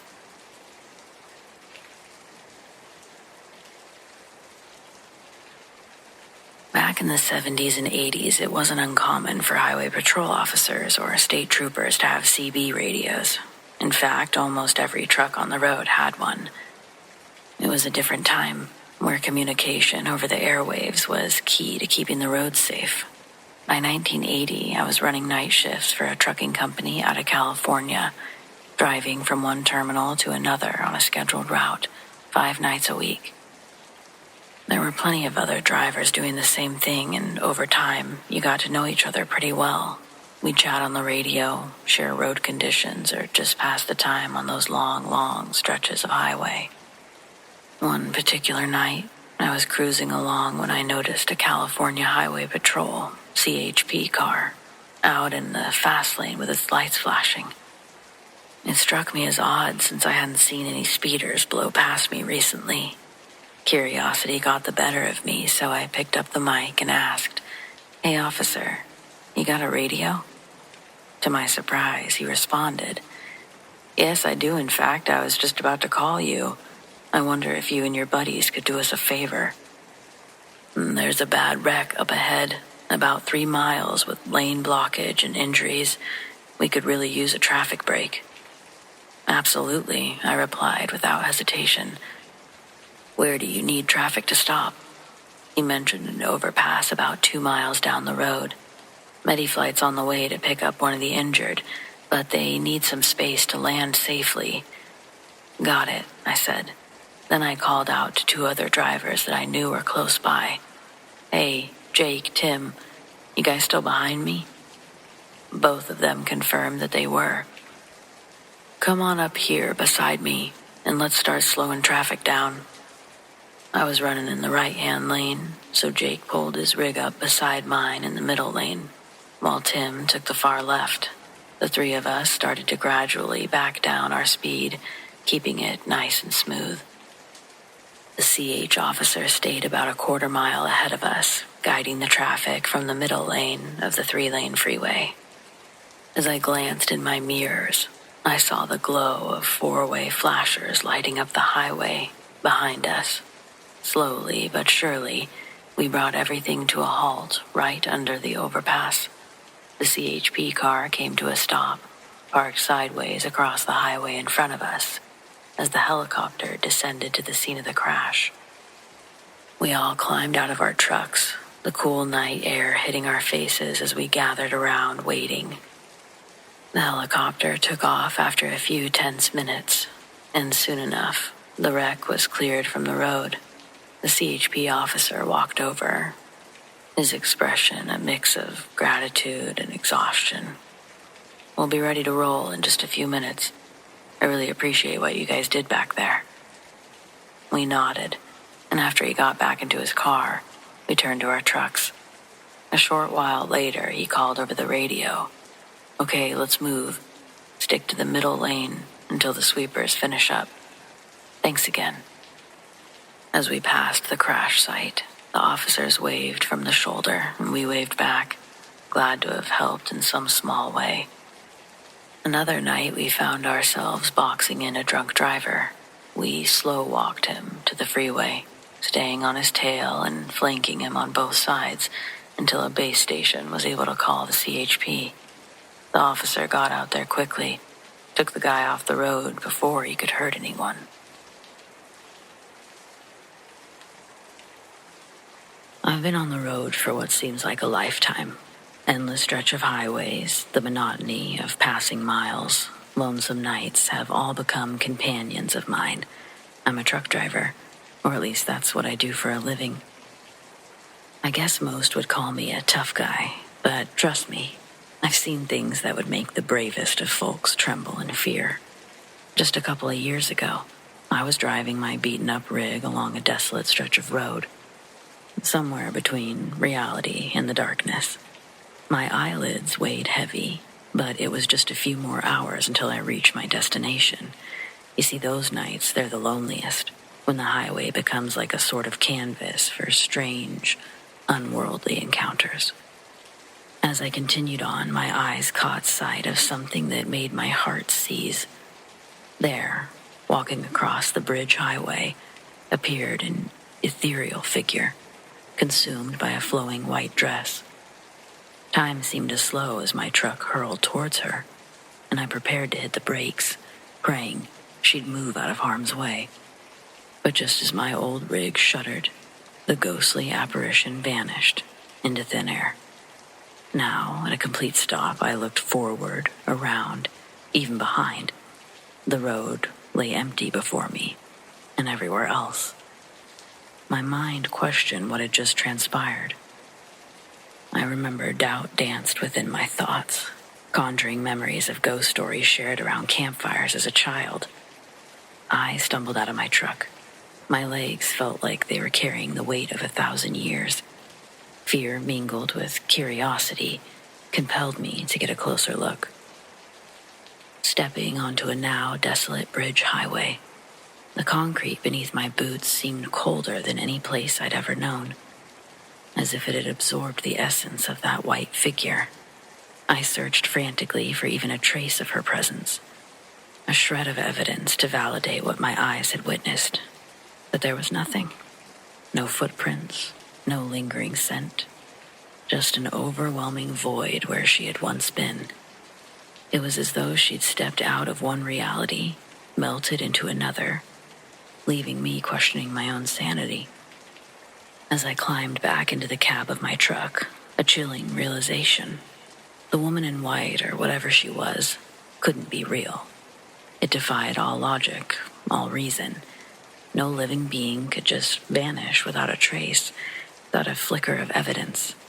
Yet, she had. Now, whenever I journey across those dark, lonesome highways, an eerie feeling never really leaves me. It's as if the invisible veil between the worlds has been lifted, revealing the existence of the inexplicable. Who was she? Why did she choose to haunt that bridge highway, briefly entering my reality and then vanishing forever?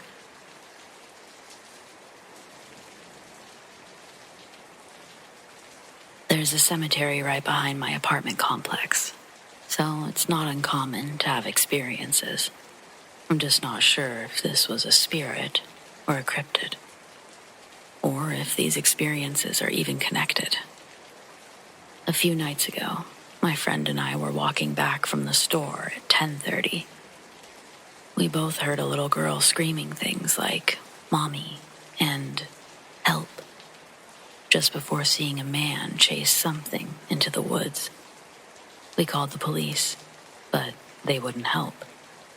They only looked around a little before saying to call back if there was anything else.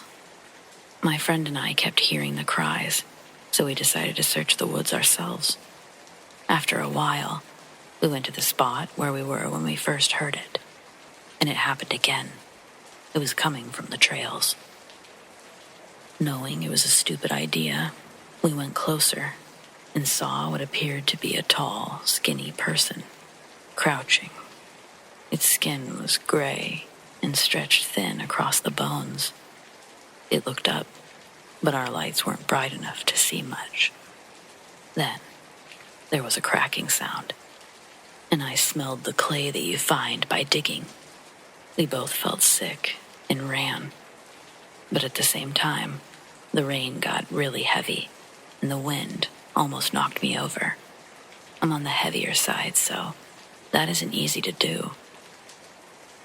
Ever since seeing it, my friend and I have been exhausted, almost like the energy was suddenly sucked out of us. Today, at around 6, it was already dark when I was walking back from the same store. As we passed the same spot where we saw the creature, I heard my best friend's voice. He lives 2 hours away, so it was a shocking thing to hear. He was yelling for me to wait, and I saw him standing there. But something wasn't right. He wears glasses, but this thing wasn't. It was also thinner and shorter, with brown eyes instead of blue. I later learned the friend I'd been walking with actually met me before I met him. He claims I approached him, warning that he shouldn't walk around alone because of creeps in the apartments. Then he gave me a description of the thing, and it looked like me, except it wore an ankle monitor, and its scars were in the wrong places. My friend was forced to stay on its left side, and had tried to lure him into the clearing behind the basketball court, a clearing I won't go near because I had a traumatic experience there. Apparently, this thing also asked for the boy who traumatized me, and became angry when my friend didn't know the answer. For what it's worth, that kid moved away in 2017.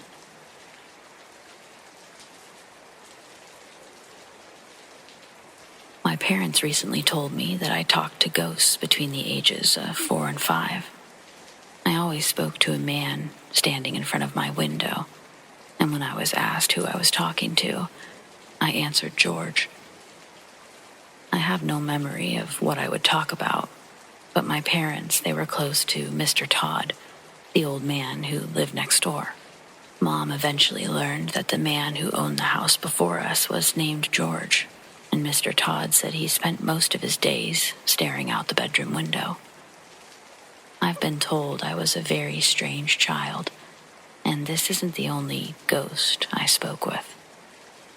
My parents said that I also talked to a man on top of the wardrobe, but unfortunately, I haven't been told as much about this one. It's always overshadowed by George. I would discuss having a past life and regularly bring up my other family. I feel like I had a past life in the World War I, World War II era. My brother, who is 7 years older, said I once started singing an old war song that no one else had ever heard before. As a believer in past lives, I'm fascinated to have my own experience, but frustrated to be limited by my young memory.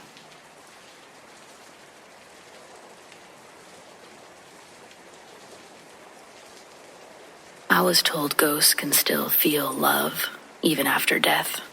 If that's true, then it's also true they can still feel hurt after death, too. When my dad died, I could sense his presence in the house. He was an Air Force colonel and a very serious person. The pictures I drew were always hung up on the refrigerator, but his interest in anything I did was uncomfortable and forced. It wasn't my gender he struggled to bond with, as he had no yearning in his soul for a son. He didn't want any kids. He didn't like kids, and though he wasn't mean to me, he was never kind. We didn't have the chance to develop a meaningful relationship before he passed. The only person in the world who could make my dad smile was my mom. They were madly in love and one another's best friend. On a cold December morning, 2 servicemen would knock on our door, handing my mom a folded American flag. One of the men would begin talking to my mom about an accident. Standing behind her, I make eye contact with the officer that's not speaking. His eyes were dry until he saw me. He quickly looked back down, in any other direction that he could in a desperate attempt not to cry. I was old enough to know what they were talking about, but I was unable to comprehend that our lives as we knew it had just changed forever. I was able to finish off the school year with my friends and all the teachers that had dealt with me using kid gloves. Then, the following year, it was off to a new school with teachers who could care less about the circumstances that put me in their classroom, one that was already at max capacity. With our SBP, my mom was able to purchase a little home off the base, and she got a job at a gas station to make ends meet. I learned to wake myself up for breakfast and how to do my own laundry. I'd only see my mom after school near dinner time. To make extra money, she asked her boss to work double shifts. On those days, she'd still be at work when I'd catch the school bus. Laundry was a chore that I'd put off as long as I could during the week. Our washer and dryer was located in the basement down a set of creaky wooden steps. At the top of the steps was a white pull string. It turned on a single halogen bulb. The small source of light was the only option for illumination in that basement. It was barely enough to read the settings on the machine. A few times I'd open the door and reach for the string. Instead of it hanging at a reachable level, I would find the string tightly wrapped around the light fixture itself. Like someone had yanked the string down, and when it flew back up, it got tangled. The first time dealing with it, I resolved to prop the door open with a kitchen chair and go down with my basket of laundry. While I loaded the washing machine with my dirty clothes, I heard the chair that was holding the door open slide on the linoleum floor. The small rectangle of light that I was using is wiped over in black from left to right. The clothes in my hand were thrown, and I blindly ran up the wooden steps to the door. I found the railing and began using it to guide me up the stairs. Sliding my palm up the railing, I touch what feels like another hand. The sensation makes me fall backwards, and I almost fall down the steps, but I catch myself. I'm sure the neighbor could hear the scream I let out. I bounded up the last pair of steps and clawed at the wood until my fingers touched the brass door handle. That night, I waited for my mom to get home and untangle the string before I went down there to finish laundry. Even with the light on again, it was impossible for me to ignore the chills I was feeling down there. It was more common than not that I was home alone when the activity would ramp up. On a handful of incidents that my mom was home with me, we'd both hear pounding on the basement door. She insisted that it was old pipes making all that noise. Lying in bed one night, she was talking to me from the doorway, and we both heard her name be called from the living room, enough for her to pause what she was saying and take a step back from my room to look around the living room. The voice we heard sounded just like my dad's. It didn't scare us. The tone was so familiar. My mom was able to hold a state of bliss for a fraction of a second before becoming disillusioned by the impossibility of its reality. Leaning back into my room, she denied what we had heard, describing the sound as nothing more than a dog bark. Though I don't think it would have changed things if I told her this. What she didn't know was that I'd been hearing my dad's voice in the house prior to that incident. Things had been happening around the house while she was at work. I was secretly excited when we both heard her name be called. I was hoping that this was a chance to confide in her about everything that had been happening around the house while I was alone. However, her being so adamant about what we actually heard made me think that she would belittle whatever I told her, try to explain anything away. Just like how we heard her name in the living room, I heard my dad over my shoulder while I was doing homework at the kitchen table. The inquisitive, he used to give me while briefly inspecting my work in passing. It was his hint that I better recheck my answer. The first time it happened at the new house, the sound didn't register to me past redoing the math problem I was on. Adding the numbers on a second effort gave me a new answer that I'd replaced my previous equation with. After correcting the error in my work, that's when I remembered I was home alone.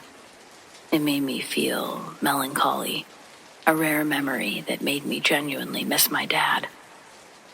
Early one morning before my mom left for work, she woke me up and told me not to use the bathroom sink until she got home. She was running late for work and one of her earrings had fallen down the drain. Lifting my hand out from under the covers, I gave her a thumbs up before falling back asleep.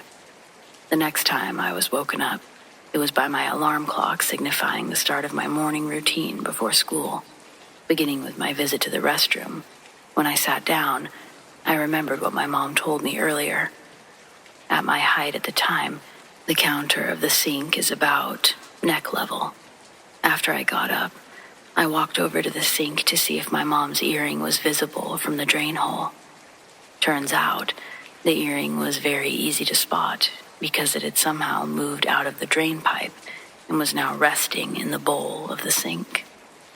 I carefully reached in and pinched the small diamond tightly in between my fingers before pulling it out and setting it on the counter next to the matching one. The presence of my dad was always felt through little things like that. The first day we moved into our house, my mom was grieving. Unpacking boxes from the moving truck was a slow process, one that she undertook on her own. If there were boxes I could carry, I did my best, but the responsibility of unpacking rested solely on her and the allotted time that we had with the rented moving truck. When the last box was inside, we dropped off the truck and drove our car back to our new home. The front of our house only had street parking, but in those days there weren't a lot of cars congested on the road. We also had a designated spot with our address number written on the curb. It's dark, and as our headlights brighten up our parking spot, my mom applies pressure to the brakes before the car pulls into the spot. She's staring at something in front of the car. I have to take off my seatbelt and climb higher in my seat to get at her eye level, see what my mom's focusing on. In the shine of our headlights is a scroungy possum with 5 or 6 possum babies hanging off its back. The mom possum is frozen with its mouth open, staring at the headlights. This was probably the ugliest representation of God's creation, and the sight of it makes me laugh out loud, but my mom's response is to start crying. Her tears silenced my laughter, and she apologizes. Then she tells me that possums were my dad's favorite animal. Finally, she broke a smile under her tears, saying that she never knew why he loved those crazy creatures. Home alone, I'd regularly hear the distinct sound of our basement steps creaking, like someone was pacing up to the top of the stairs and then back down. Every time the footsteps would reach the top, I'd be filled with a growing sense of dread until the sound retreated again. That's when I began to understand that there was more than one spirit residing in this home. The spirit upstairs was separate from what stayed in the basement. Upstairs, the energy felt normal. When I sensed my dad in the room, it brought on a sense of security only a military father could give. Chairs would move and doors would open, but after believing it was him, those things became the same as saying, "Love Dad" on a card. Whereas going into the basement felt like each step was submerged further into a stagnant flood of terror. 14 steps down into a damp, dark, windowless basement. When I'd find the pull string wrapped around the light bulb again, it would frustrate me to the point of calling my mom at her job. Phone calls like these were only reserved for emergencies, but as a terrified 9-year-old, in my eyes, her selfish act was an injustice that deserved acknowledgement. I made it a point to interrupt the greeting that she'd recite when the phone connected. I asked her if she was aware that she'd gotten the string for the basement light tangled on itself again. After a short pause, my mom admitted that she hadn't come home that day. Apparently, for the last few months, she'd been seeing a guy off and on from work. It had been over a year since my dad's passing by then, but I was still shocked to hear that she was dating again. That night, she came home early to discuss her new relationship with a man named Brian. The heartfelt plea that she made to obtain my well wishes enlightened me on what it was like to be lonely as an adult. We both cried during the conversation, but when she was done, I no longer had the arguments I'd compiled in preparation for our talk. We watched a movie together, and she joked with me in my doorway before I fell asleep. The whole time, I was happy for my mom, but her good news made me hesitant to talk about my loneliness and what I was dealing with there. Positive nights with my mom were rare, and I thought my news would ruin the mood. In the morning, my mom had breakfast ready for me and walked me to the bus. What used to be a regular morning routine became a cherished surprise. She'd be gone when I returned from school, and when I opened the front door, the cold gloom of an empty house was there to meet me again. It became normal for me not to see my mom for days at a time. The house was always stocked with food, and I never went without, but she was now splitting her hours thinner with the addition of Brian. At school, the kids started to make fun of me because my clothes were dirty. I would ignore doing laundry for weeks, just so I didn't have to go into the basement. Apparently, my hygiene became noticeable enough to warrant the attention of my vice principal, who pulled me into his office during recess to ask how things were going at home. Not wanting to get my mom in trouble and have more unwanted attention on me, I lied and told him everything was joyful at my home. When he asked about my dirty clothes, my excuse was that our washing machine was broken, but we ordered a new one. It just arrived. I gave him the widest and brightest smile that I could muster, and with that, they let me go back out to recess. The children around me were always so ecstatic near the end of the day, in anticipation of the bell to ring and for everyone to file out of the classroom and go home. I felt the opposite. I would dread when the final bell would echo through the elementary school hallways, especially knowing I had to be dressed in a clean outfit when I showed up the next day, or risk the patience of an already concerned faculty. This meant that I had no choice but to go down into the basement that night to run a cycle of laundry. Gathering my clothes into a basket, I turned on every light in the house and unlaced an old pair of shoes. I tied the ends of the laces together to make one long rope. Then, I threaded it around a cabinet handle, tying it each time it came around. Then, after opening the basement door, I'd do the same thing to the door handle there, wrapping the lace around until it was tightly securing the door from closing on me while I was down there. I knew the string for the light would be tangled up in the fixture, not by a premonition, but by my discovery a week prior, it being the sole reason I didn't complete this task previously. I refused to go down there without being able to turn the light on, so this time I came prepared with a kitchen chair. It wobbled beneath my feet like an earthquake as it balanced above an ocean of black. To reach the light fixture, I had to push the legs of the chair right to the edge of the top step. I pull at the string and it unravels from itself and falls back down to where it belongs. I click the light on, then retrieve the basket holding my laundry. The basement was freezing, and my teeth chattered as I loaded the first basket of clothing into the washing machine. I was constantly looking over my shoulder, up to the door and in between the slats of the stairs while grabbing as many clothes as I could with each handful I loaded. On top of the dryers where I put a big box of detergent and a scoop I used to perfectly measure the amount I put in. The scoop was missing. When I saw that it wasn't within the general area or behind the box, I used my hands and did the best I could to estimate how much I was throwing into the machine. Nothing was going to keep me down there longer than I had to be. I quickly let the washer door slam into place The harsh, metallic noise always hurt my ears, but these washer and dryer units took more strength to fully close than new age models. They wouldn't start otherwise.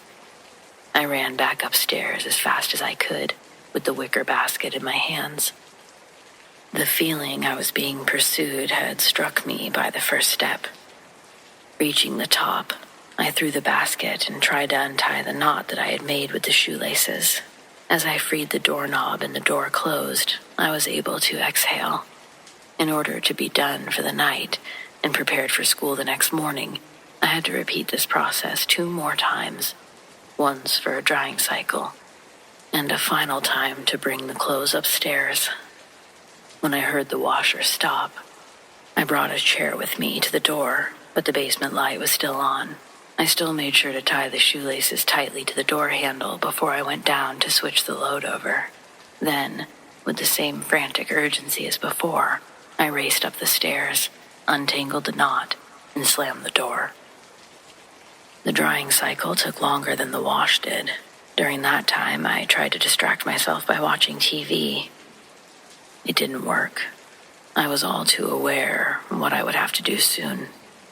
When the final buzzer went off indicating the dryer had stopped, I must have been overly confident at how simple my first 2 trips had been. Pulling the chair up to the basement door again, I became even more confident when the light was still on. Then, I made a decision I would regret, with unwavering affirmation later. I didn't tie the shoelace around the doorknob, like I'd previously done. Instead, I thought I could retrieve my clothes quicker than the time it took to fasten the door open. Ignoring my better judgments, I slid the chair against the door and hustled down. The dryer is on the left of the washer and is positioned at an angle, making it difficult to clearly see the door.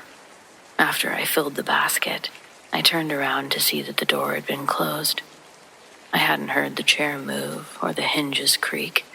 Surely, in my heightened state of alertness, a noise like that would have been heard, and yet, with a basket full of laundry in my hands, I stood at the bottom of the basement steps, looking up at a closed door. Then I counted back from 3 in my head before running up the stairs. With a burst, I ran through the door into the kitchen, then threw the basket on the ground to catch my breath. But as the basket landed, I heard heavy thumps of footsteps climbing the stairs from behind me. I spun around and quickly slammed the basement door shut, then put my back against it with all my weight. There was an impact from the other side that almost knocked me forward. The door was pushed out about an inch before it slammed shut again. If I wasn't pressed against the door like I was, the hit would have swung the basement door wide open. That realization brought a wave of emotions that my adrenaline had been keeping at bay. They sunk me to the ground, and I sat, sobbing into my lap while still feeling the door getting pushed from the other side. There was a blanket inside the laundry basket that I could reach from where I was sitting. That night, I cried myself to sleep on the kitchen floor, wrapped in a blanket, pressed up against the basement door. Needless to say, I didn't get a lot of sleep that night. When I woke up that morning, I almost missed the bus. The alarm had been set up in my bedroom, and I couldn't hear it sleeping in the kitchen. I'm usually up before the sun, so at first, I wasn't sure about the glaring light focused perfectly on my eyelids. Registering that it must be the actual sun, I shot awake, looking directly at the clock on the stove. I had 10 minutes to get dressed and run a block to my bus stop. Now awake, I realized there was no sun. It still hadn't fully reached the horizon. I couldn't find any light source. Nothing that could have been shining a glare in the direction of my bed. This was the least of my concerns, though. I had to get going. As I dug through my fresh-smelling clothes in a sleepy haze, I was happy knowing what I'd gone through last night was worth it. Before leaving, I slid the kitchen table against the basement door, and within that 10 minutes, somehow, managed to catch the bus. At school that day, I was tired and hungry, but nobody could say that I looked dirty. The weeks scrolled by without any extra anxiety added to my plate. The table stayed in front of the basement door, and I did my homework in the living room. The night my mom came home, I saw my dad's silhouette. It followed her when she left my room. When her shadow moved from the hallway wall, a second one trailed after. Then, my mom poked her head back into my room, asked about the kitchen table. I told her that I saw a big rat down there when I was doing laundry, that I didn't want it to come upstairs. My mom cringed and told me to leave the table where it was, and she'll handle it when she's off work early the next day. The look on my mom's face was the exact expression I wanted to see. When I said rat, her mouth opened and her eyes got wide. I thought what I did was the same as yelling fire when you're being abducted instead of just yelling. If I told her there was a demon in the basement, she wouldn't have been so ready to inspect every corner of said basement. And at least this way, she'd have to go down there, experiencing and feeling how creepy it was for herself. The next day, it's Saturday, and I watch my morning cartoons. As I pour my milk for my cereal, I see the spoons have already been set on the counter. When these small things happen, I always make sure to say, "Thanks, Dad." It was like he was being more attentive as a father in the afterlife than he ever was on Earth. When my mom arrived home, a second person accompanied her through the door. Standing beside my mother was an older gentleman. She introduced him as Brian. He looked much older compared to my mom, but my mom always looked young for her age. He spoke with a gravelly voice of a committed smoker, and he smelled like he sounded, but he was funny, talkative, and ready to tackle the rat problem my mom had. He pulled the kitchen table away and opened the basement door. Taking the first step, Brian feels around on the wall for a light switch. Then he looks up to see the way that you turn the light on is done by a pull string, and the pull string was tangled around the light. Within a few seconds, Brian had it clicked on and continued down the stairs. Playing up the damsel in distress routine, my mom follows down the stairs close behind him. I stay in the kitchen and wait for them to return. I hear the washer and dryer get slid around, mumbling tones and my mom's giggling. But it doesn't sound like they found anything of significance.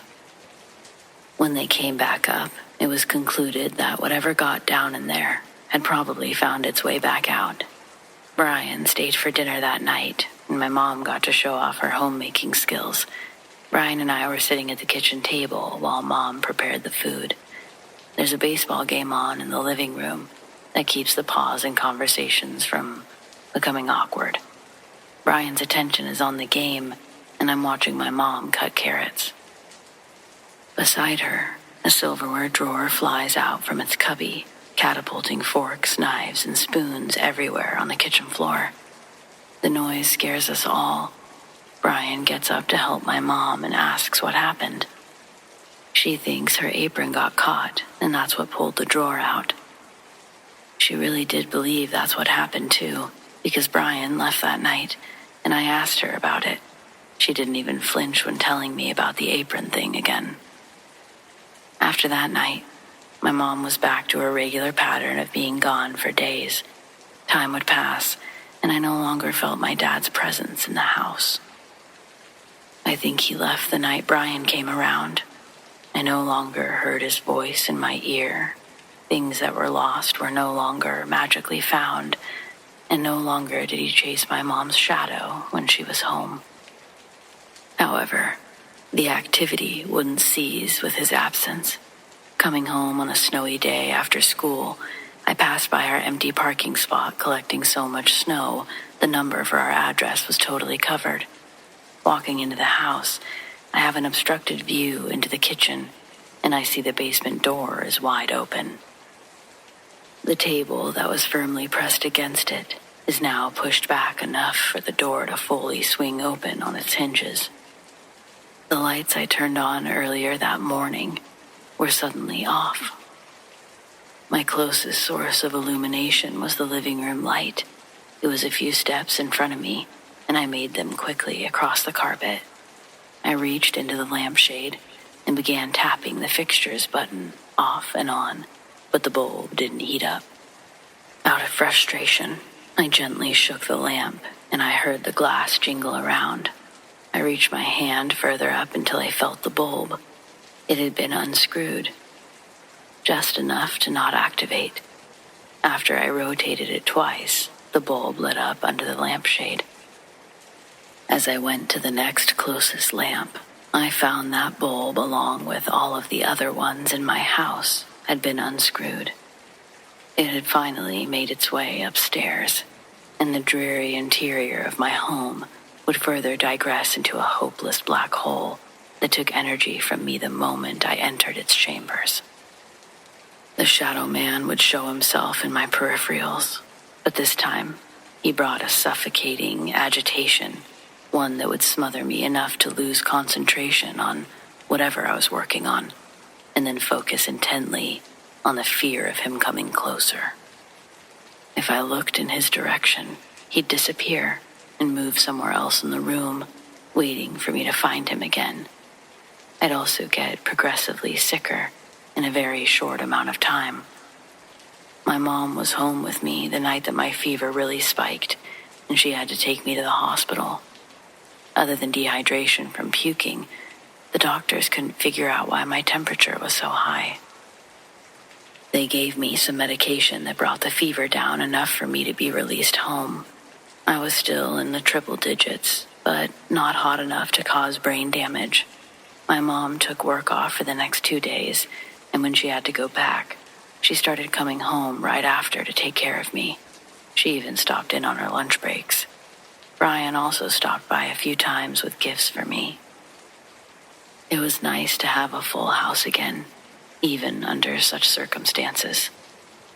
When he came over, he would sit in a chair next to the couch that I was laying on, keeping me company if I was awake. The strong, empathetic nature of Brian made me feel safe. I could fall asleep easily when he came over. Then it dawned on me through a dream. I needed to tell Brian what had been going on in the house. He'll be able to retain the information with an unbiased filter. When I woke up, I heard him and my mom talking in the kitchen. I'd almost pulled the covers over me to go in there, but as I listened to what they were saying, their words had me frozen. I heard my mom's soft voice say, "Kill her now." And Brian's low, gruff voice replies, "Kill the girl." They repeated those phrases back and forth to each other. The soft, monotone way that they were talking to each other was so eerie and bizarre. Slowly, I turned my body to look over the arm of the chair, and as I lifted my head, their voices stopped. When I fully looked into the kitchen, nobody was there. A few minutes later, Brian and my mom would walk inside with groceries for the night. I pretended to be asleep when I heard my mom's keys jingle in the door handle. The next time Brian sat down by the couch, I took the opportunity and first tested the waters by asking if he believed in ghosts. Brian smiles big and says, "Well, yes, I do." And then he asks, "Why?" I told Brian everything, and he sat there calmly, listened until I unloaded all of the stories of horror that had been cluttering my life. When I was done, he gave me a hug. He stood up. He grabbed his car keys. Before my mom was done preparing dinner, Brian was back inside with a stack of books about ghosts, demons, how to ward off evil. He got my mom involved, and she was more open to the idea when the words came from his mouth. She was shocked by my stories, but she also felt a sense of embarrassment that I hadn't told her any of it. I can't be sure if everything changed after that because Brian came into our lives and the house wasn't so empty anymore, or if it was the books he gave me, the things I was doing that I thought were keeping me safe, the crystals, all of that stuff. I have no idea if any of it really works, but something about believing that it would really helped. I haven't messed with any of that stuff since I was a kid. Once I felt like I'd gotten rid of it, I didn't feel there was any need to dabble in it anymore. Though I'm still super interested in all of it.